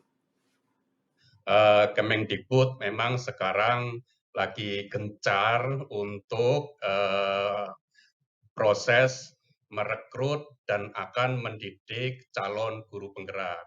Calon guru penggerak itu adalah kepemimpinan pembelajaran yang nanti berdaya dan memberdayakan guru di sekolah atau di komunitasnya. Nah, beberapa komponen utama, mulai dari pembelajaran daring yang pertama, jadi calon guru penggerak itu nanti dapat mengakses pembelajaran secara mandiri dan fleksibel gitu. Nah, pembelajaran daring akan dipandu oleh fasilitator ya, agar peserta bisa terus aktif dan belajar itu. Dengan pembelajaran daring ini praktis ya, praktis guru itu tidak meninggalkan sekolah, tidak meninggalkan kelas, apalagi meninggalkan jam pelajaran. Komponen yang kedua ya, calon guru penggerak itu nanti akan didampingi oleh seorang pendamping. Satu guru penggerak didampingi oleh satu guru pendamping. Yang ketiga adalah komponen ketiga adalah komunitas praktis ya. Jadi nanti akan dibuat komunikasi dalam komunitas guru, kita namakan komunitas belajar guru penggerak ya, di sekolah atau nanti juga di lingkungannya. Itu adalah tempat sharing antar guru, saling belajar, saling berkomunikasi ya, mencontoh antara satu dengan yang lainnya. Karena pada prinsipnya belajar yang terbaik adalah belajar dengan temannya gitu. Kalau belajar sama profesornya nanti atau sama instruktur, sama Widya Iswara, nanti sebenarnya yang paling berpengalaman adalah guru itu sendiri. Jadi labnya belajar di tempat kerja atau belajar di sekolah. Saya kira itu, Mas Dani. Terima kasih Pak Kasiman. Sangat menarik sekali dan sangat antusias juga kami mendengar program guru penggerak ini, bahwa selain diarahkan agar juga bisa punya pendamping, belajar sekaligus mengajar, yang menarik adalah banyak sekali cara yang ditujukan agar guru juga bisa terus belajar, meningkatkan kompetensinya. Nah, ini sangat menarik sekali. Mbak Ella menindaklanjuti hal tersebut, menjawab hal tersebut, bahwa apa saja kira-kira sumber daya, alat, ataupun jaringan yang bisa dimanfaatkan oleh para guru agar mereka bisa lebih percaya diri, lebih semangat untuk bisa mengembangkan kemampuannya. Sebagai jaringan komunitas dan organisasi pendidikan, kami sekarang ada lebih dari 750 komunitas dan organisasi pendidikan yang bergabung di jaringan semua murid, semua guru. Memang semuanya itu sifatnya di luar sekolah, Mas Dani, Pak Kasiman, dan Mas Topari, tapi tujuan utamanya adalah memberikan dukungan pada ekosistem, termasuk ekosistem persekolahan gitu ya, karena kita tentu tahu juga kalau di Indonesia itu pendidikan ya bukan cuma persekolahan sebetulnya, tapi ada juga yang di luar sekolah. Nah, tujuan utamanya adalah mencoba ambil peran untuk kemudian memastikan bahwa memang semua dan setiap anak itu dapat pendidikan yang berkualitas. Nah, kerjasama saya pribadi sebetulnya dengan Google.org ini sudah cukup lama. Di 2018 juga kami sempat jadi grantee dari Google.org lewat organisasi saya ini budi.org. Nah, kali ini bersama teman-teman di jaringan semua murid semua guru itu lewat Inco itu kami dapat grant $40.000. Nah, ini yang akan digunakan untuk berbagai kegiatan, tapi fokus utamanya adalah menyediakan konten-konten pendidikan yang bisa diakses secara digital.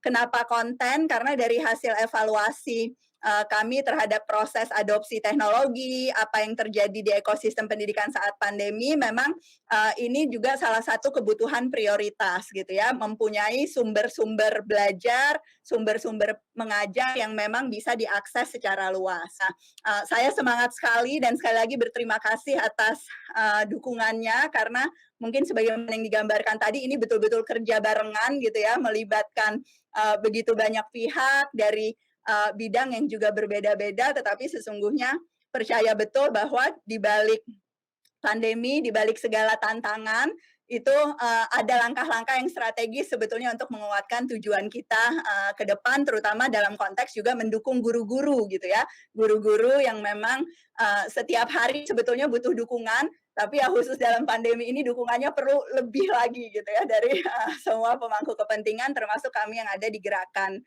pendidikan. Kira-kira begitu. Terima kasih.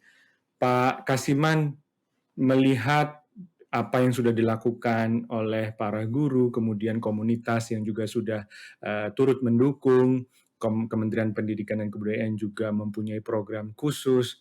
Kira-kira apa harapan Bapak bagi guru penggerak sekaligus guru-guru di seluruh Indonesia dalam menyambut tahun ajaran baru ini yang juga banyak tantangan sekaligus kesempatan untuk bisa dimanfaatkan dengan baik? Sebagian besar kita nanti akan diarahkan semuanya pembelajaran adalah ke blended atau hybrid supaya kita guru-guru itu tidak sering pergi keluar dari sekolah. Itu yang jadi masalah ya. Sementara ini guru itu asumsinya kalau ingin mengembangkan dirinya harus keluar dari sekolahnya. Nah, untuk ke depan kelihatannya akan tetap di sekolah tapi tetap mengembangkan dirinya. Yang bisa dilakukan apa? Ya pakai hibrid itu. Ada online, ada pendampingan dari guru lain yang lebih baik. Kita sekarang angkatan ini yang 2.800 kita memang mencari guru terbaik di Indonesia pada wilayahnya, guru terbaik. Tentu saja pendidikan guru penggerak itu akan melahirkan guru-guru terbaik apabila juga fasilitatornya juga yang terbaik, pendampingnya juga terbaik, instrukturnya juga terbaik, dan proses ini sedang dilakukan semuanya ya, mengambil yang terbaik ya. Harapannya kita akan mendapatkan memang guru-guru terbaik ya, nanti mensupport ya pendidikan di Indonesia yang ada di satuan-satuan pendidikan. Saya kira itu Mas Dani. Terima kasih Pak Kasiman. Menarik sekali bahwa dengan adanya program dan kolaborasi, salah satu kata kuncinya adalah kolaborasi tadi Pak ya, antara pemerintah, komunitas, sehingga guru juga bisa lebih berdaya dan bisa lebih kreatif dan memiliki daya tahan tinggi.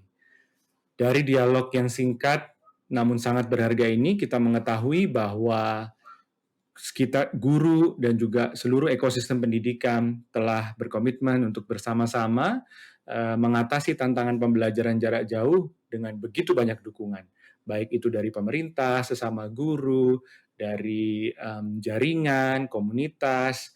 Jadi harapan kita semua tentunya agar guru Indonesia menyambut tahun ajaran baru ini semakin positif, semakin kreatif, tanpa ragu, khawatir dengan berbagai tantangan yang dihadapi, sehingga bisa semakin kreatif dan maju terus guru Indonesia.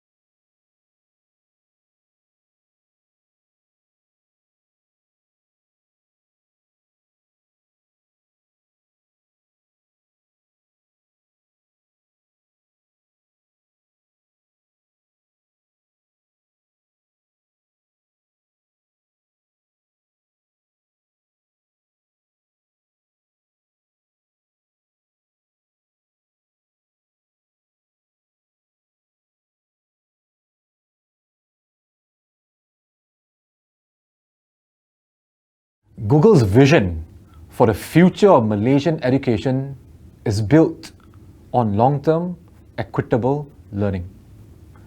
It is a change driven by laying the digital foundation, enabling capability and promoting future collaboration. The catalyst has been the partnership between Google and the Ministry of Education of Malaysia that has led to the ministry to form a digital learning platform, also known as Delima.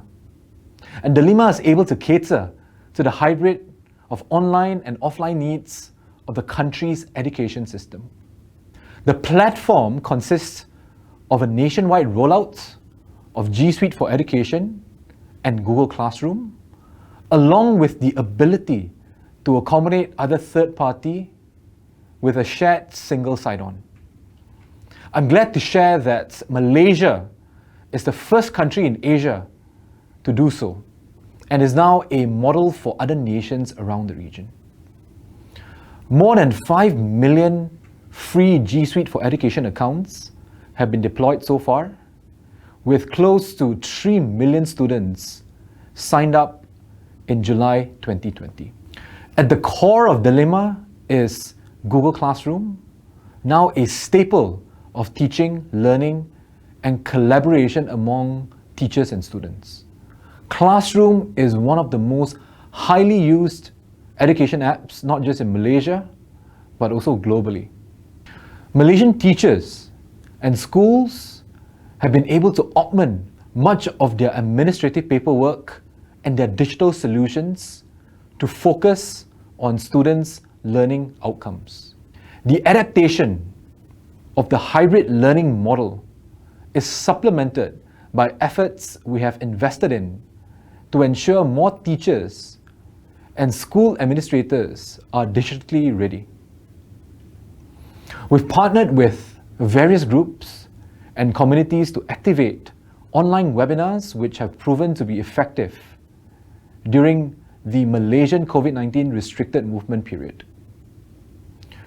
Classroom is also serving as a foundation for a communal-based learning site by the Ministry of Education and UNICEF, known as Community Guru Digital Learning. It is made accessible via Delima. We are also on track to certify 5,000 Malaysian teachers by the end of this month through our Google Certified Education course. And Delima is the start of an exciting, digitally enhanced journey for our country's education system. And with a strong digital foundation, we can do so much more for the teachers and students of Malaysia. We look forward to continuing this journey toward a better Malaysian education ecosystem for future generations. Thank you.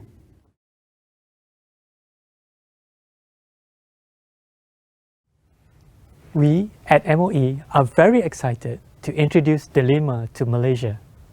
Delima stands for Digital Educational Learning Initiative Malaysia, as a platform for digital learning for teachers and pupils. It is timely for us to move towards digital learning, especially during this time of COVID pandemic. Digital learning is, however, not new. In July 2019, MOE had embarked on a new journey and selected Google Classroom and Google for Education as our platform for learning online. Our selection was based on teacher feedback and what schools were using on the ground. When we started with Google Classroom last year, MOE gave out 5.3 million IDs to all schools in Malaysia, and we encourage our teachers and pupils to start exploring digital learning. At that time, MOE used Google Classroom as the main application for online learning. Along with this, MOE started on an ambitious plan to include other partners like Microsoft and Apple to join our new platform.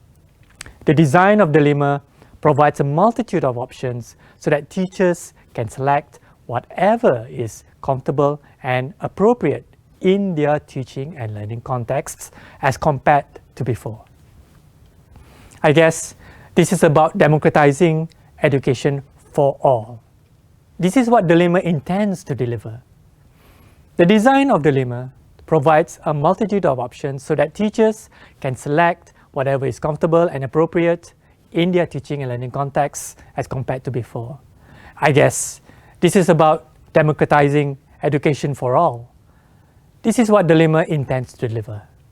Before this, MOE has been actively trying to encourage teachers and pupils to log in and use Dilemma, and the onset of the Movement Control Order, or MCO, has pushed the use further as teachers needed a way to engage with pupils.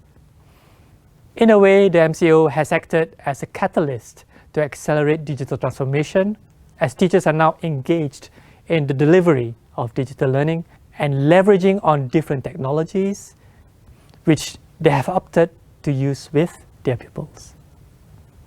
Since we started in July 2019, Dilemma has experienced a steady growth in terms of logins. During MCO, we experienced an upward spike in logins.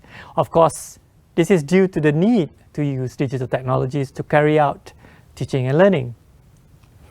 For our future, digital learning will have to be part of school culture, embedded into our daily lives and into our teaching and learning. This is because technologies are already being used in many ways in our daily lives. Dilemma provides teachers the applications and services which are beneficial for teaching and learning to make their lives easier and more productive.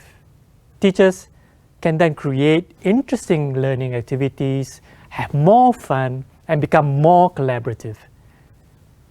Teachers are provided with webinars, courses, information, and resources on Dilemma.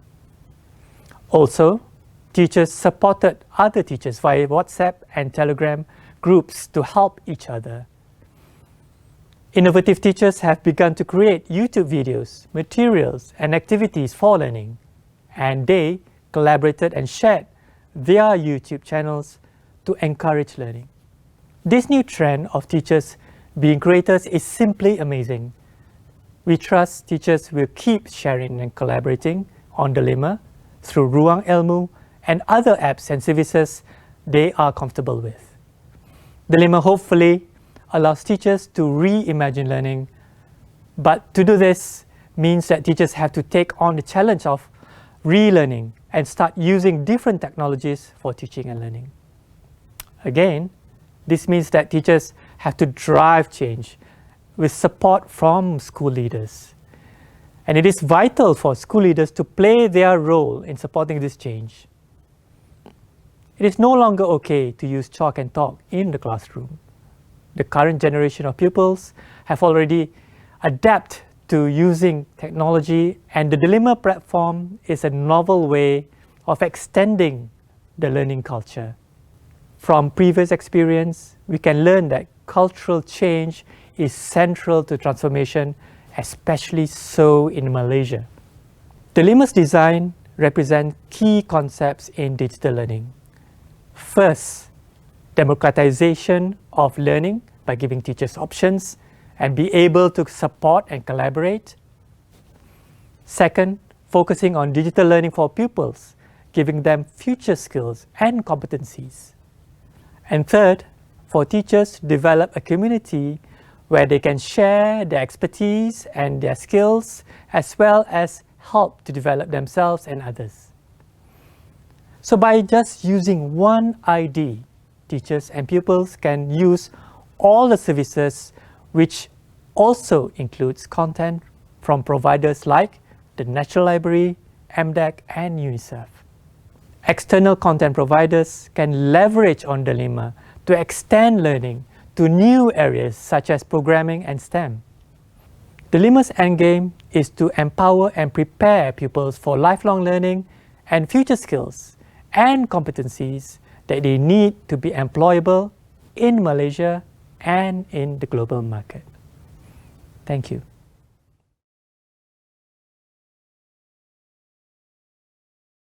Sekolah Menengah Sains Tengku Jaafar, sekolah berprestasi tinggi di Kuala Pilah Negeri Sembilan.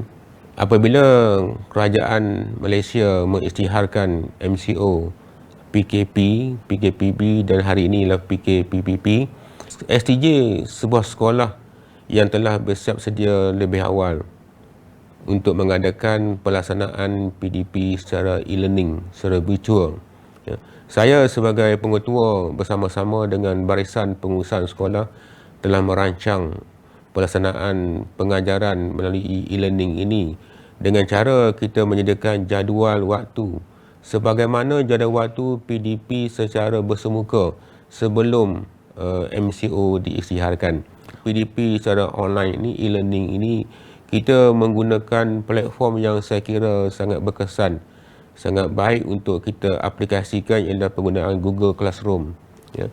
Google Classroom ni kalau kita guna sangat mesra pengguna. Para pelajar kita didedahkan dengan kemahiran menggunakan Google Classroom sebelum PKP diisytiharkan.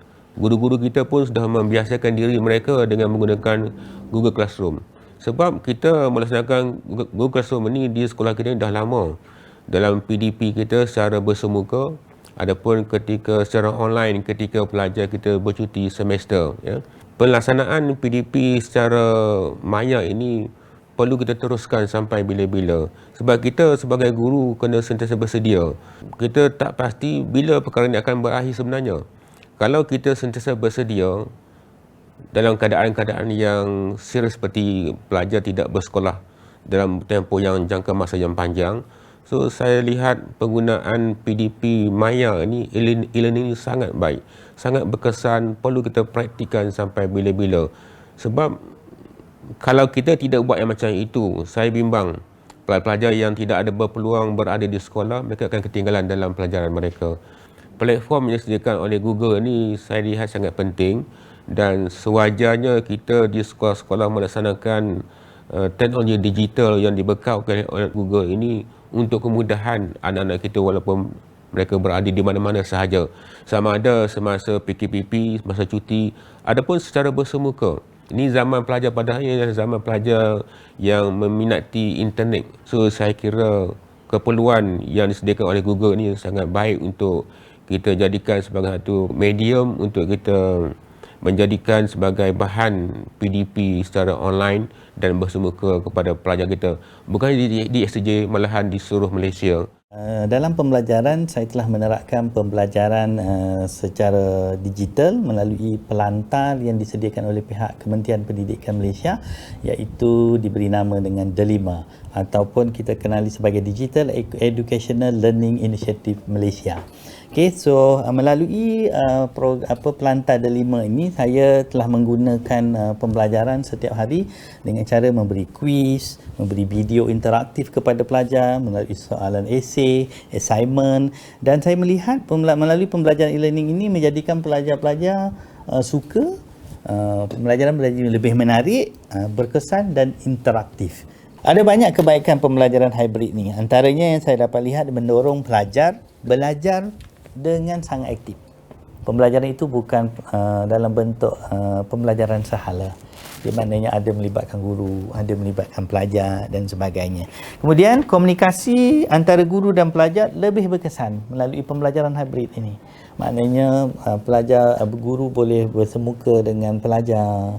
Okay, dalam masa yang bersama boleh berinteraksi juga melalui pembelajaran online. Okay, jadi ada dua penggunaan kaedah di situ yang akan lebih memantapkan kaedah pembelajaran seseorang guru. Dan seterusnya pembelajaran akan lebih bebas. Okay, tetapi masih lagi dalam kawalan guru. Dan yang terakhir sekali, boleh dilaksanakan di mana-mana sahaja. Itu yang paling penting sekali. Jadi saya ucap terima kasih banyak-banyak kepada Google yang sentiasa memberi menambah baik aplikasi-aplikasi yang sedia ada dalam Google untuk memudahkan para guru dan pelajar, terutama dalam pembelajaran online. Okay, kalau kita di SCJ ni kita menggunakan tagline sekali ber-GC selamanya kita akan ber-GC. GC itu makna Google Classroom. Okay, sekali ber-Google Classroom selamanya kita akan ber-Google Classroom. Saya meneruskan pembelajaran di rumah dengan menggunakan aplikasi Google Classroom, Telegram, Google Meet. Kalau masa cikgu nak mengajar, cikgu akan buat Google Meet. Jadinya kita akan masuk dalam Google Meet tu belajar walaupun serta-serta pelajar tak ada laptop, tapi kebanyakan budak sekarang kan dah ada telefon. Jadinya kita orang hanya menggunakan telefon untuk belajar dan jadi macam mudah pembahagian kerja dalam Google Classroom. Dia macam ibarat macam kita duduk dekat sekolah juga. Ada due date, ada kerja, lepas tu kita boleh tengok apa yang list kita kena buat. Lepas tu ada attachment, lepas tu boleh turn in. Macam-macam, memang dia punya inovasi memang bagus lah bagi saya. Pembelajaran tu tak dilupakan walaupun duduk rumah. Pembelajaran online ni dia bukan satu penghalang, tapi dia macam menggalakkan lagi untuk belajar. Kalau dalam kelas, belajar kadang-kadang ngantuk. Tapi kalau macam dekat rumah, kita lagi relax, tak begitu pressure. Kalau pembelajaran online dan offline ni amat membantu sebab kalau kita belajar tapi kita tak berapa faham, kita boleh cari sendiri, jadi lebih independen. Kita boleh buka YouTube, boleh buka site-site yang learning. Kalau macam dekat sekolah, cikgu akan beri dan kemungkinan untuk tak faham tu tinggi. Terutama macam biologi. Biologi lebih kepada kita kena tengok video. Kalau setakat kita tengok buku teks, tengok buku, jadinya kita kurang untuk membayangkan apa benda yang terjadi sebenarnya dalam biologi. Jadi bagi saya memang amat bagus pembelajaran offline dan online. Sebenarnya memang dah lama kami gunakan pembelajaran secara online ni, tetapi untuk MCO ni kami telah buat satu jadual yang khusus untuk pembelajaran online, di mana sepanjang Perintah Perkawalan Pergerakan ataupun kita kenali sebagai MCO, kami harus terikat kepada jadual pembelajaran online yang ada dekat rumah, dan kami memanfaatkan kemudahan yang ada seperti Google Classroom dan juga Google Meet, Telegram untuk kami berkomunikasi, berkongsi. Selain itu juga untuk kami belajarlah dekat situ. Pembelajaran secara digital membolehkan saya belajar secara dengan suasana yang lebih kondusif. Jika kita lihat di sekolah ni, salah satu masalah ni kami dekat dalam kelas ni secara offline, bab kata pepatah Melayu, malu bertanya, sesat jalannya. Dan itu adalah salah satu daripada sifat kami, iaitu kami malu bertanya kepada guru jika kami tidak tahu. Berbalik kepada online, di sini kita tak perlu malu dengan sesiapa. Dan apabila kalau kita menanyakan soalan, ianya hanya berfokuskan ataupun hanya tertumpu kepada diri sendiri dan juga cikgu. Oleh hal demikian, orang lain tak tahu dan kita tak perlu rasa malu, tak perlu rasa takut yang orang lain akan hina kita sebab kita tanya soalan yang sangat senang. Selain itu juga, cara pembelajaran saya di rumah adalah lebih fleksibel kerana saya tidak terlalu terikat kepada jadual dan saya mempunyai banyak masa terluang. Disebabkan dekat sekolah ni, kita mempunyai banyak masa yang kita ada ni terbuang disebabkan kita nak pergi bergerak daripada satu tempat daripada kelas ke makmal, misalnya. Kalau di rumah kita memang tertumpu pada satu tempat, iaitu memang meja belajar kita lah.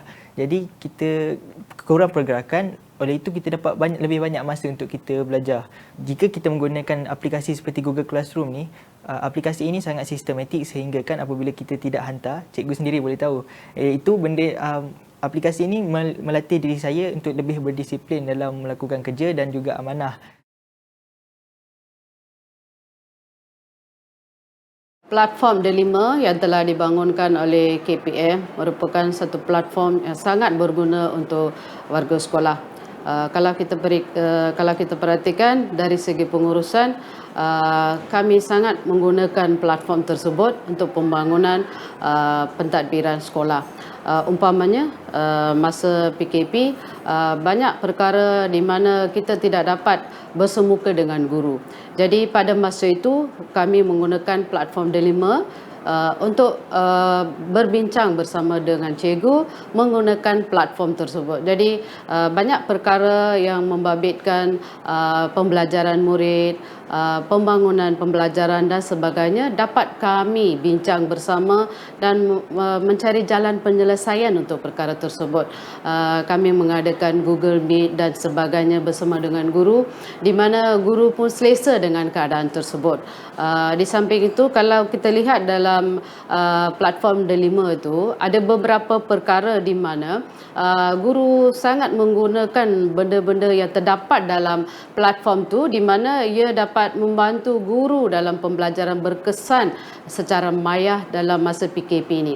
Murid-murid kami banyak menggunakan Google Classroom, di mana mereka menggunakan Flip Classroom, di mana mereka menggunakan bahan tersebut untuk pembelajaran pada hari berikutnya. Guru-guru juga menyediakan bahan PowerPoint dalam Google Classroom secara kreatif. Jadi ia membuat murid-murid seronok untuk mengikuti pembelajaran. Kita nampak keadaan di mana kita boleh rangsang minda murid. Murid-murid kami pun sangat suka dengan latihan-latihan yang membabitkan seperti permainan Kahoot, Quizzy, Paddler dan sebagainya. Yang mana kami nampak penggunaan itu semakin hari semakin meningkat. Jadi kami rasa platform Delima ni memang sesuatu yang berguna untuk pengurusan, murid dan juga guru. Kita berhadapan dengan revolusi perindustrian 4.0. Jadi platform Delima ni memang sangat membantu murid untuk pembelajaran kendiri dan akses kepada self learning. Jadi kami berharaplah semoga Delima ni dapat membantu pihak sekolah kami ke arah peningkatan ilmu di sekolah kami. Terima kasih. Delima adalah satu platform yang sangat berguna untuk cikgu-cikgu di Malaysia untuk mengajar pelajar-pelajar semasa di MCO. So kalau tengok dalam Delima kita ada Google Meet, kita ada Classroom. So kita boleh bagi budak-budak tugasan dan boleh semak tugasan tu pada masa tu juga. Kalau tengok buku, kita perlu tanda tangan buku, tanda buku itu memang lambat. So itu mempercepatkan saya punya masa dan saya dapat feedback dengan cepat. Masuk hari ini tugasan, besok saya boleh feedback lah. Satu lagi adalah Google Meet. Saya menggunakan Google Meet untuk berinteraksi dengan murid semasa PKP.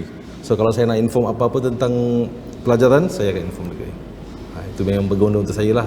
Masa MCO saya gunakan dua saja. Satu Classroom, satu Google Meet. Kelas tadi saya gunakan aplikasi, satu PowerPoint, satu video, satu quizzes, satu Jamboard. Okey, PowerPoint biasa kita buat dengan PowerPoint lah. Okey, yang kedua adalah video. Video saya menggunakan aplikasi yang ada dalam Delima iaitu Canva. Okey, Canva sangat berguna. Cikgu-cikgu boleh gunakan Canva untuk membina satu video pelajaran PDPC. Senang. So, memang untuk masukkan nota, video semua sangat senang buat Canva. Saya menggunakan Canva, edit video, saya hantar kepada pelajar-pelajar dalam Classroom saya. Okey, kedua saya gunakan quizzes. Okey, quizzes memang satu yang bukan baru kepada kita lah, lama. So sekarang Delima sudah masukkan aplikasi itu dalam Delima. So sangat berguna. So dalam quizzes ni kita boleh create kita punya question sendiri atau kita boleh ambil soalan daripada yang ada dalam quizzes. Memang ada sedia ada pun ada, kita nak buat baru pun boleh. Bila pelajar buat quizzes tersebut, pelajar kita akan dapat on spot. Serta-merta pelajar punya skor.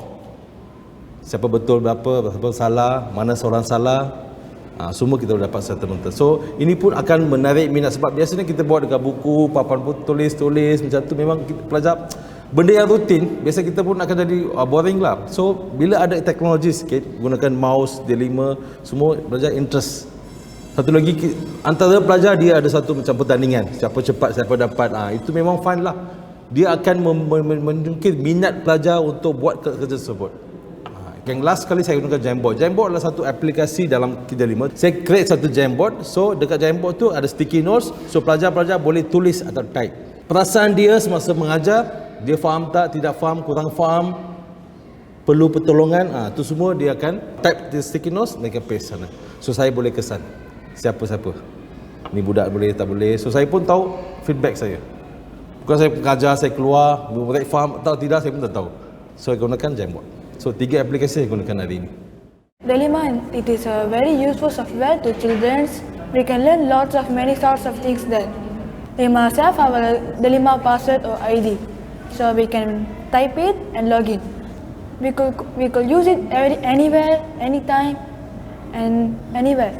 Only we need is Wi-Fi and laptop. During the MCO, teachers will give our homework using the Google Classroom. Teachers will upload their work in the Google Classroom and we will do that.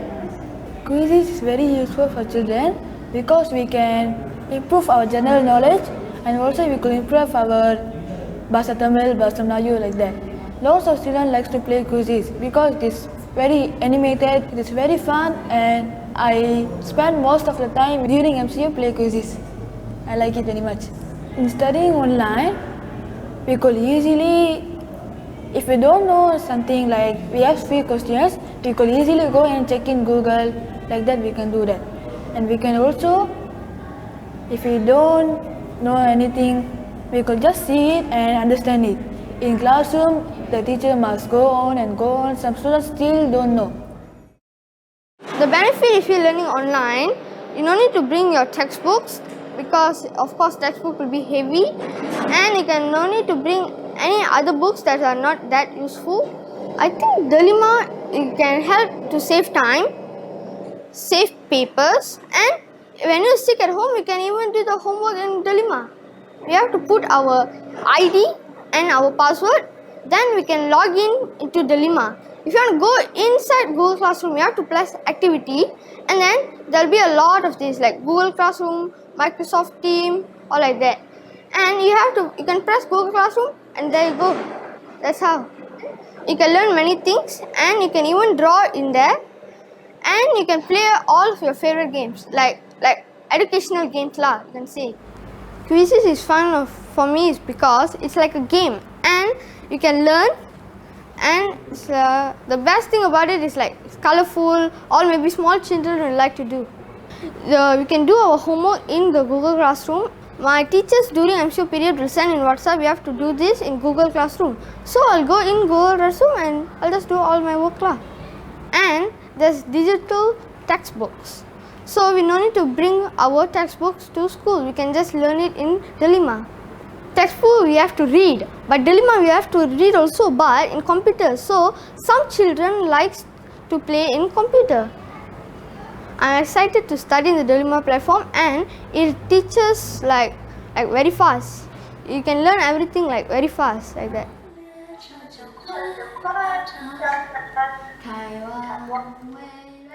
We got the singing class, so the teacher say, you must practice, you know, blah blah blah. We use Google Meet, we sing together, but the line is very lag, so we got another idea.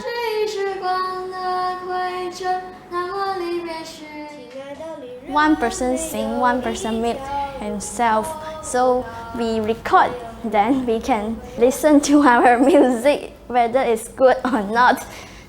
But I don't think so, because sometimes my voice is too big and her voice was too small.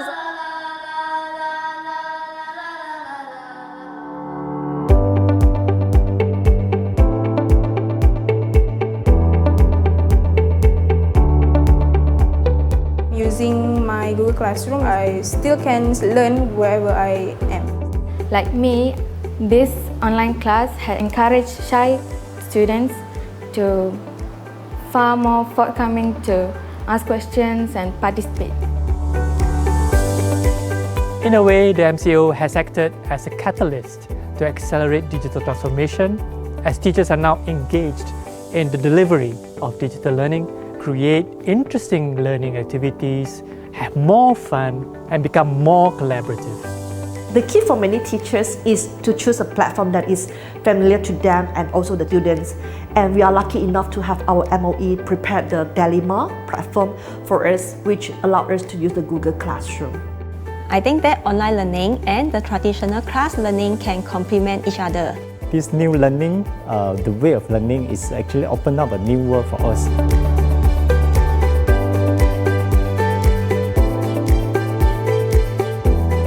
Using Google Classroom, it is relatively new. We have started using it more because of this authentic need to actually use it. That is going to be the future of the education system. Classroom is one of the most highly used education apps, not just in Malaysia, but also globally.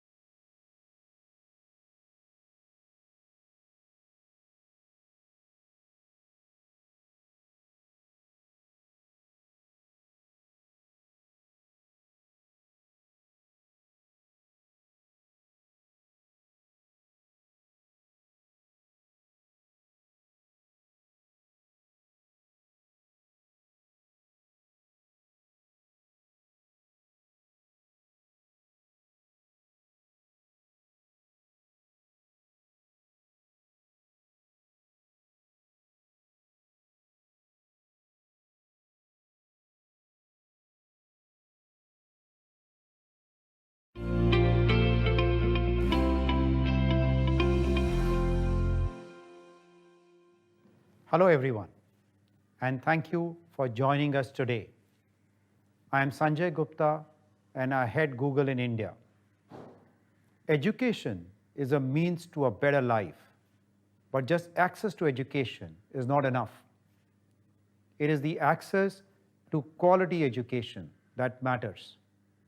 It has to be made accessible to the rich and the poor, and across large towns and small villages, even in the remotest parts of India. Can we ensure that Rukmini in a small village in Maharashtra is able to get the same learning as Ishan in Mumbai? This has become even more critical in the present situation. Since the COVID-19 outbreak, the schools are shut and our children are at home. Not everyone has access to a smartphone or a tablet. Not everyone has internet connectivity. Not all teachers are comfortable with technology, and a lot of them do not have access to these tools. So for over 320 million students in India, the learning divide is widening. These times are giving rise to an urgent need for tools and resources that facilitate remote learning. To address this growing need, we launched Teach from Home, an information hub to help teachers keep teaching, even when they are not in the classroom. We launched this in English and 8 Indian languages. Over 5 lakh educators have accessed the information on the Teach from Home hub till date. We also made premium features on Google Meet, our video conferencing solution, free for everyone through September. It was heartening to see how teachers from Kendriya Vidyalaya, Nehru World, Podar, GD Goenka, and many other schools started using Google Meet to connect with students. In just a few weeks, they shifted from physical classes to 100% online using Google Classroom. As more and more schools and teachers move towards digital education, there are some fundamental challenges that remain to be solved. First, quality of digital content in Indian languages. Second, teacher readiness to use digital tools. And third, access to devices and the internet. More than 80% of students in India attend non-English medium schools. As schools are moving towards digital education, the demand for online content is increasing. However, there's not enough content available online in local languages such as Marathi, Telugu, Tamil, Hindi, and more. This is even more challenge beyond the top 7 to 8 languages in India. To support the ecosystem in this effort, Google.org, Google's philanthropic arm, has granted more than $12 million over the past few years to organizations like Pratham, Central Square Foundation, the Teacher App, and more to create high-quality digital content in local languages. The Indian language content created by these grantees is reaching students via Diksha, YouTube, and even Doordarshan, the public broadcaster. Capacity building for teachers is the next critical pillar. Teachers are the foundation of any education system. With the right use of technology, like using animated videos to teach biology, or visualizing algebra equations, teachers can create interest in students for a topic and help them understand the difficult ones. which is why we recently announced our partnership with CBSE, Skill Education and Training.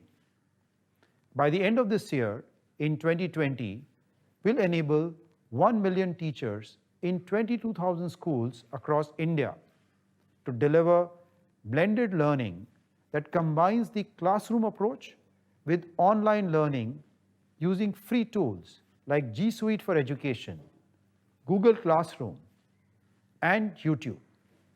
However, the biggest challenge is access to the internet and the availability of a smart device. With a hope to scale access to underserved low-income communities, we recently announced a new Google.org grant of $1 million to Kaivalya Education Foundation through our Global Distance Learning Fund.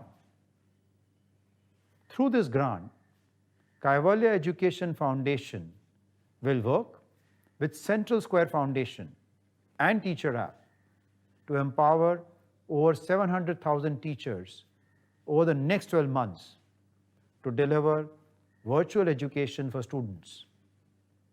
For those without access to a smartphone or the internet, TV, radio, and other channels will be used to reach children. We acknowledge that there is more to do to bridge the digital divide. It is tough and challenging. However, this also presents a big opportunity to game change access to high quality education for each of our 320 million children. More businesses need to join this journey. More new entrepreneurs need to take on this challenge. I'm enthused by the energy that I have seen across our partners, our teachers, and most importantly, our students. A big thank you to all our partners who are on this journey with us. And on behalf of Google, I'd like to thank all the teachers who have adapted to current challenges in helping students across the country. It's a delight to see the energy and the enthusiasm our children have shown in adapting to these really tough and unique times. Thank you, children. Now, I'd like to invite CBSE Chairperson, Mr. Manoj Ahuja, to share the government's vision on transforming India into a knowledge superpower with digital education.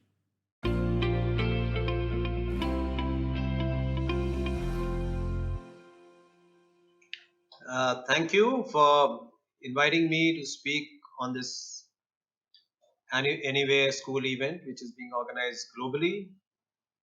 And I'll be talking about CBSE, the Central Board of Secondary Education's vision for online learning and transforming India into a knowledge superpower. As all of you are aware, the COVID pandemic, besides disrupting life as it was going, has also had a tremendous impact on the education system.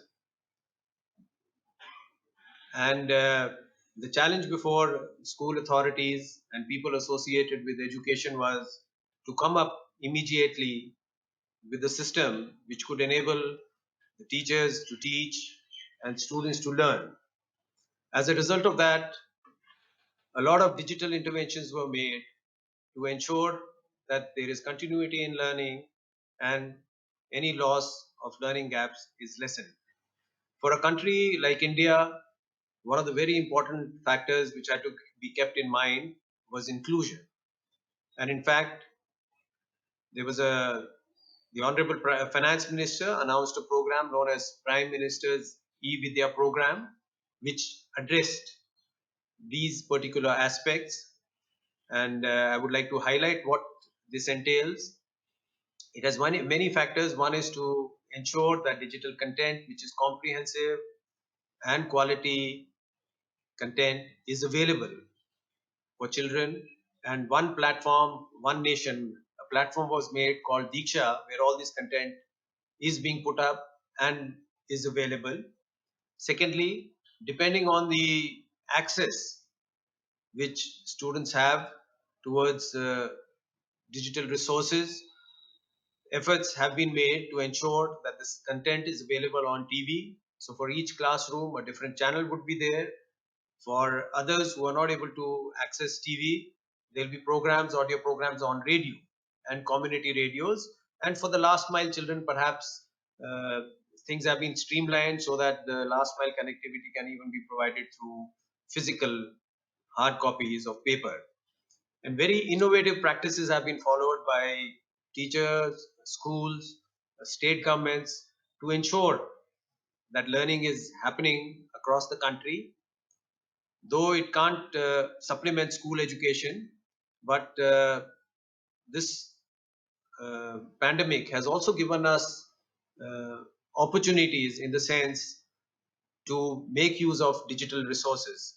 And in future also, along with school teaching or classroom teaching, instructional teaching, blended learning would be here to stay, and it will definitely give more agency to the teachers, to the students, to learn in the manner they want to wish, and perhaps augment classroom learning in the long run.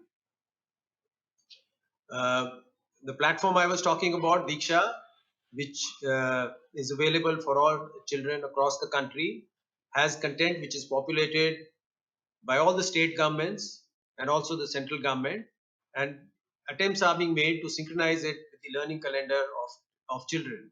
For example, what they would be reading in or learning in the month of August, so that content is being populated and in its entirety and in a comprehensive manner.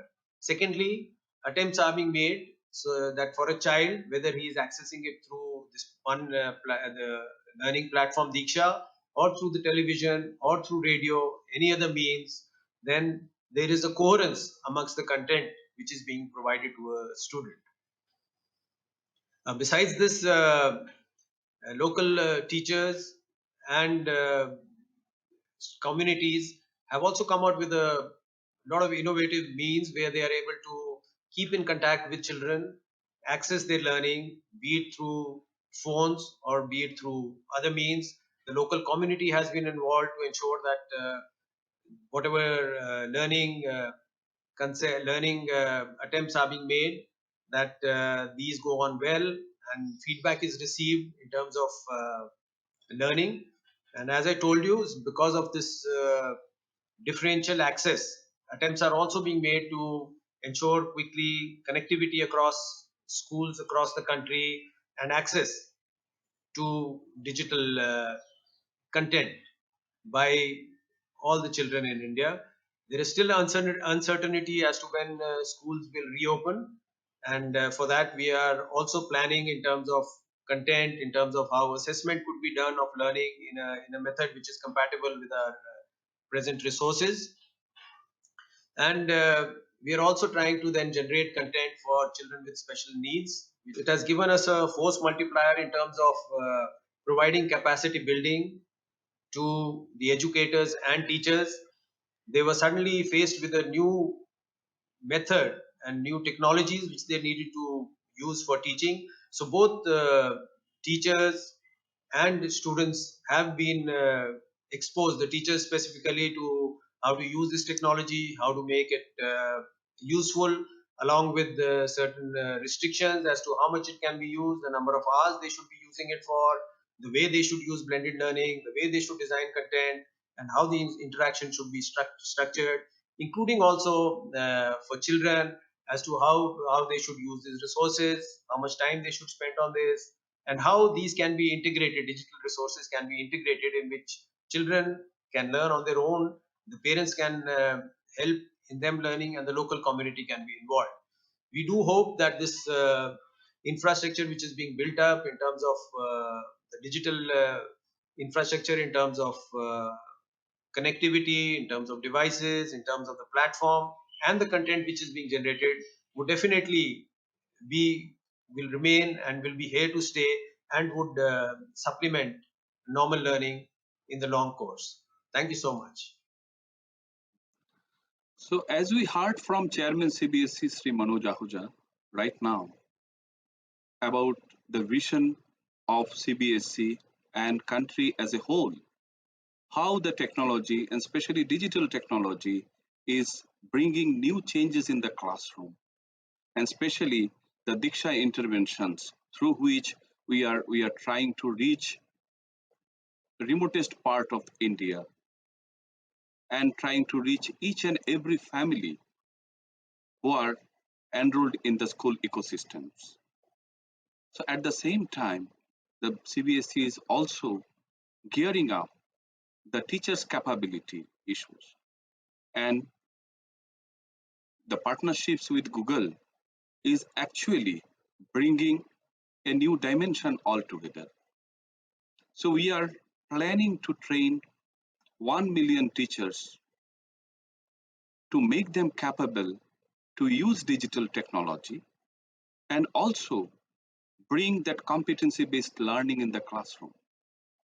New education policy is actually trying to highlight how the competency-based educations is going to change the future of our youth so that ultimately they becomes more capable. The Google's initiatives to provide the free classrooms, especially Google Suite to the CBSE affiliated schools is really encouraging. I think this pandemic periods, the teachers, school leaders come together to access the technology without their pre-knowledge. It's a phenomenal changes has been visible right at the school ecosystems, and I strongly believe the capability of the teachers with respect to their own pedagogical intervention and infused with technology, they can actually create a positive environment in classroom, be it learning from home or maybe once the pandemic situations will be get over, they will get enough opportunity to experiment this phase of learning to continue. And I believe this will also give an opportunity to bring the distance more closer, and more teachers and students will be emotionally connected, rather at the same time they will be also connected with the parents, and these tri-party systems is actually make the systems more holistic. Whatever 21st century skills we are aiming, the perfect collaborations with the help of technology is going to do in days to come. So once again, let me thanks Google for its wonderful initiative, and I believe these partnerships will create a new era of learning, and especially the asynchronous mode of learning will be more energetic and more engaging. Thank you once again.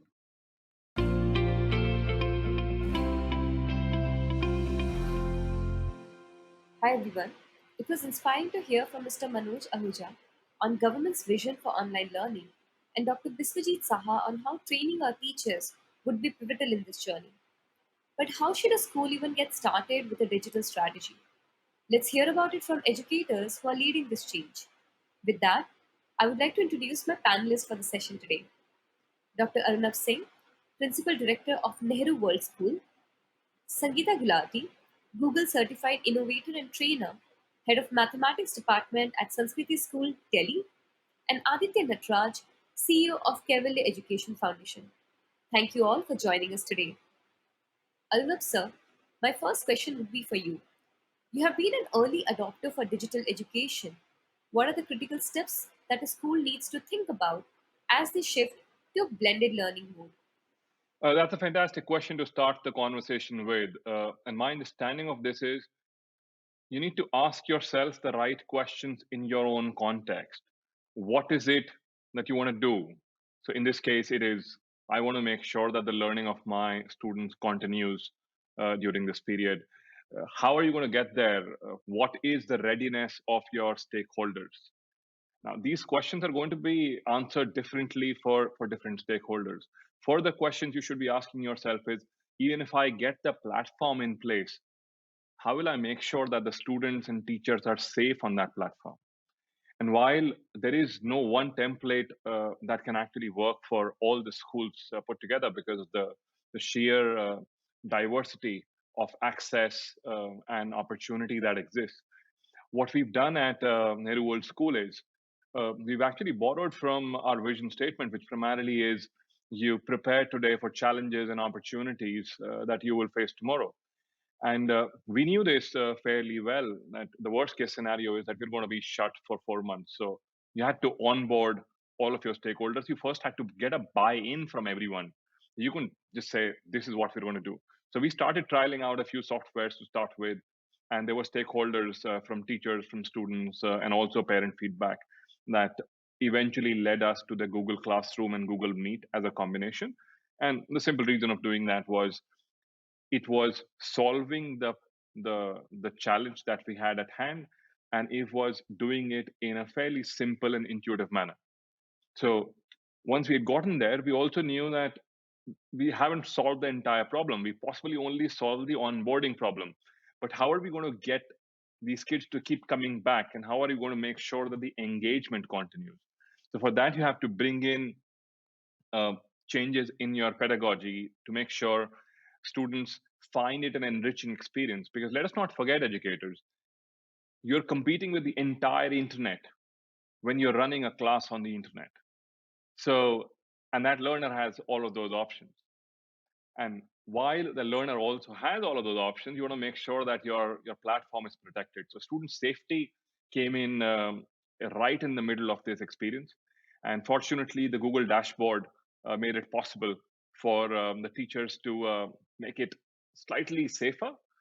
And at the same time, when we speak to parents, we are trying to orient them on how the internet helped, but how also they should be speaking to their children at home on doing the right thing in this age of curiosity that they're in. We firmly believe that while this technology will not replace teachers, but teachers who use technology effectively will perhaps replace those who don't. And we are living in times where the challenge is not of the tool, the challenge is actually more of the will. And if all of us as educators realize that these kids are counting on us, and this is a time when we need to ask ourselves the right questions and stick in there. So don't worry too much about the fact that the child's parent is sitting next to the child and they can see you and hear you. Be absolutely okay in saying, actually, I don't know the answer for this today, but when I come back tomorrow, I would have searched, I would have spoken to my friends, I would have found a solution. And if we can get ourselves into this learning mindset, I'm sure for every time we think I can't do, we will possibly end with, I can't do this just yet, but tomorrow I will. Thank you, Google, for making this possible for all of us. Thank you, Arnav sir. It's great to see your focus on enabling digital safety for students when they're far away from teachers and also enabling technology readiness, not just the technology. Training teachers is an important part of this area. Sangeeta ma'am, you have trained hundreds of teachers in your career. How do you think digital can enhance pedagogical practices to drive more engagement or conceptual clarity for students? Yeah, thank you so much, Nikita, for asking that very important question. Because as worldwide we have seen, and also closer home in India, we have seen that the challenge of COVID-19 has actually given us an opportunity to bring the transformation in the way that we teach. There's a complete shift from teacher centric to individualized learning. And although it's been a struggle and we are still learning and improving with each experience, we have realized that with the digital tools we are able to create multiple learning opportunities for our students, and also keeping in mind that we are not able to see and hear our students for most of the times. it is very important that a conscious effort is made that in our lesson plans we bring in certain aspects of engagement, exploration, and also a bit of self-assessment, because it's very important for students to know where they are in their learning path, and for teachers. And believe it, the students are really appreciating the efforts that has gone in, and also they are taking the ownership of the responsibility of their learning. Also, with the increasing possibility of allowing and giving access to of digital tasks to the students, it has become like an open field for most of us. All of us are now teachers, are trying out various new tools. We are supporting each other, growing in this process as well. But thanks to certain edtech products which have come up with excellent updates, like Desmos and GeoGebra, we as maths teachers, if I have to say, we are having a great time in creating these tasks, which are, as for Desmos, there are student-based and teacher-based tasks. Now, that allows us to do these explorations, giving students a chance to work at their own pace also. The new update of GeoGebra, that is the GeoGebra Classroom, has allowed us to lead students through explorations in the real time while the teacher is watching them work. And that is a guided exploration which has really made a big difference. So these updates and tools like even simple Kahoot assessment is can be taken as an assessment, but now it is a teaching tool. So as they play the game, we teach. So simple tasks or digital enhancements in the slides, for example, if I use a certain maybe an add-on of peer deck and bring certain interactivity, it adds so much value to the lesson, and also the clarity and the confidence that the students get, or giving me an opportunity as a teacher to see the work of students in the real time. That is the power of having digital tools on our side. To embrace it all, if I'm looking at the G Suite for Education, it's been a blessing. Google Classroom is our virtual 24 by 7 classroom. This is the place where we are connecting and communicating with our students. This is a place where we assign and assess, we give and also take feedback. So this is definitely our place where we are communicating and we are in touch almost 24 by 7, and students are giving us that feedback that they are connected with us, because it is a place which would give them a channel of communication. Also, using a simple feature of Google Classroom as a question, I'm able to check the pulse of the class. Now, that itself is very important. Are they actually learning? Have they understood what I have taught? So, getting that little feedback on a daily basis has become an exercise for us, which I and my colleagues value, and we are getting the benefit of that. From the students' perspective, I have very positive feedback coming in, and they feel that Google Classroom interface is so easy to use. And as one of them said, that I don't have to look for my files, the sheets where the work is done. It's all there, and I can access it as and when, because it's so much organized and easy to follow. So the power of digital tools is immense. And as one of the kids said, that Google Meet and Google Classroom have made the lockdown learning experience not only enriching, but also fun. So I think digital tools definitely are making a big difference in the way we are teaching and bringing clarity to the concept. That's fantastic to hear, Sangeeta ma'am. I think what I love the way you were describing your experiences for all our viewers and teachers out there who may be listening to this webinar today. How can you use a combination of tools to get a pulse on your students' learning, to get real-time feedback, to visualize something which might be very difficult for them to understand, but using tools like GeoGebra, for example, right? How do you visualize math and bring it to life? I think these are all new promising areas for teachers at large, and this can really create a kind of engagement for students that will go in a long way. However, this brings me to a very important topic on equity. How do we leverage online and offline tools to reach underserved communities who may not have access to digital a lot, and we should not be widening the learning gap at the present moment. Given KEF's work on enabling access for everyone, Aditya sir, I would love to hear your perspective on this and what could be done. Thank you, Nikita. Thank you very much for remembering that there are a lot of children who just don't have access to digital devices. We work across 14 states in this country with over 50,000 government schools. And our general perception, based on what we've been doing over the last 4 months, is there are sort of 4 different categories in access. About a quarter, and I'm going to just call them category 1, 2, 3, 4, right? Category 1 is those who have laptops or some other tablet or some device with an internet connection. Now, this is essentially urban middle class and doesn't come to government schools. Category 2 is those who have a smartphone, but the child doesn't have the smartphone. It's the family which has a smartphone with a connection. Typically in the family, it's the father who has it. So this is category 2. That is typically coming to a private, low-income school. That's the equivalent socioeconomic category. The third group is where the whole house has only one dumb phone, again held by the father. There is no internet connection, there is only SMS, and connectivity is weak. And the fourth category is one who has no phone at all. Each of these categories is about 25%. Those with laptops, those with a smartphone, those with just a dumb phone, and those with no phone. And so if you go into, Jharkhand, the percentages are much worse towards category 4. They're much more in category 4.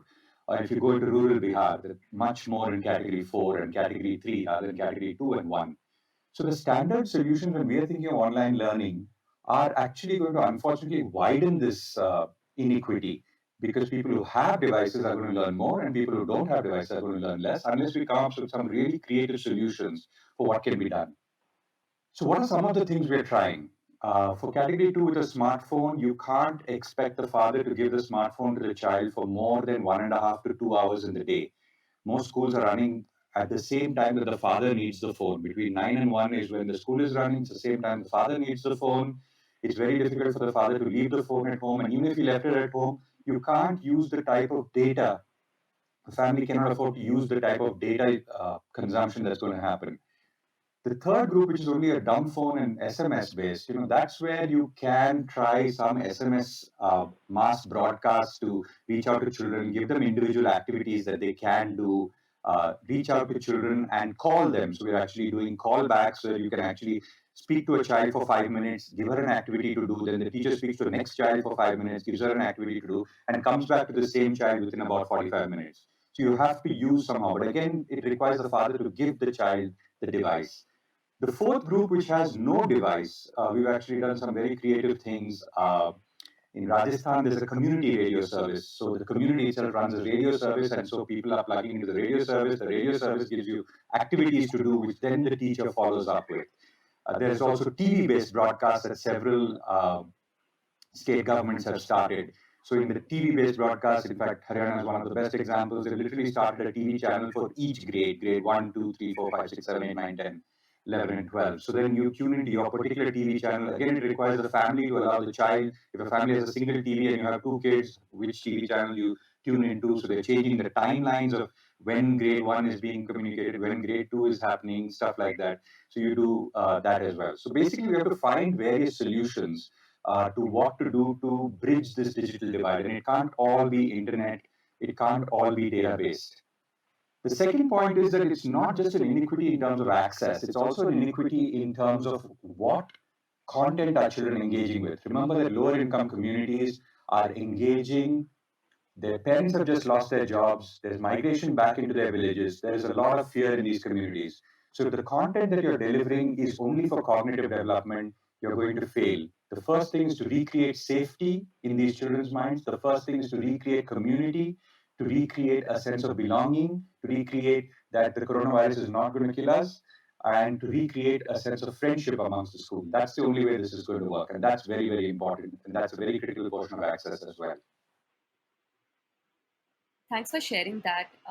What's very interesting to hear from you is how could we leverage TV, radio, along with some of the technologies like SMS, calling, and this has to be considered as an entire spectrum when we are thinking of reaching out to the bottom 50%, if I have to say, in your four quarterization of our audience today, right? And it's good to see some experiments that your team is running, and a lot can be learned from that. Digital should enable access to quality education for every child. While this is a promise, at Google we believe that all stakeholders need to work together to bring this to life. Thank you for sharing your learning and your advice with our audience today. With that, I would like to end the India session. To our viewers, to know more about the innovations happening in the field of education in many different countries, stay tuned on this link. Thank you and have a good day.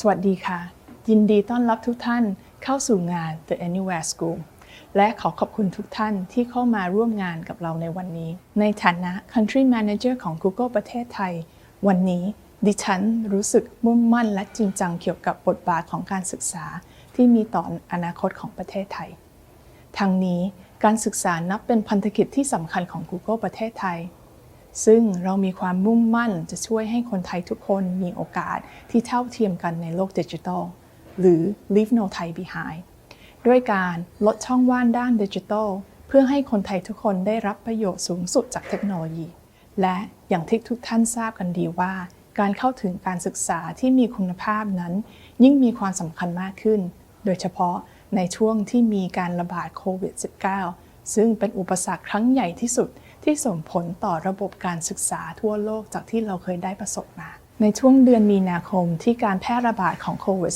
-19 ถึงจุดสูงสุดองค์การยูเนสโกประมาณการว่า 90% ของนักเรียนทั่วโลกต้องพึ่งพาเครื่องมือสำหรับการเรียนรู้ทางไกลเป็นหลักในขณะเดียวกันทั้งครูและอาจารย์ก็ต้องเผชิญกับความท้าทายในการสอนทางไกลอย่างที่ไม่เคยประสบมาก่อนเช่นกันผู้ปกครองและเด็กๆเองก็จำเป็นต้องปรับตัวให้เข้ากับผลกระทบของโควิด -19 ที่เกิดขึ้นในช่วงเวลาเพียงข้ามคืนโดยหันมาใช้การเรียนการสอนทางไกลและต้องวางแผนไว้ล่วงหน้าเพื่อรับมือกับความไม่แน่นอนครั้งนี้พี่สาวของดิฉันเองเล่าเรื่องการเรียนแบบโฮมสกูลของลูกสาววัย 6 ขวบให้ฟังว่ามีทั้งความท้าทายที่เธอจะต้องจำลองบ้านเป็นโรงเรียนและสวมบทบาทเป็นคุณครูแต่ในขณะเดียวกันหลานสาวและลูกชายของดิฉันที่อายุเพียงแค่ 3 ขวบจะตื่นเต้นมากเวลาที่พวกเขาได้เจอเพื่อนๆและคุณครูผ่านวิดีโอคอลซึ่งนับเป็นช่วงเวลาไฮไลท์ประจำวันสำหรับพวกเขาเลยค่ะ Google มุ่งมั่นที่จะทำทุกวิถีทางเท่าที่จะทำได้เพื่อให้การช่วยเหลือและสนับสนุนแก่ครูผู้ปกครองและนักเรียนภายใต้โครงการ Google for Educationเรามีเครื่องมือต่างๆที่ออกแบบมาเพื่อให้ทุกคนสามารถเรียนรู้ได้ทุกที่ทุกเวลาเช่น G Suite for Education และ Google Classroom ช่วงที่โรงเรียนหลายๆแห่งต่างทยอยปิดการเรียนการสอนเนื่องจากสถานการณ์โควิด -19 เราได้พยายามที่จะช่วยเหลือให้ผู้คนสามารถเข้าถึงเครื่องมือเหล่านี้ได้มากที่สุดเท่าที่จะทำได้ปัจจุบันมีนักเรียนและครูที่ใช้เครื่องมือของ G Suite for Educationจำนวนมากกว่า140ล้านคนทั่วโลกและมีนักเรียนและครูที่ใช้งาน Google Classroom จำนวนกว่า100ล้านคนทั่วโลกซึ่งเพิ่มขึ้นเป็นจำนวนมากที่จากเดิมมีเพียงแค่50ล้านคนในช่วงต้นเดือนมีนาคมที่ผ่านมา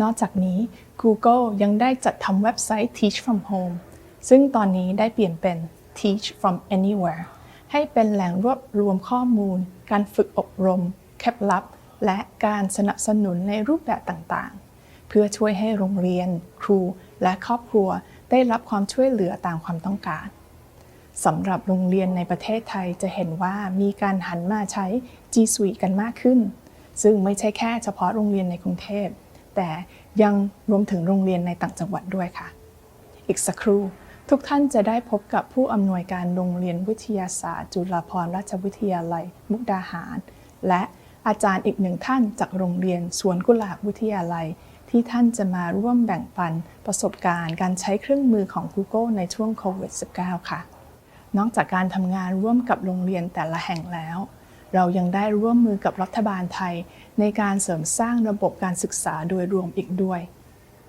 เมื่อไม่นานมานี้ Google ได้ร่วมมือกับกระทรวงศึกษาธิการเปิดตัวโครงการ Be Internet Awesome เพื่อให้ความรู้กับเด็กๆเกี่ยวกับการใช้อินเทอร์เน็ตอย่างปลอดภัยและเพื่อให้ท่องโลกออนไลน์ได้อย่างมั่นใจนอกจากนี้ Google ยังทำงานร่วมกับกระทรวงศึกษาธิการอีกครั้งเพื่อพัฒนาแพลตฟอร์มการเรียนรู้ออนไลน์ของประเทศที่ใช้งานง่ายให้กับนักเรียนและครูด้วยผลิตภัณฑ์ G Suite for Education ซึ่งเป็นการต่อยอดการดำเนินงานของเราในช่วงหลายเดือนที่ผ่านมาแม้ว่าโรงเรียนหลายแห่งทั่วโลกรวมถึงในประเทศไทยจะกลับมาเปิดตามปกติแล้วแต่มุมมองความคิดเกี่ยวกับเทคโนโลยีและการศึกษาได้เปลี่ยนไปอย่างสิ้นเชิงเทคโนโลยีไม่ควรเป็นแผนสำรองสำหรับการเรียนในกรณีฉุกเฉินอีกต่อไปแต่เทคโนโลยีควรจะต้องเป็นศูนย์กลางของกลยุทธ์การศึกษาในระดับชาติและเราจำเป็นต้อง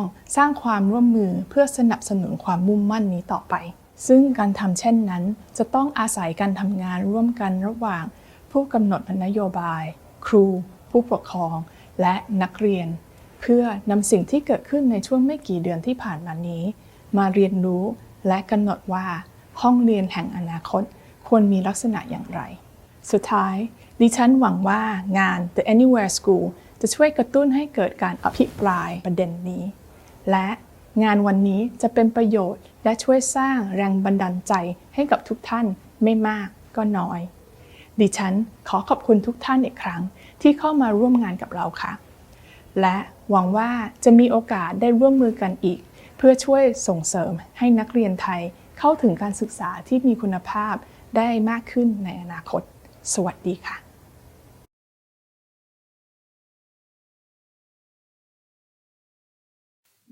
สำนักงานคณะกรรมการการศึกษาขั้นพื้นฐานของเราดูแลนักเรียนที่เป็นนักเรียนในระดับการศึกษาขั้นพื้นฐานตั้งแต่ระดับประถมวัยไปถึงระดับมัธยมศึกษาตอนปลายที่เป็นโรงเรียนของรัฐนะครับคำว่าดิจิทัลมีความสำคัญการเรียนการสอนนะครับการจัดบทเรียนนะครับการจัดวิธีการที่จะให้เรียนรู้เข้าถึงองค์ความรู้แผนการสอนของคุณครูรวมถึงข้อมูลอื่นๆที่เกี่ยวข้องกับนักเรียนหรือเป็นข้อมูลในการเชิงเป็นคอนเทนต์หรือสื่อการเรียนการสอนของนักเรียนซึ่งในการที่จะเรียนรู้เรื่องนี้ได้นั้นนะครับเราไม่สามารถจะให้คุณครูมาอบรมได้เลยสิ่งที่เราพัฒนาครูได้เราใช้การพัฒนาโดยผ่านออนไลน์ซึ่ง Google เป็นหน่วยงานที่ให้ความสำคัญเรื่องนี้และช่วยเราในการขับเคลื่อนในการที่พัฒนาครูนะครับโดยที่พัฒนาผ่านระบบของ Google Classroom จากที่เรามีความร่วมมือกัน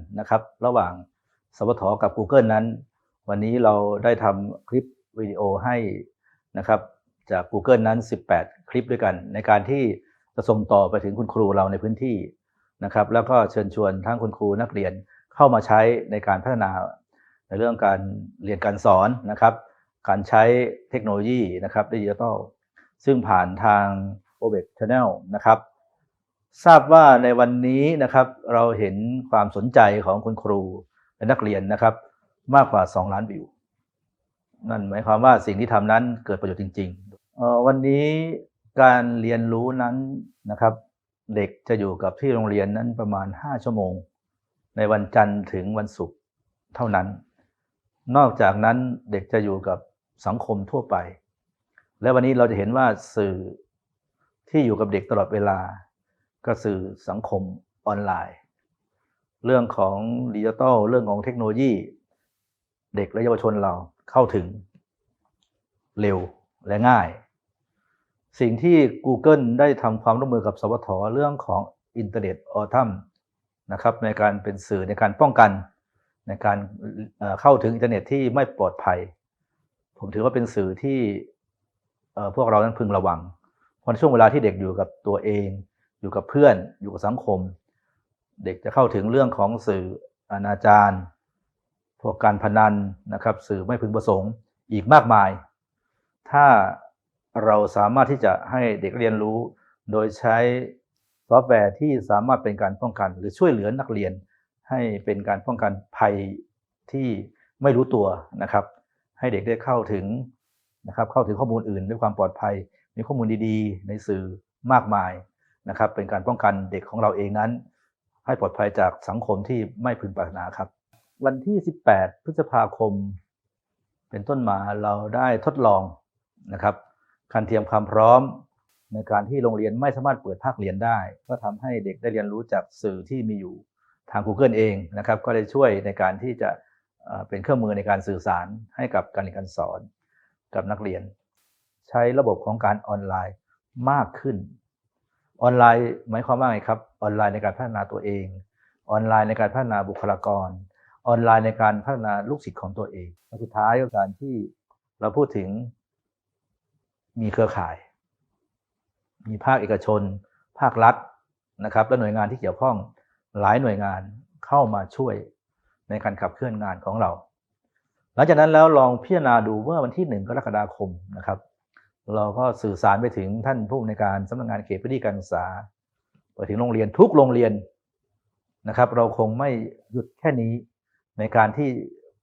เราได้เรียนรู้กับโควิดจงนำผลจากสิ่งที่เราเรียนรู้จากโควิดนั้นไปต่อเนื่องและเชื่อมโยงในการทำงานต่อไปผมได้กำชับนะครับให้คุณครูทุกคนได้เรียนรู้เทคโนโลยีเพิ่มเติมเรียนรู้คำว่าดิจิทัลเพิ่มเติมเรียนรู้สื่อต่างๆที่เป็นซอฟต์แวร์เป็นฮาร์ดแวร์ที่มีอยู่ในโลกใบนี้นะครับเพื่อพัฒนาตนเองก่อนอยากให้คุณครูทุกคนนั้นนะครับได้คิดร่วมกันว่าสื่อเทคโนโลยีนั้นมีทั้งเรื่องดีและไม่ดีเราคงจะหยิบเรื่องดีๆนั้นมาสอนลูกศิษย์ของเราให้เดินก้าวต่อไปอยู่ในโลกสังคมใบนี้ที่มีคำว่าดิจิทัลนั้นนะครับดิจิทัลเทคโนโลยีที่มีความเจริญรุ่งเรืองเราตามแทบไม่ทันทุกวันนี้นะครับให้เราสามารถเรียนรู้ได้และส่งผลไปถึงเด็กให้เรียนรู้และเท่าทันได้ต่อไปครับ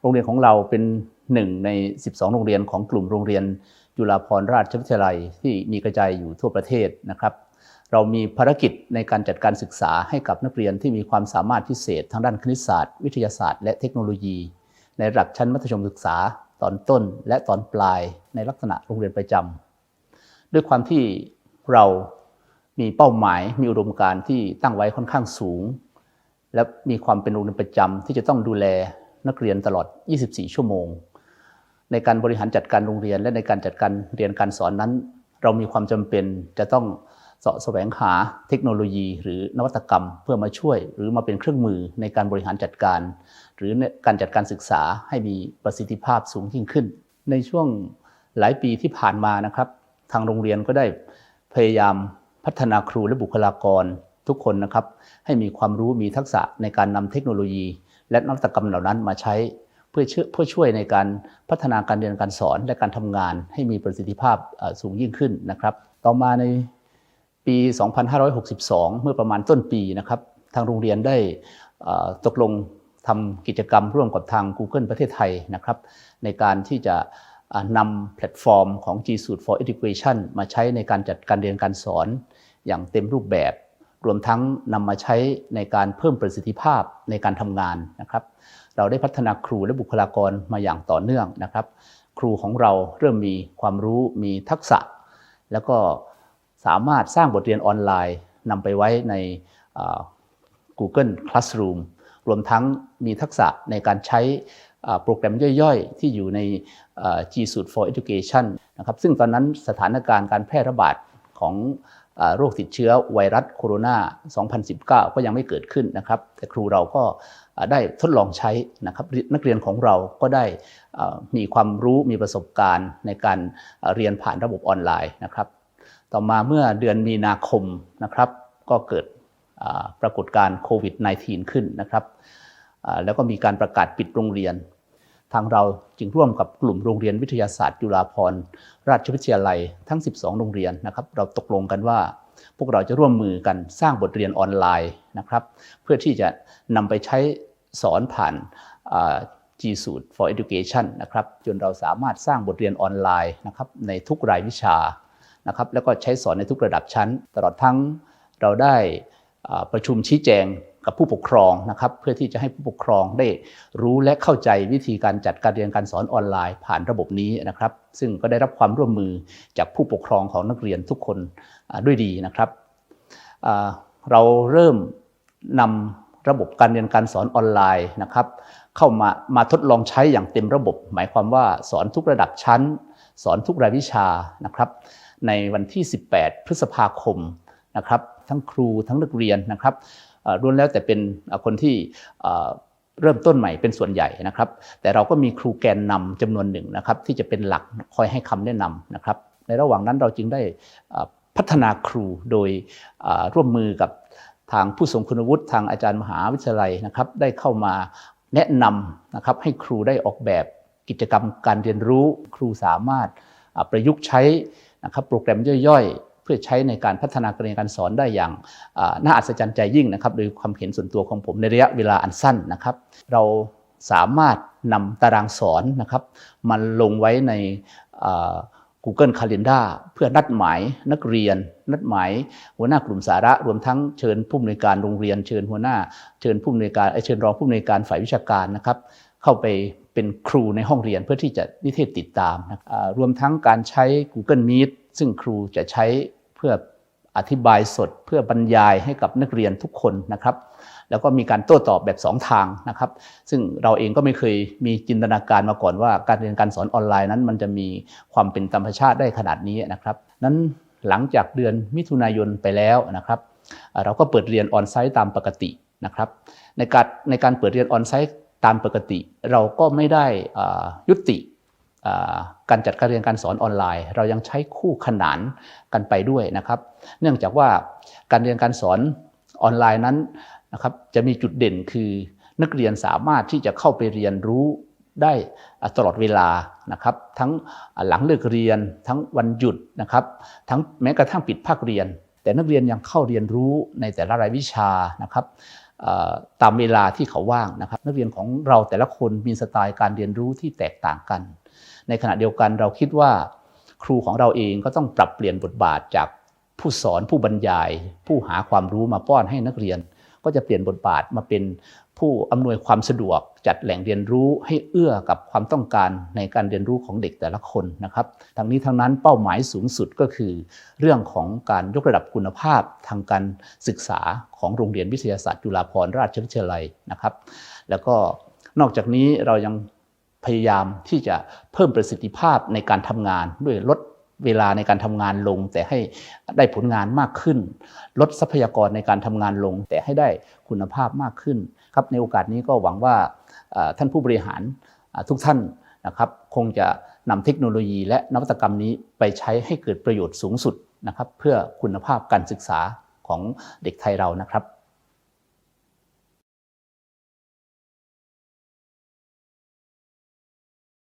โรงเรียนสวนกุหลาบวิทยาลัยธนบุรีนะครับเรามีนักเรียนประมาณ 3,200 คนแล้วก็มีจำนวนนักเรียนต่อห้องมีความหลากหลายมากตั้งแต่ระดับ10กว่าคนจนถึง50คนเพราะฉะนั้นการจัดการเรียนการสอนที่ตามนโยบายของรัฐที่จะต้องให้มีระยะห่างให้จำนวนต่อห้องเหมาะสมเนี่ยเราจึงต้องมาวางแผนกับผู้ปกครองครับผู้ปกครองกับโรงเรียนตกลงกันว่าเราจะมี3ทางเลือกที่1คือไม่มาเรียนเลยเรียนออนไลน์อยู่ที่บ้าน 100% นะครับทางเลือกที่2ก็มาโรงเรียน 100% ไม่ให้เรียนออนไลน์เลยทางเลือกที่3ก็คือแล้วแต่โรงเรียนจะจัดให้ว่าจะเรียนออนไลน์หรือว่าจะเรียนในโรงเรียนนะครับก็มีผู้ปกครองเลือกทั้ง3ทางนะครับเราก็ก่อนเปิดเทอมก็มาอบรมว่าวิธีการเรียนออนไลน์เราจะใช้ระบบไหนดีก็พาครูอบรมทุกรูปแบบที่มีอยู่ในเมืองไทยนะครับโดยสรุปแล้วก็มาเทให้กับการเรียนการสอนโดยใช้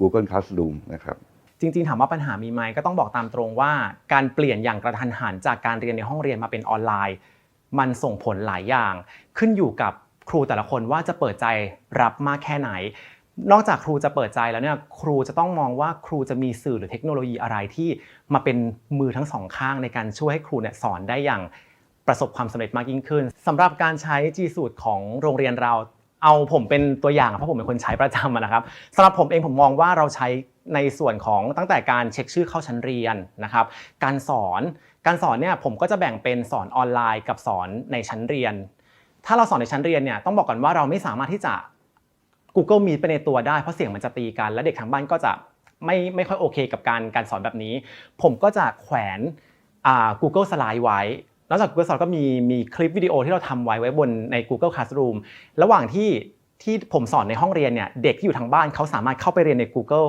Classroom ได้หลังจากนั้นเนี่ยเขาก็จะมีผมจะมีช่องคำถามให้เขาแสดงความคิดเห็นหรือสงสัยฝากโน้ตผมไว้แล้วผมจะเข้ามาตอบหลังจากที่ตอบเขาเสร็จแล้วถ้าเขายังมีข้อสงสัยอีกเนี่ยผมจะนัดเขาวันเสาร์อาทิตย์ครับห้องละ1 ชั่วโมงผ่าน Google Meet เพื่อมาแชร์ริ่งหรือมาสอบถามมาอธิบายกันอีกครั้งหนึ่งนอกจากนี้ระหว่างการสอนใน Google Classroom เนี่ยมันมีกระดานที่เรียกว่าแจมบอร์ดซึ่งเป็นกระดานที่ให้เด็กเนี่ยเข้าไปทำเป็นผังความคิดจากการสรุปการเรียนรู้ในแต่ละคาบหรือแม้กระทั่งการทำข้อสอบผ่าน Google Form ต่างๆด้วยครับผมถ้าเรามองภาพกว้างๆเนี่ยจะบอกแบ่งเด็กออกเป็น2 กลุ่มคือกลุ่มที่เรียนกับผมในห้องเรียนกับกลุ่มที่เรียนทางบ้านถามว่า2 กลุ่มนี้ได้อะไรกลุ่มที่เรียนในห้องเรียนเนี่ยเขาได้แน่นอนคือได้เจอผมตัวเป็นๆได้มีปฏิสัมพันธ์ซึ่งกันและกันถูกไหมครับแต่หลังจากที่ปฏิสัมพันธ์กับผมแล้วเนี่ยถ้าเขายังสงสัยเขาสามารถกลับไปทบทวนใน Google Classroom ได้เพราะใน Classroom ที่ผมทำไว้เนี่ยจะมีคลิปวิดีโอมีใบงานใบความรู้ทุกอย่างที่อธิบายไว้อย่างละเอียด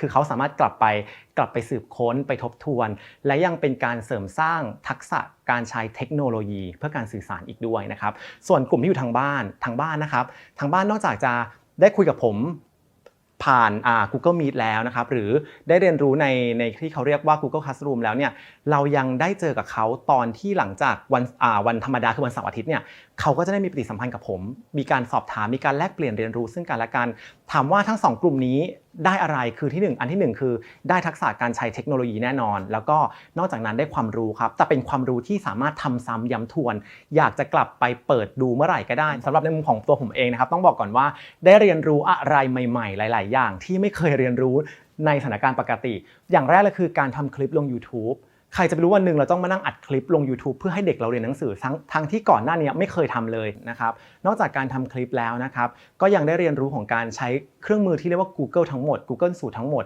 แต่ก่อนถามว่าใช้ไหมใช้ครับแต่ไม่มากเท่าปัจจุบันนี้ถามว่าเป็นภาระไหมผมไม่มองว่าเป็นภาระแต่มันคือโอกาสที่จะพัฒนาตัวเองถ้าเราจะเป็นครูต่อไปในอนาคตผมว่าสื่อเทคโนโลยีแบบนี้เป็นสิ่งที่ครูจะต้องมีเพื่อให้ทันกับเด็กในยุคปัจจุบันครับผม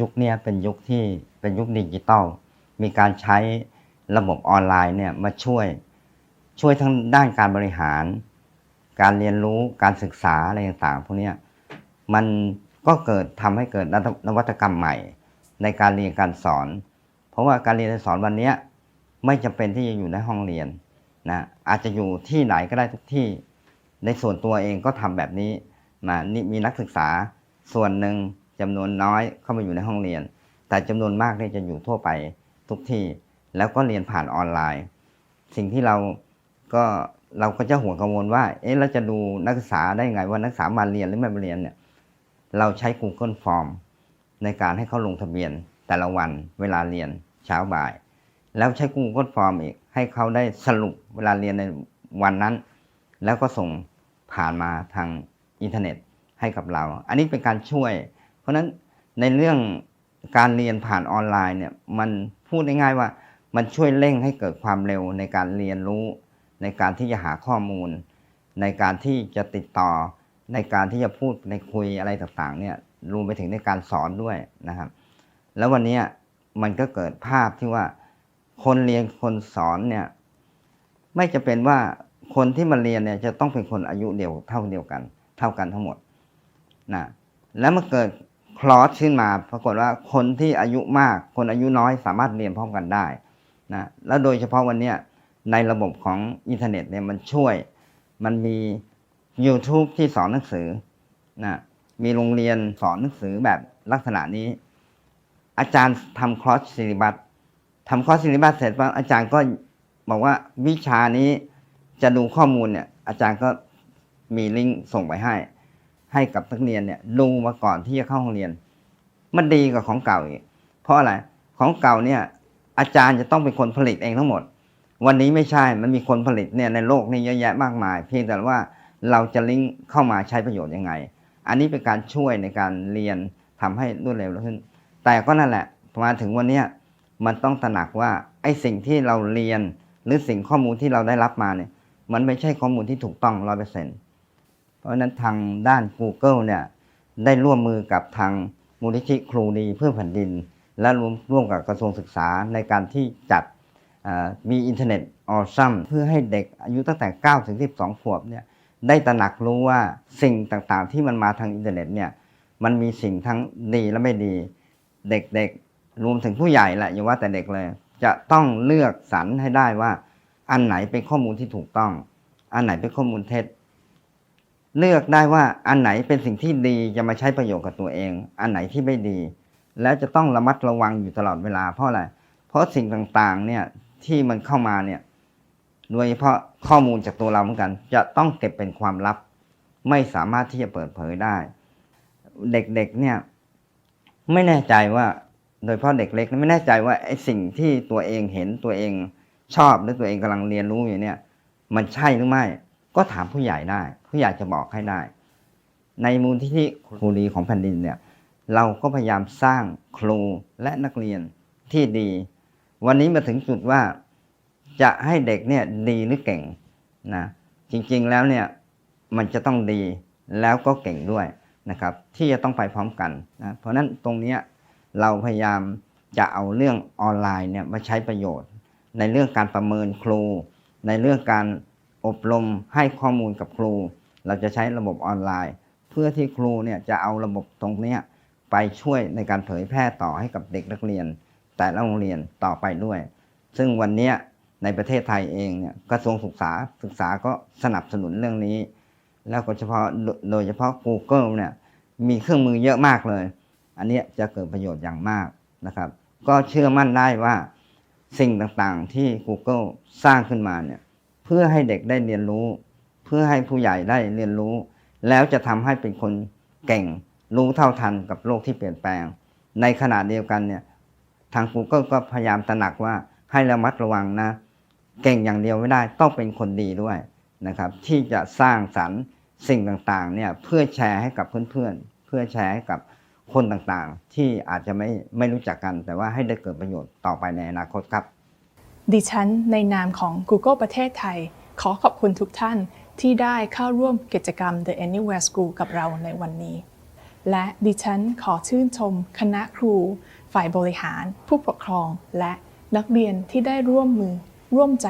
กันฟันฝ่าอุปสรรคในช่วงเวลาอันท้าทายเช่นนี้ได้อย่างมีประสิทธิภาพเมื่อมองไปข้างหน้าจะเห็นได้ชัดว่าการศึกษาได้เปลี่ยนแปลงไปอย่างมากแม้ในวันนี้เรายังคงต้องเผชิญกับสิ่งที่ไม่คาดคิดอีกมากมายแต่สิ่งหนึ่งที่เราทราบดีก็คือการเรียนรู้สามารถเกิดขึ้นได้ทุกที่ทุกเวลาและเทคโนโลยีมีบทบาทสำคัญที่จะทำให้สิ่งนั้นเป็นไปได้ขอบคุณค่ะ